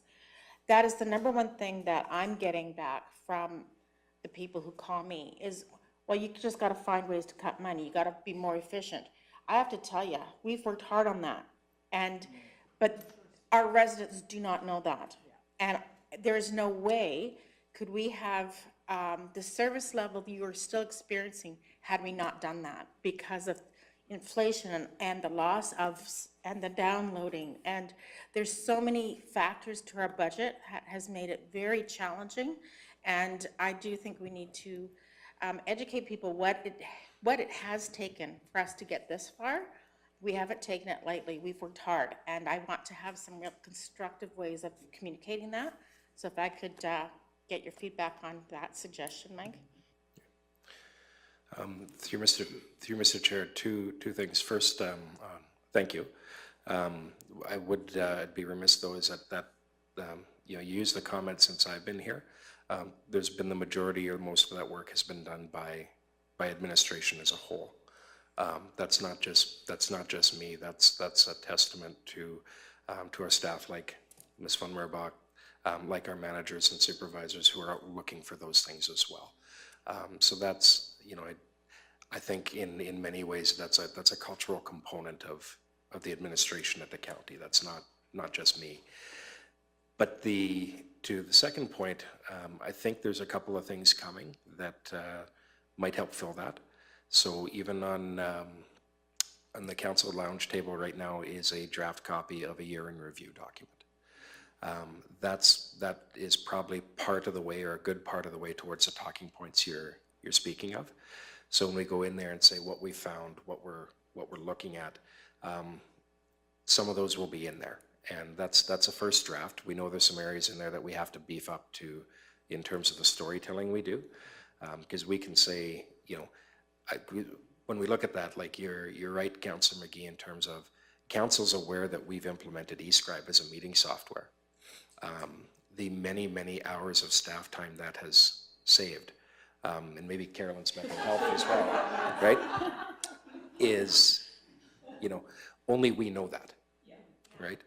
So there's those types of things, and there's a lot of processes that we've done, like AP has seen. There's still more to go there, but there's a lot we've done already that's doing that. Even so, those types of elements, you'll see a lot of those appear in that document.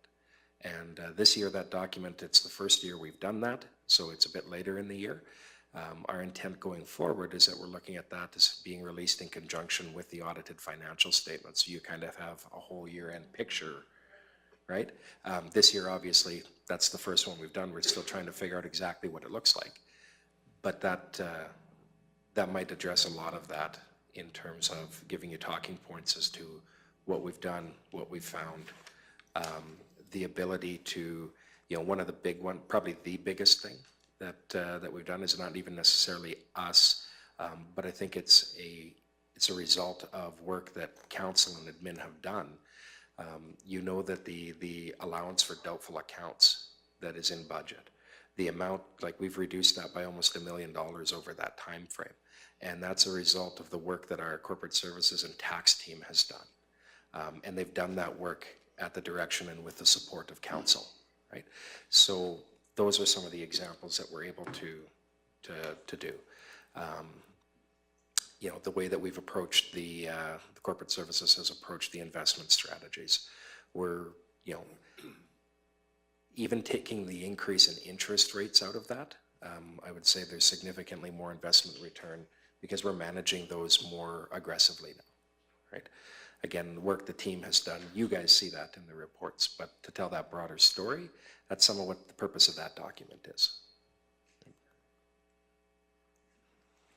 Okay, thank you for that. And we always are amazed how when staff find more time, they come up with creative ideas, and sometimes those creative ideas mean old dinosaurs like me with a computer goes, oh, now what do I have to learn?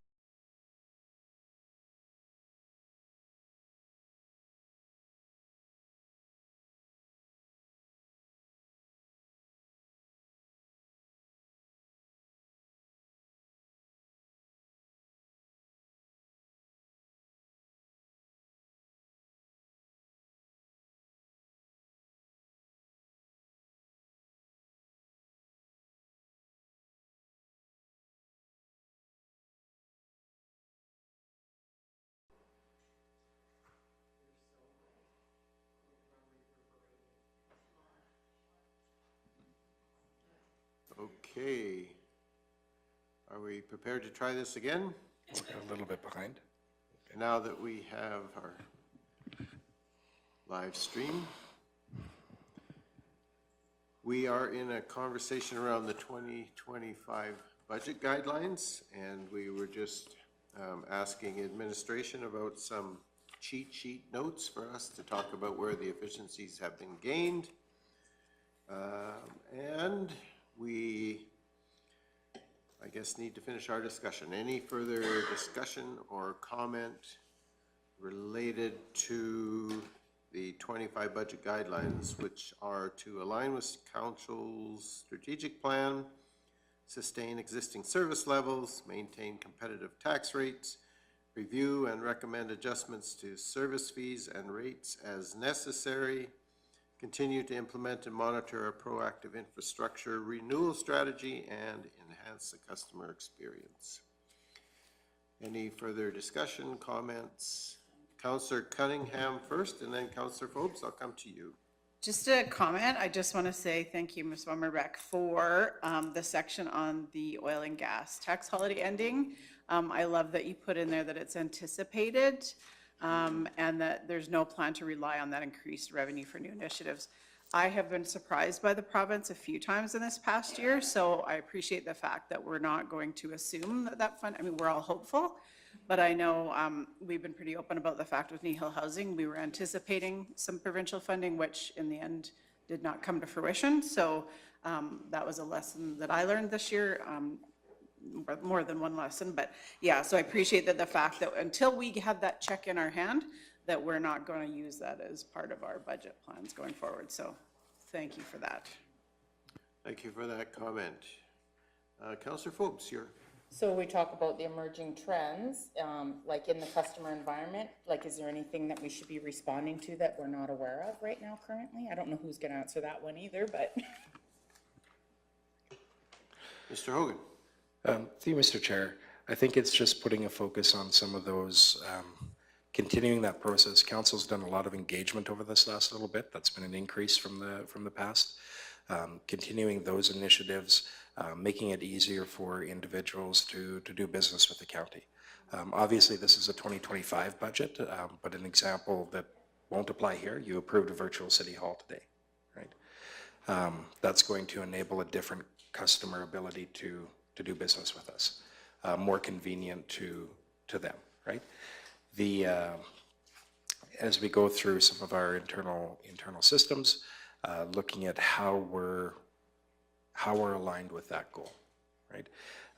You know, whereas going before, some of it as an example is recognizing, so we moved a little bit ago to the option, a couple of years around utility invoices to allow a paperless option. The very first year we offered that, we had a 10% uptake on that. So that's 10% of our utility bills in that first year, and it's growing each year, which shows a demand for it. Is now that's envelopes we're not buying, postage stamps we're not buying, time we're not spending stuffing envelopes or standing in front of a stuffing machine to stuff envelopes. They're little things, but we're not doing them anymore, right? At least for that 10%. Obviously, the rest they are. You know, when we move the burn permits to more of an automated online system, right? In 2022, we had 346 of them. In 2023, we had 662 of them. Those are now contacts that are not necessarily being done by as much staff members. So that's when I talk about freeing up resources. It's those types of things, and now those individuals are probably getting faster service because it's more automated, right? Is they're not waiting for that, they're not waiting in the past for that individual staff member to get to that particular email or whatever, right? We've just moved, as I alerted the council to not long ago, we're no longer accepting paper or mailed-in resumes. We're accepting resumes only for posted advertisements for, and accepting them electronically. So there's an automated process there too that tracks those and helps make sure that they don't get lost. It helps make sure that they're, you know, we've got them sorted, that sort of stuff. So it's helping save time on the back end. But I mean, council's aware, we only recently did that change. We've had 373 resumes come through that process. Those are now ones that we're dealing with faster than we were before, right? So those are some of the back end things that from your perspective or the public's perspective, you almost never see any of that, right? But we're constantly looking for those internally. I know Teresa, Kevin, Mike, all have a list of things that they're trying to check off the top to move on to the next one in terms of more of these things that we can do internally. So that process doesn't stop. Okay, thank you for that. Any further discussion or comment? Councillor Penner. Just a comment, you have my permission to present it the way you've always presented it. I love it. I love my binder with them in there, and I can write on the sheets as we go through them. I know you have it on screen and everything else, but I still like my hard copy that I can take home with me, and then subsequent meetings I can add to my binder to the literature. So I love how you've done it in the past. So.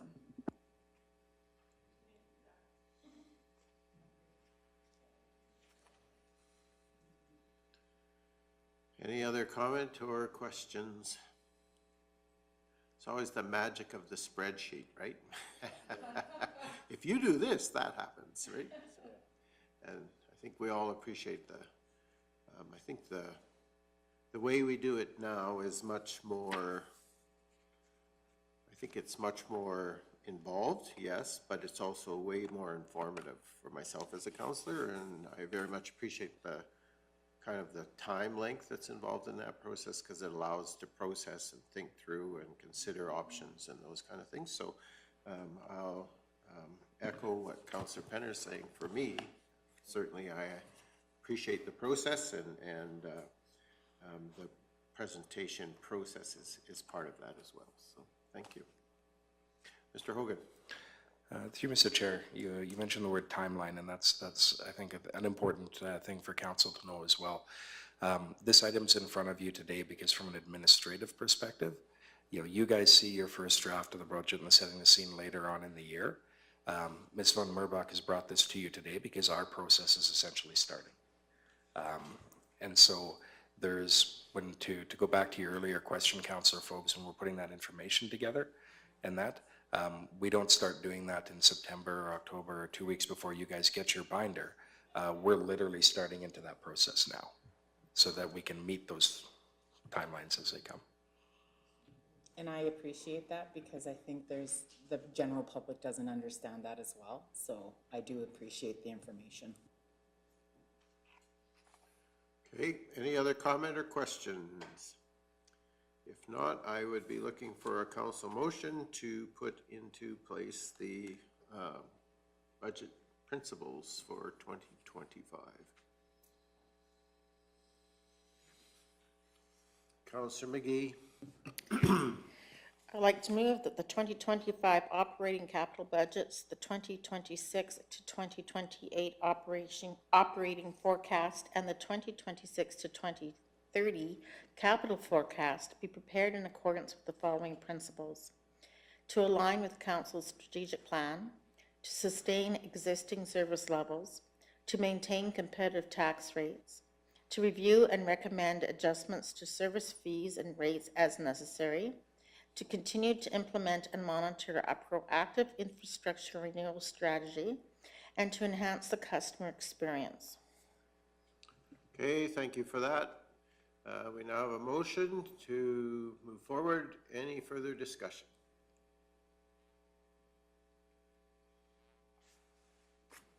I'm not seeing any. The only comment I would make is we're not only talking about 2025, but we're also talking well into the future, into 28 on the operating and into 2030 on the capital. So we are forecasting way out. So that's important to note as well. So the principles are to align with Council's strategic plan, to sustain existing service levels, to maintain competitive tax rates, to review and recommend adjustments to service fees and rates as necessary, to continue to implement and monitor a proactive infrastructure renewal strategy, and of course to enhance the customer experience. And Councillor Forbes. So the word customer, in my opinion, a customer is only someone who's buying a service from us. So where are the ratepayers in this statement? Through the chair, usually when we're doing budget, we actually say ratepayers. The reason we use customer in this scenario is just to acknowledge that through the whole budget process, there's a lot of stakeholders within this equation. When we really start talking budget and tax rates, we're really discussing the ratepayer because they're that, but the customer kind of encompasses a little bit more than what, the legal firms who might not actually pay taxes in the county, but are getting tax notice or tax certificates and stuff like that. Absolutely. A little more people-friendly language in the process. Yeah.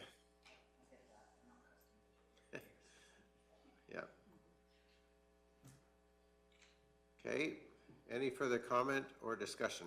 We have the motion in front of us, it's on the screen, and it's been reviewed. Any further question or comment? If not, I'm gonna call the question. Don't see any, so all those in favor? And that is also carried unanimously. And thank you, Ms. von Merbach. We appreciate you bringing this to us now, and we look forward to seeing you again. Thank you.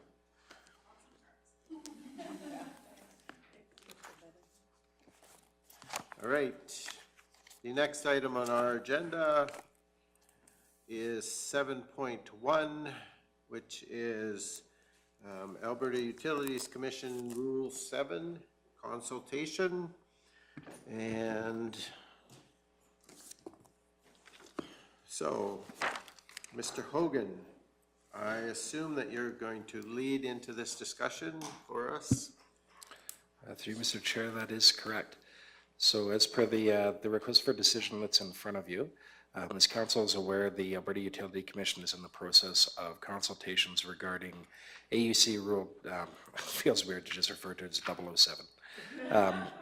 AUC Rule 007, which governs applications for power plant substations, transmission lines, industrial system designations, and more.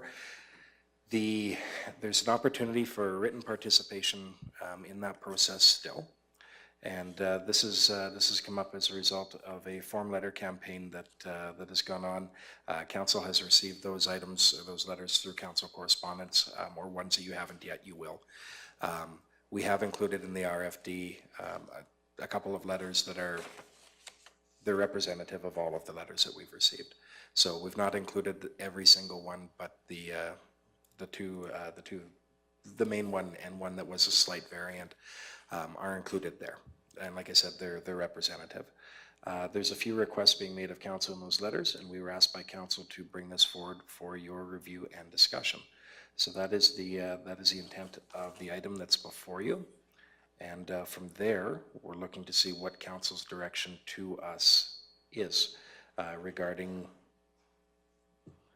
participation specifically in the Rule 007 review and any other direction that council as a whole may have coming out of this. Okay, thank you for that. So we're dealing with Rule 007, which relates to AUC's process in terms of application for power plants, substations, transmission lines, industrial system designations, hydro developments, and gas utility pipelines. And we have quite a bit of information that's in front of us, not the least of which, of course, is the ministerial letter and letters from our ratepayers and AUC guidelines and a whole other whack of material. So what's the wish of council? We certainly want to have our voice heard in the process, but in order for that to happen, we need to give direction to administration to make that happen. So I would be looking for comments, discussion, questions, and Councillor Forbes, please. Just because of the one that is proposed that is coming to my division, and as we have spoken with Councillor Christie about the ice shedding off of the ones that are over by Huxley, I really worry about this. And what does the AUC have in place for safety codes for when that happens? Because some of these are going to be close enough that if that sheds off of those blades, we're going to be in a place where someone's car is going to get damaged. So how are you protecting the people that are traveling the roads? That's one of my biggest concerns. So I guess one of the things that we did as council to address that was in our land use bylaw rewrite, we did increase the setback from county road allowances significantly. I think we went to 400 meters from county road allowances, and that was to address the shedding of ice issue. That's my recollection. I stand to be corrected if I'm wrong on that. So. That's the way I remember it. Okay. So I guess, again, Councillor Forbes, please. So I guess if we're addressing it, we have taken care of that, but what has the AUC done to address that? Okay. That's my real question, is about the AUC. Now that you've brought that to my attention again, it's just been so much paperwork lately. I agree. And again, one of the comments I'll make related to that is if you look at AUC Bulletin 2023-05, which is on page, whatever page it is here, 143 of our package. If you look at municipal land use, which is part of what they have in there, they talk about how it complies with applicable municipal planning documents, including municipal development plans, area structure plans, land use bylaws, and other municipal bylaws. And later on in the materials that are there in the application process, it actually asks the applicants to address how they meet our planning documents. So that's further on. I have to look at my own notes to find that, but just give me a second here.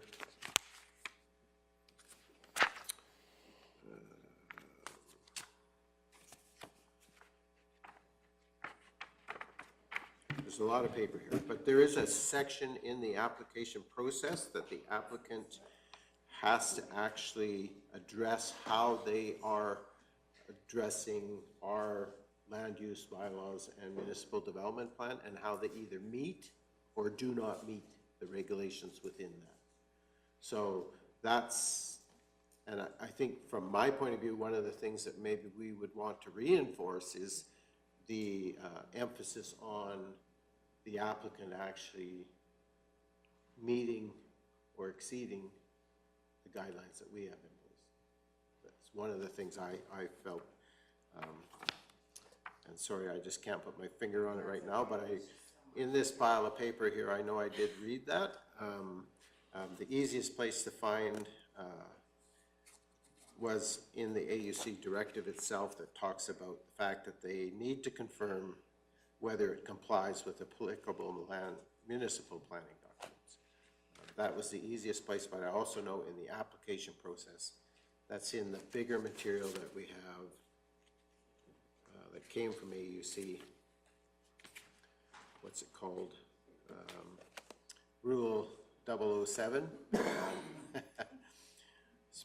secret agent. And it does talk about that checklist in the application. Yeah.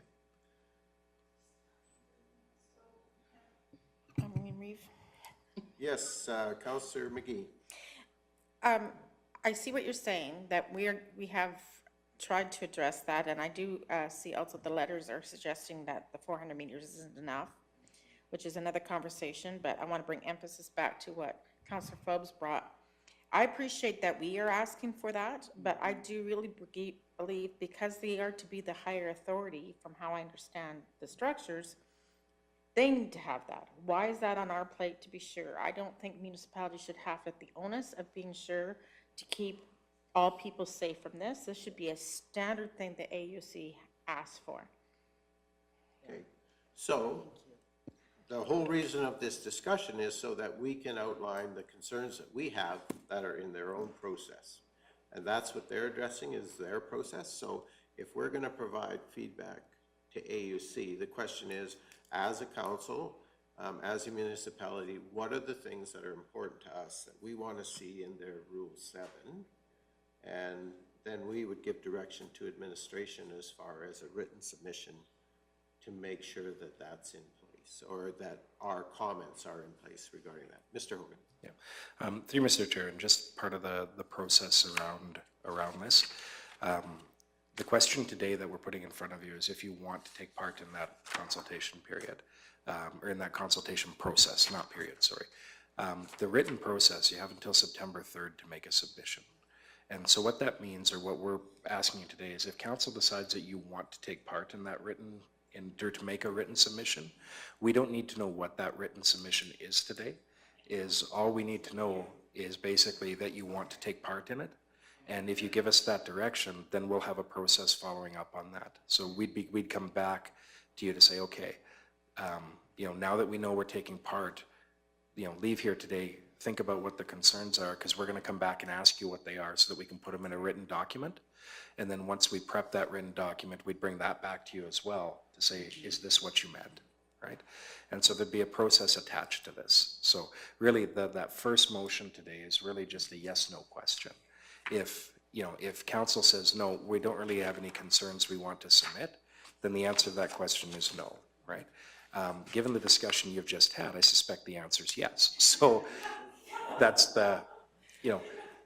That's the question today. And really what that tells us is that we need to go away and come back with a timeline and a process as to how to make that unfold to meet that September 3rd deadline.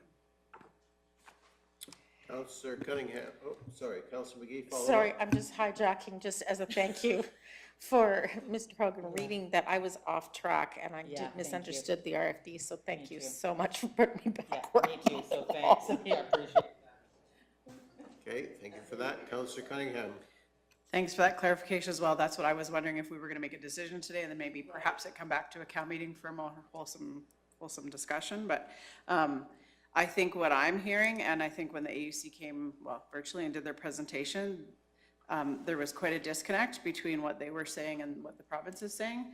I've heard it myself, that one's telling you to talk to the other one and the other one's telling you to talk. So I think whether we have it in our bylaws or not, I think we just have to be very clear about where we stand. And I'm going to say it's both sides, whether people are concerned about projects, or we're happy to hear from people that are considering projects as well, and some of the concerns and questions they have too. So we've heard a lot from our ratepayers, and I think that's amazing. I always say to people, if we don't hear from you, we don't hear from you. So I do really appreciate the time that people are taking to send information to us. But yeah, so going forward, there is going to be stuff like in Mr. Newdorf's letter to the AUC, he's talking about the coexisting of agriculture and these projects. What does that mean? What does that look like? And those are the questions, some of the questions I have. They talk about the pristine landscape. Well, what about, what's your I did ask him that, one of us, I think, did that day. What's your definition? Because my definition is going to be very different than somebody else's around the table. So to me, those are kind of the things that I think I would like to see going forward. So lots of things to think about, so. Yeah, thank you for that. I think that even if you just read some of the stuff that AUC has on their website, you read the letter from Minister Newdorf, you read some of the bulletins that AUC has put out. There's more questions than answers, I think, at this point in time. And the real issue for us as a council would be to decide what are the ones that we are seriously invested and passionate about, and which ones do we want to absolutely make sure our voice is heard on. And so I think even sitting in this room, there's probably a bit of a diversity in opinion on that. But at the same time, we need to come collectively to a point where we have something that we want to put forward. And of course, we're going to task administration with putting words to that as well. But hopefully we give enough direction that it's an easy task. The question for now is, and I think we're probably all on the same page, are we prepared to give direction to do that? And if that is a yes, then what we would need is a motion to that effect. And then that would allow us to, not only as a council, move forward, but it also gives our staff some direction in bringing that back to us. So, Councillor Cunningham? I want to say too that I do apologize to the ratepayers. I missed the oral part of that, and I mean, they talked about that at the AUC, but anyways, I think the written portion is actually, to me, it's more comprehensive, and I think we'll be able to do a better job with that anyhow. But anyhow, in saying that, I would move that council direct staff to prepare a written submission as part of the current AUC review of Rural 007. Okay, thank you for that. So we have a motion that we direct staff to prepare a written submission, and of course, we know what that means. It means we're going to do some homework with staff in order to get that prepared. Are there any further discussion to the motion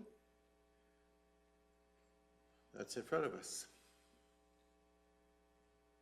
Okay, I'm not seeing any, so the motion is council direct staff to prepare a written submission as part of the current AUC review of Rule 007.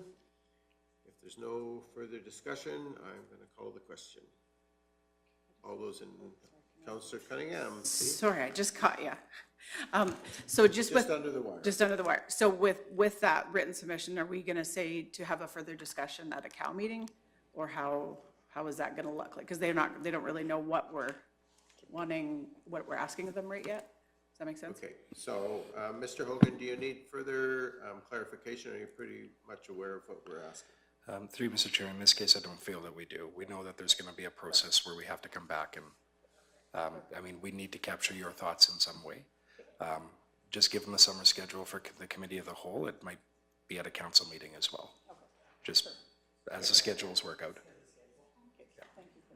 Do you have some kind of idea of maybe timeline, what you're thinking would come back to us as? Right now, no. Really what I see is we'll be coming back to you to capture the initial thoughts. And then we need the time period where we put that together, put the words to paper, as you said, and then you need a chance to review it as well, right? So that we can, and with enough time that we can make any revisions prior to that September 3rd deadline. Yeah, September 3rd. So we have 3 months, basically. Okay. All right, we're all clear on the intent? Okay, any further discussion? I'm not seeing any, so all in favor? And that is carried unanimously. Thank you. All right. The next item of business becomes disposition of delegation and public hearing business. Item 8.1, Kneehill Housing Corporation.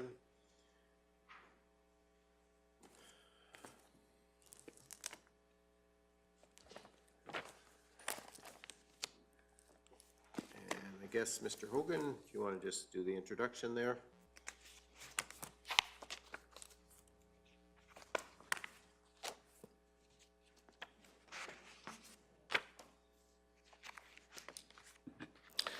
Yes, Mr. Chair, sorry, I'm just moving to that part of the agenda through some of the material that we were in from that last one.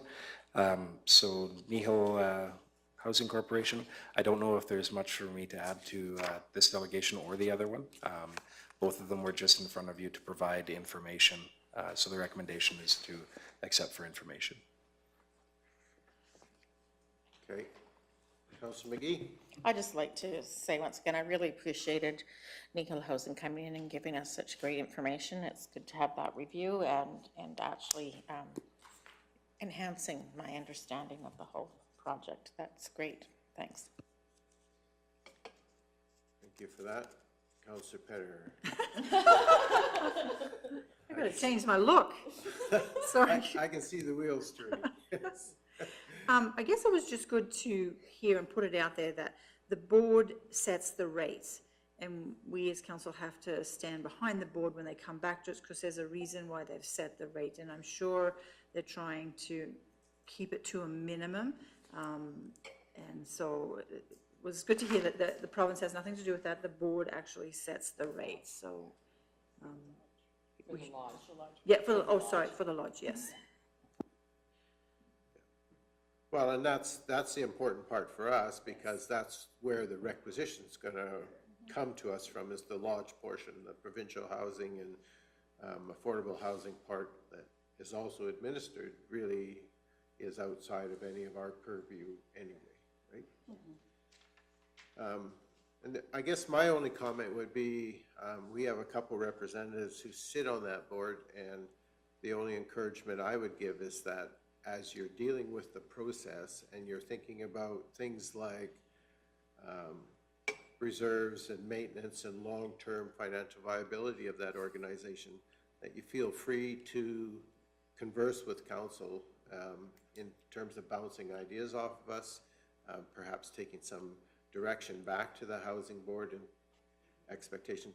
I look at it and I go, how do you operate an organization like that and have nothing really in place to do something like as simple as replace a compressor on a refrigerator, or, you know, and so in terms of organizational structure, and I know from talking to you, Councillor Phobes, that the board is working in that direction. And so, as I said earlier, when Ms. Miller was here with us, that surprises are never fun for anybody. And so the more information that we have together, that just makes it much easier to process and understand. So that's my only comment.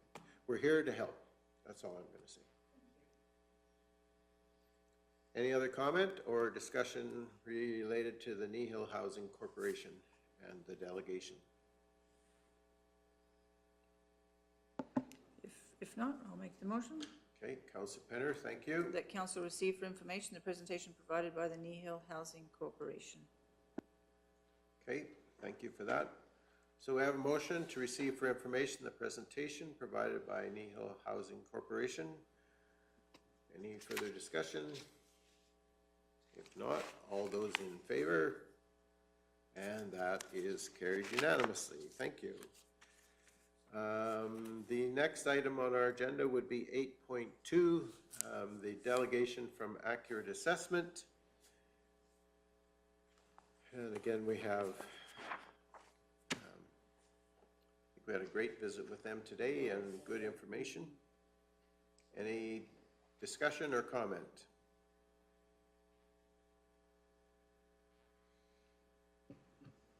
Councillor McGee.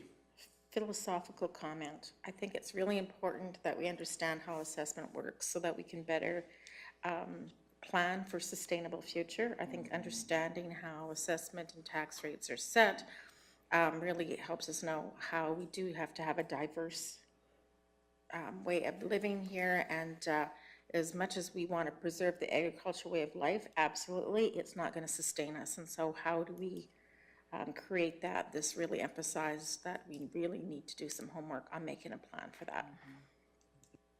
Okay, thank you. Any other comments or discussion related to accurate assessment? If not, I would certainly entertain Councillor Cunningham. I just want to say too, I really appreciate them coming. Every time they come, I learn a little bit more. And I really like the information that they provided, that if there's ratepayers that have questions or concerns, to contact the county, and then the county can definitely let the staff at Accurate know. So that was good information too. So with that, I'll move that council receive for information the Accurate Assessment presentation. Thank you for that. So I have a motion to receive for information the accurate assessment presentation. Any further discussion? Okay, seeing none, I'll ask the question. All those in favor? And that is carried unanimously. Thank you. The next item on our agenda is council and committee reports, and 9.1, Cape, the event that they had in Red Deer with the Premier and a number of the ministers who are directly impacting what's happening here. And I just thought it'd be an opportunity for those who attended to comment, if they so wish. Councillor Phobes. I will say that I really enjoyed this. The only thing I wish they would have allowed was a couple of questions from the gallery. That would have been my only thing I didn't enjoy, because there would have been one or two with those ministers sitting up there. I would have asked different questions than the ones that were being asked. So, but other than that, the information, the exchange of information between like-minded people that sit on councils, amazing. That part's awesome. Okay, thank you for that. Anyone else? Councillor Christie. I appreciated the comment that they're not going to close any more rural hospitals, but they didn't talk about staffing to keep them there. Very true. Councillor Cunningham. Yeah, I thank you to Councillor McGee, who sits on the Cape Board. It was very well done. Lots of great information. The meal was wonderful. Flowers were beautiful. I kind of where Councillor Phobes went. And Cape had no influence on this, but I guess sometimes I'm listening to the province and everything seems very flowery and positive, and I mean, I guess I'm sitting on a different side where I talk to local rural business owners, and that's not the story that I'm hearing. So that would be more of a suggestion to the province that they really need to get out to rural Alberta and talk to business owners, farmers, everybody out here, because when I sit with my Chamber of Commerce, we're talking about challenges, and I'm just not hearing solutions from the province, whether it be, troubles with our labor market, carbon tax, utility costs, transportation of goods, all those things. I'm just not really hearing a lot of solutions. And one of the best things for me that night was, again, just the collaboration those of us that were there, and then having Ms. Gabrat there, who's our economic manager. She was so engaging and just wanted to find out from each one of us what we're hearing, what we know, what we'd like to see. And so, again, that was even just the networking amongst us, I think, was the most beneficial for me. But thank you to Kate for hosting that. It was a good event, yeah. Okay. Do you have anything else you want to add? No, I really can't elaborate any more than what's already been said, so. Okay. Go ahead. I just, as your representative for the board, I really would like to thank you for attending and to be part of it. From our perspective, we haven't had a chance to gather and have a meeting yet, but just through a little bit of talking amongst ourselves, we have already seen an increase in uptake of people being interested in what CAPE does, and we had lost some membership over some of our bumps that we had experienced in the last 2 years, and those are coming back apparently already from that evening. So as much as I get your provincial concerns, this really was to be about what CAPE's mandate was about, and what the questions are for us to achieve that, and that we will be achieving that. So I think that's why they kept it limited, because this is our first try at this type of thing. But I will take that information back, definitely. But that's the reasoning of why it was done that way. Thank you. I appreciate that. Just for an update, the fundraiser raised $3,300, so that was really nice to have as well. So that would be over and above all costs for that evening, so we did get some money to help with our general expenses as well. So that was really good to see. And if you're ready, I'll go on to the next piece of CAPE information I have, unless you Sure, want to stick to you this. said something about another opportunity. Yes. So I received an email day before last night, and you see in front of you the Leading the Charge vision for Alberta's electricity future. That's from the Energy Futures Lab. So basically, this is just some information for you, which I think would be helpful regardless of whether you take this any further. But they are doing, what are they calling it? They don't even call it something. Anyhow, it's called,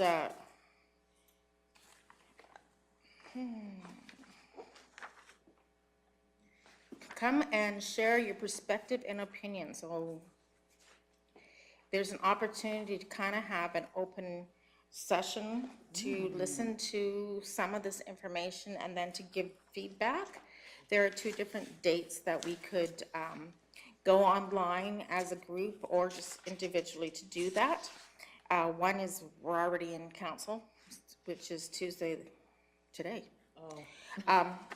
But Thursday afternoon from 2 to 4 is an opportunity for us to go on to Zoom. And I was going to, the reason why I asked to put it on the agenda is I was hoping maybe we might just want to do it as a council here, and then we can all do it together. If not, I will simply do it myself. But because we have so many electricity type things coming forward in, and what is the vision of the province, what is the vision of the world, those types of things might impact how we do our land use bylaws, etc. So I thought I would forward this to you. And this is again been extended through us because of town of Innisfail doing the work that they're doing. They're connected with the Energy Lab, and they just sent the invitation out to be included a couple of days ago. So that's why it's a last minute thing. It's kind of like, hey, let's expand on who we invite as the date got closer. So.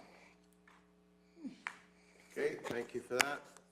So you're saying that the opportunity exists on Thursday? Okay. So we can either participate individually or corporately? Right. All right. Time? 2 to 4. Thank you. So is the wish that those who can would meet here, or do we want to participate individually? I guess I'm looking for some sense of direction for Councillor McGee as well as the rest of us. I know that on Thursday afternoon I will be not able to attend, so certainly it doesn't prevent anyone else from going ahead, so. Thursday afternoon, I'm busy. Okay. I'm out, sorry, but I think you know our thoughts on some of this stuff, and if you want to meet together, I'm all for you if you want to both come together. Carrie, if you're interested. So if two of us is enough to have it online here, that would be really great. If administration's okay with that, and then whoever else ends up being able to make it, will be here. So, I'm hearing a wish that maybe it could be facilitated here. Would that work from administration's point of view? We can arrange that. Okay. I sat here the other day and listened to Alberta Council's Bill 20 amendment presentation, and so me and my computer in the little tiny room, not so tiny room. Anyway, so as long as that's, so for those of us who are interested, Thursday at 2 here, from ability to participate in the energy future. All right. Any other comments on that one? If not, Councillor Cunningham, you wanted to talk about Kneehill housing.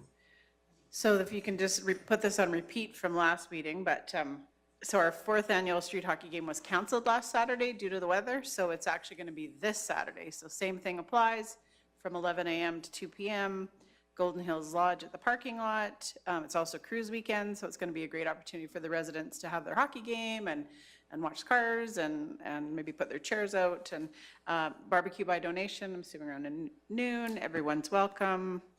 And yeah, so same as before, just this Saturday now, June 1st, right? June 1st is Saturday, yeah. Thank you for that. So an update on the street hockey event through Kneehill Housing is this Saturday, June 1st. You said 11 to 2 at the Golden Hills Lodge. Barbecue around noon. Okay. Barbecue around noon. Okay.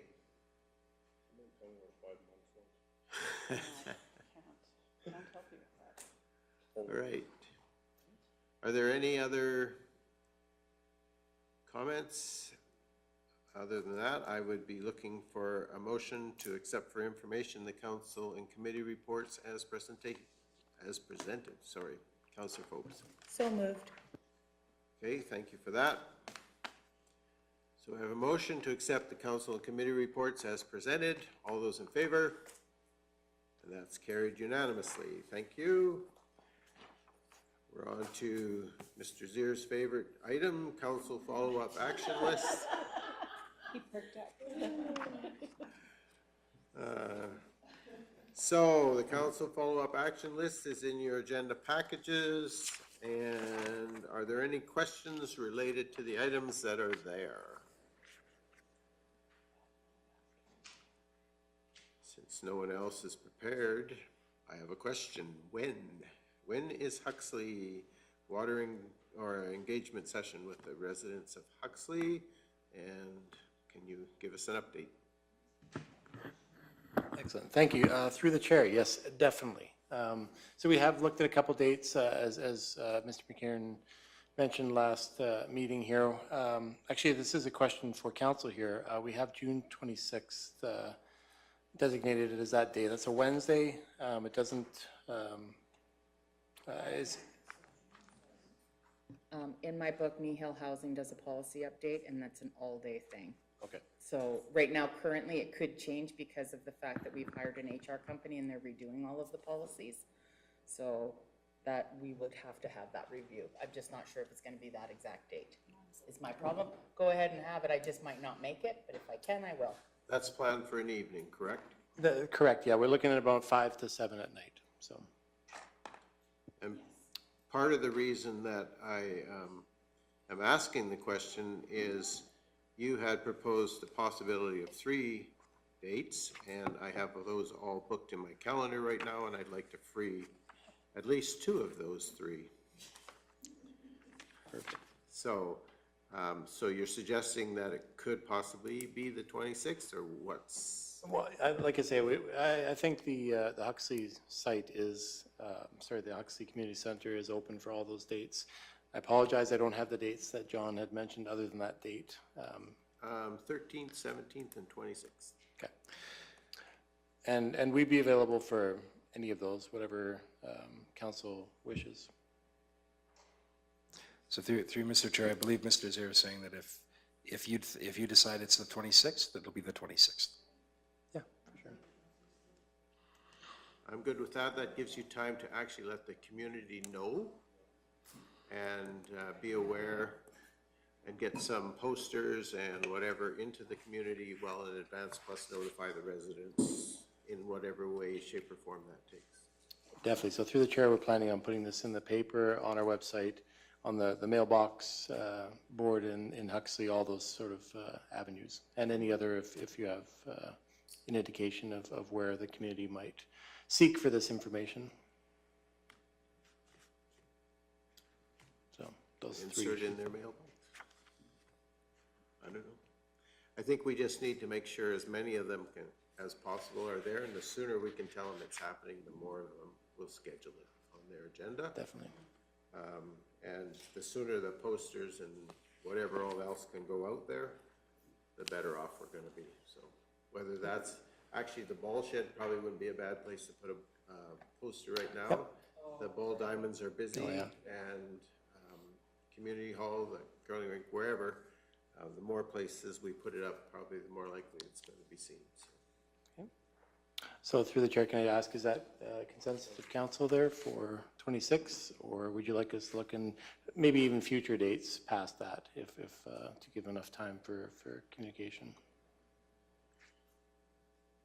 I think if we push it much later, we risk going up after school is done, and then families start to disappear, so.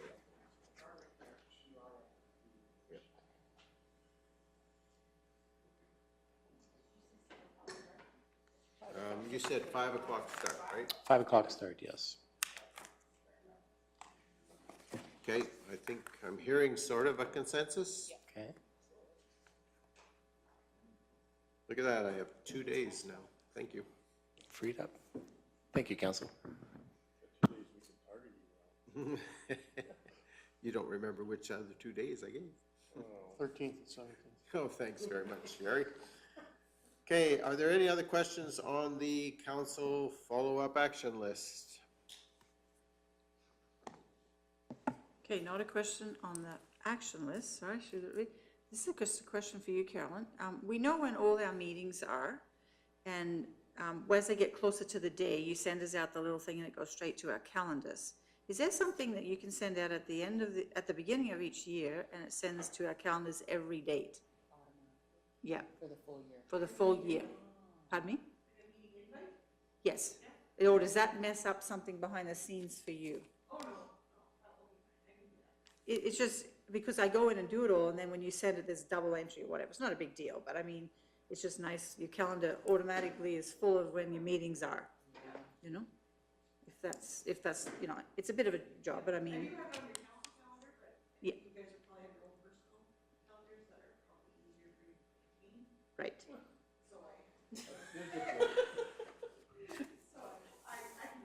Just an idea. Oh, thank you. Yeah.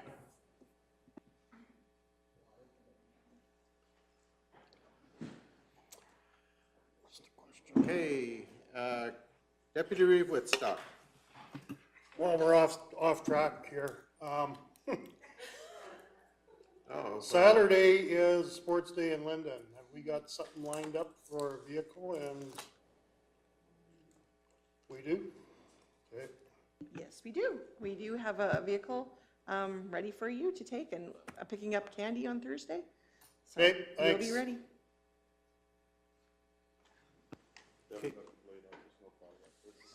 Got it on its wheels though. Any other discussion related to the council follow-up action list? Okay, sorry about that. I'm not saying you're offside, I'm just, are there any other questions related to the council follow-up action list or any other topic? that council may desire.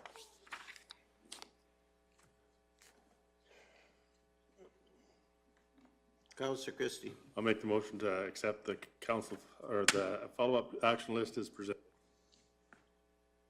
All right. Any further discussion? If not, all those in favor? And that is carried unanimously. Thank you. The next item on our agenda is closed session. So do you want to have a quick recess before that, or you want to do that motion and have a quick recess? Okay, so I'd entertain a motion to go into closed session. So moved. Councillor Forbes, thank you. I have a motion to go into closed session. Third-party business, section 16 is the reason. And all those in favor? And that's carried unanimously. Thank you.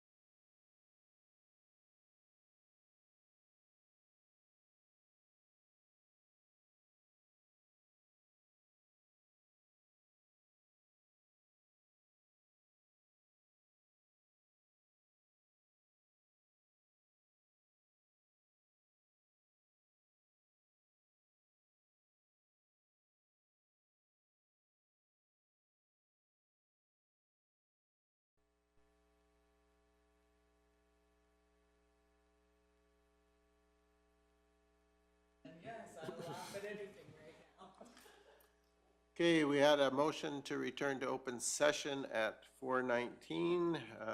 There are no motions coming out of closed session related to the third-party business, section 16. Discussion, it is now 4:20 and we are reconvening.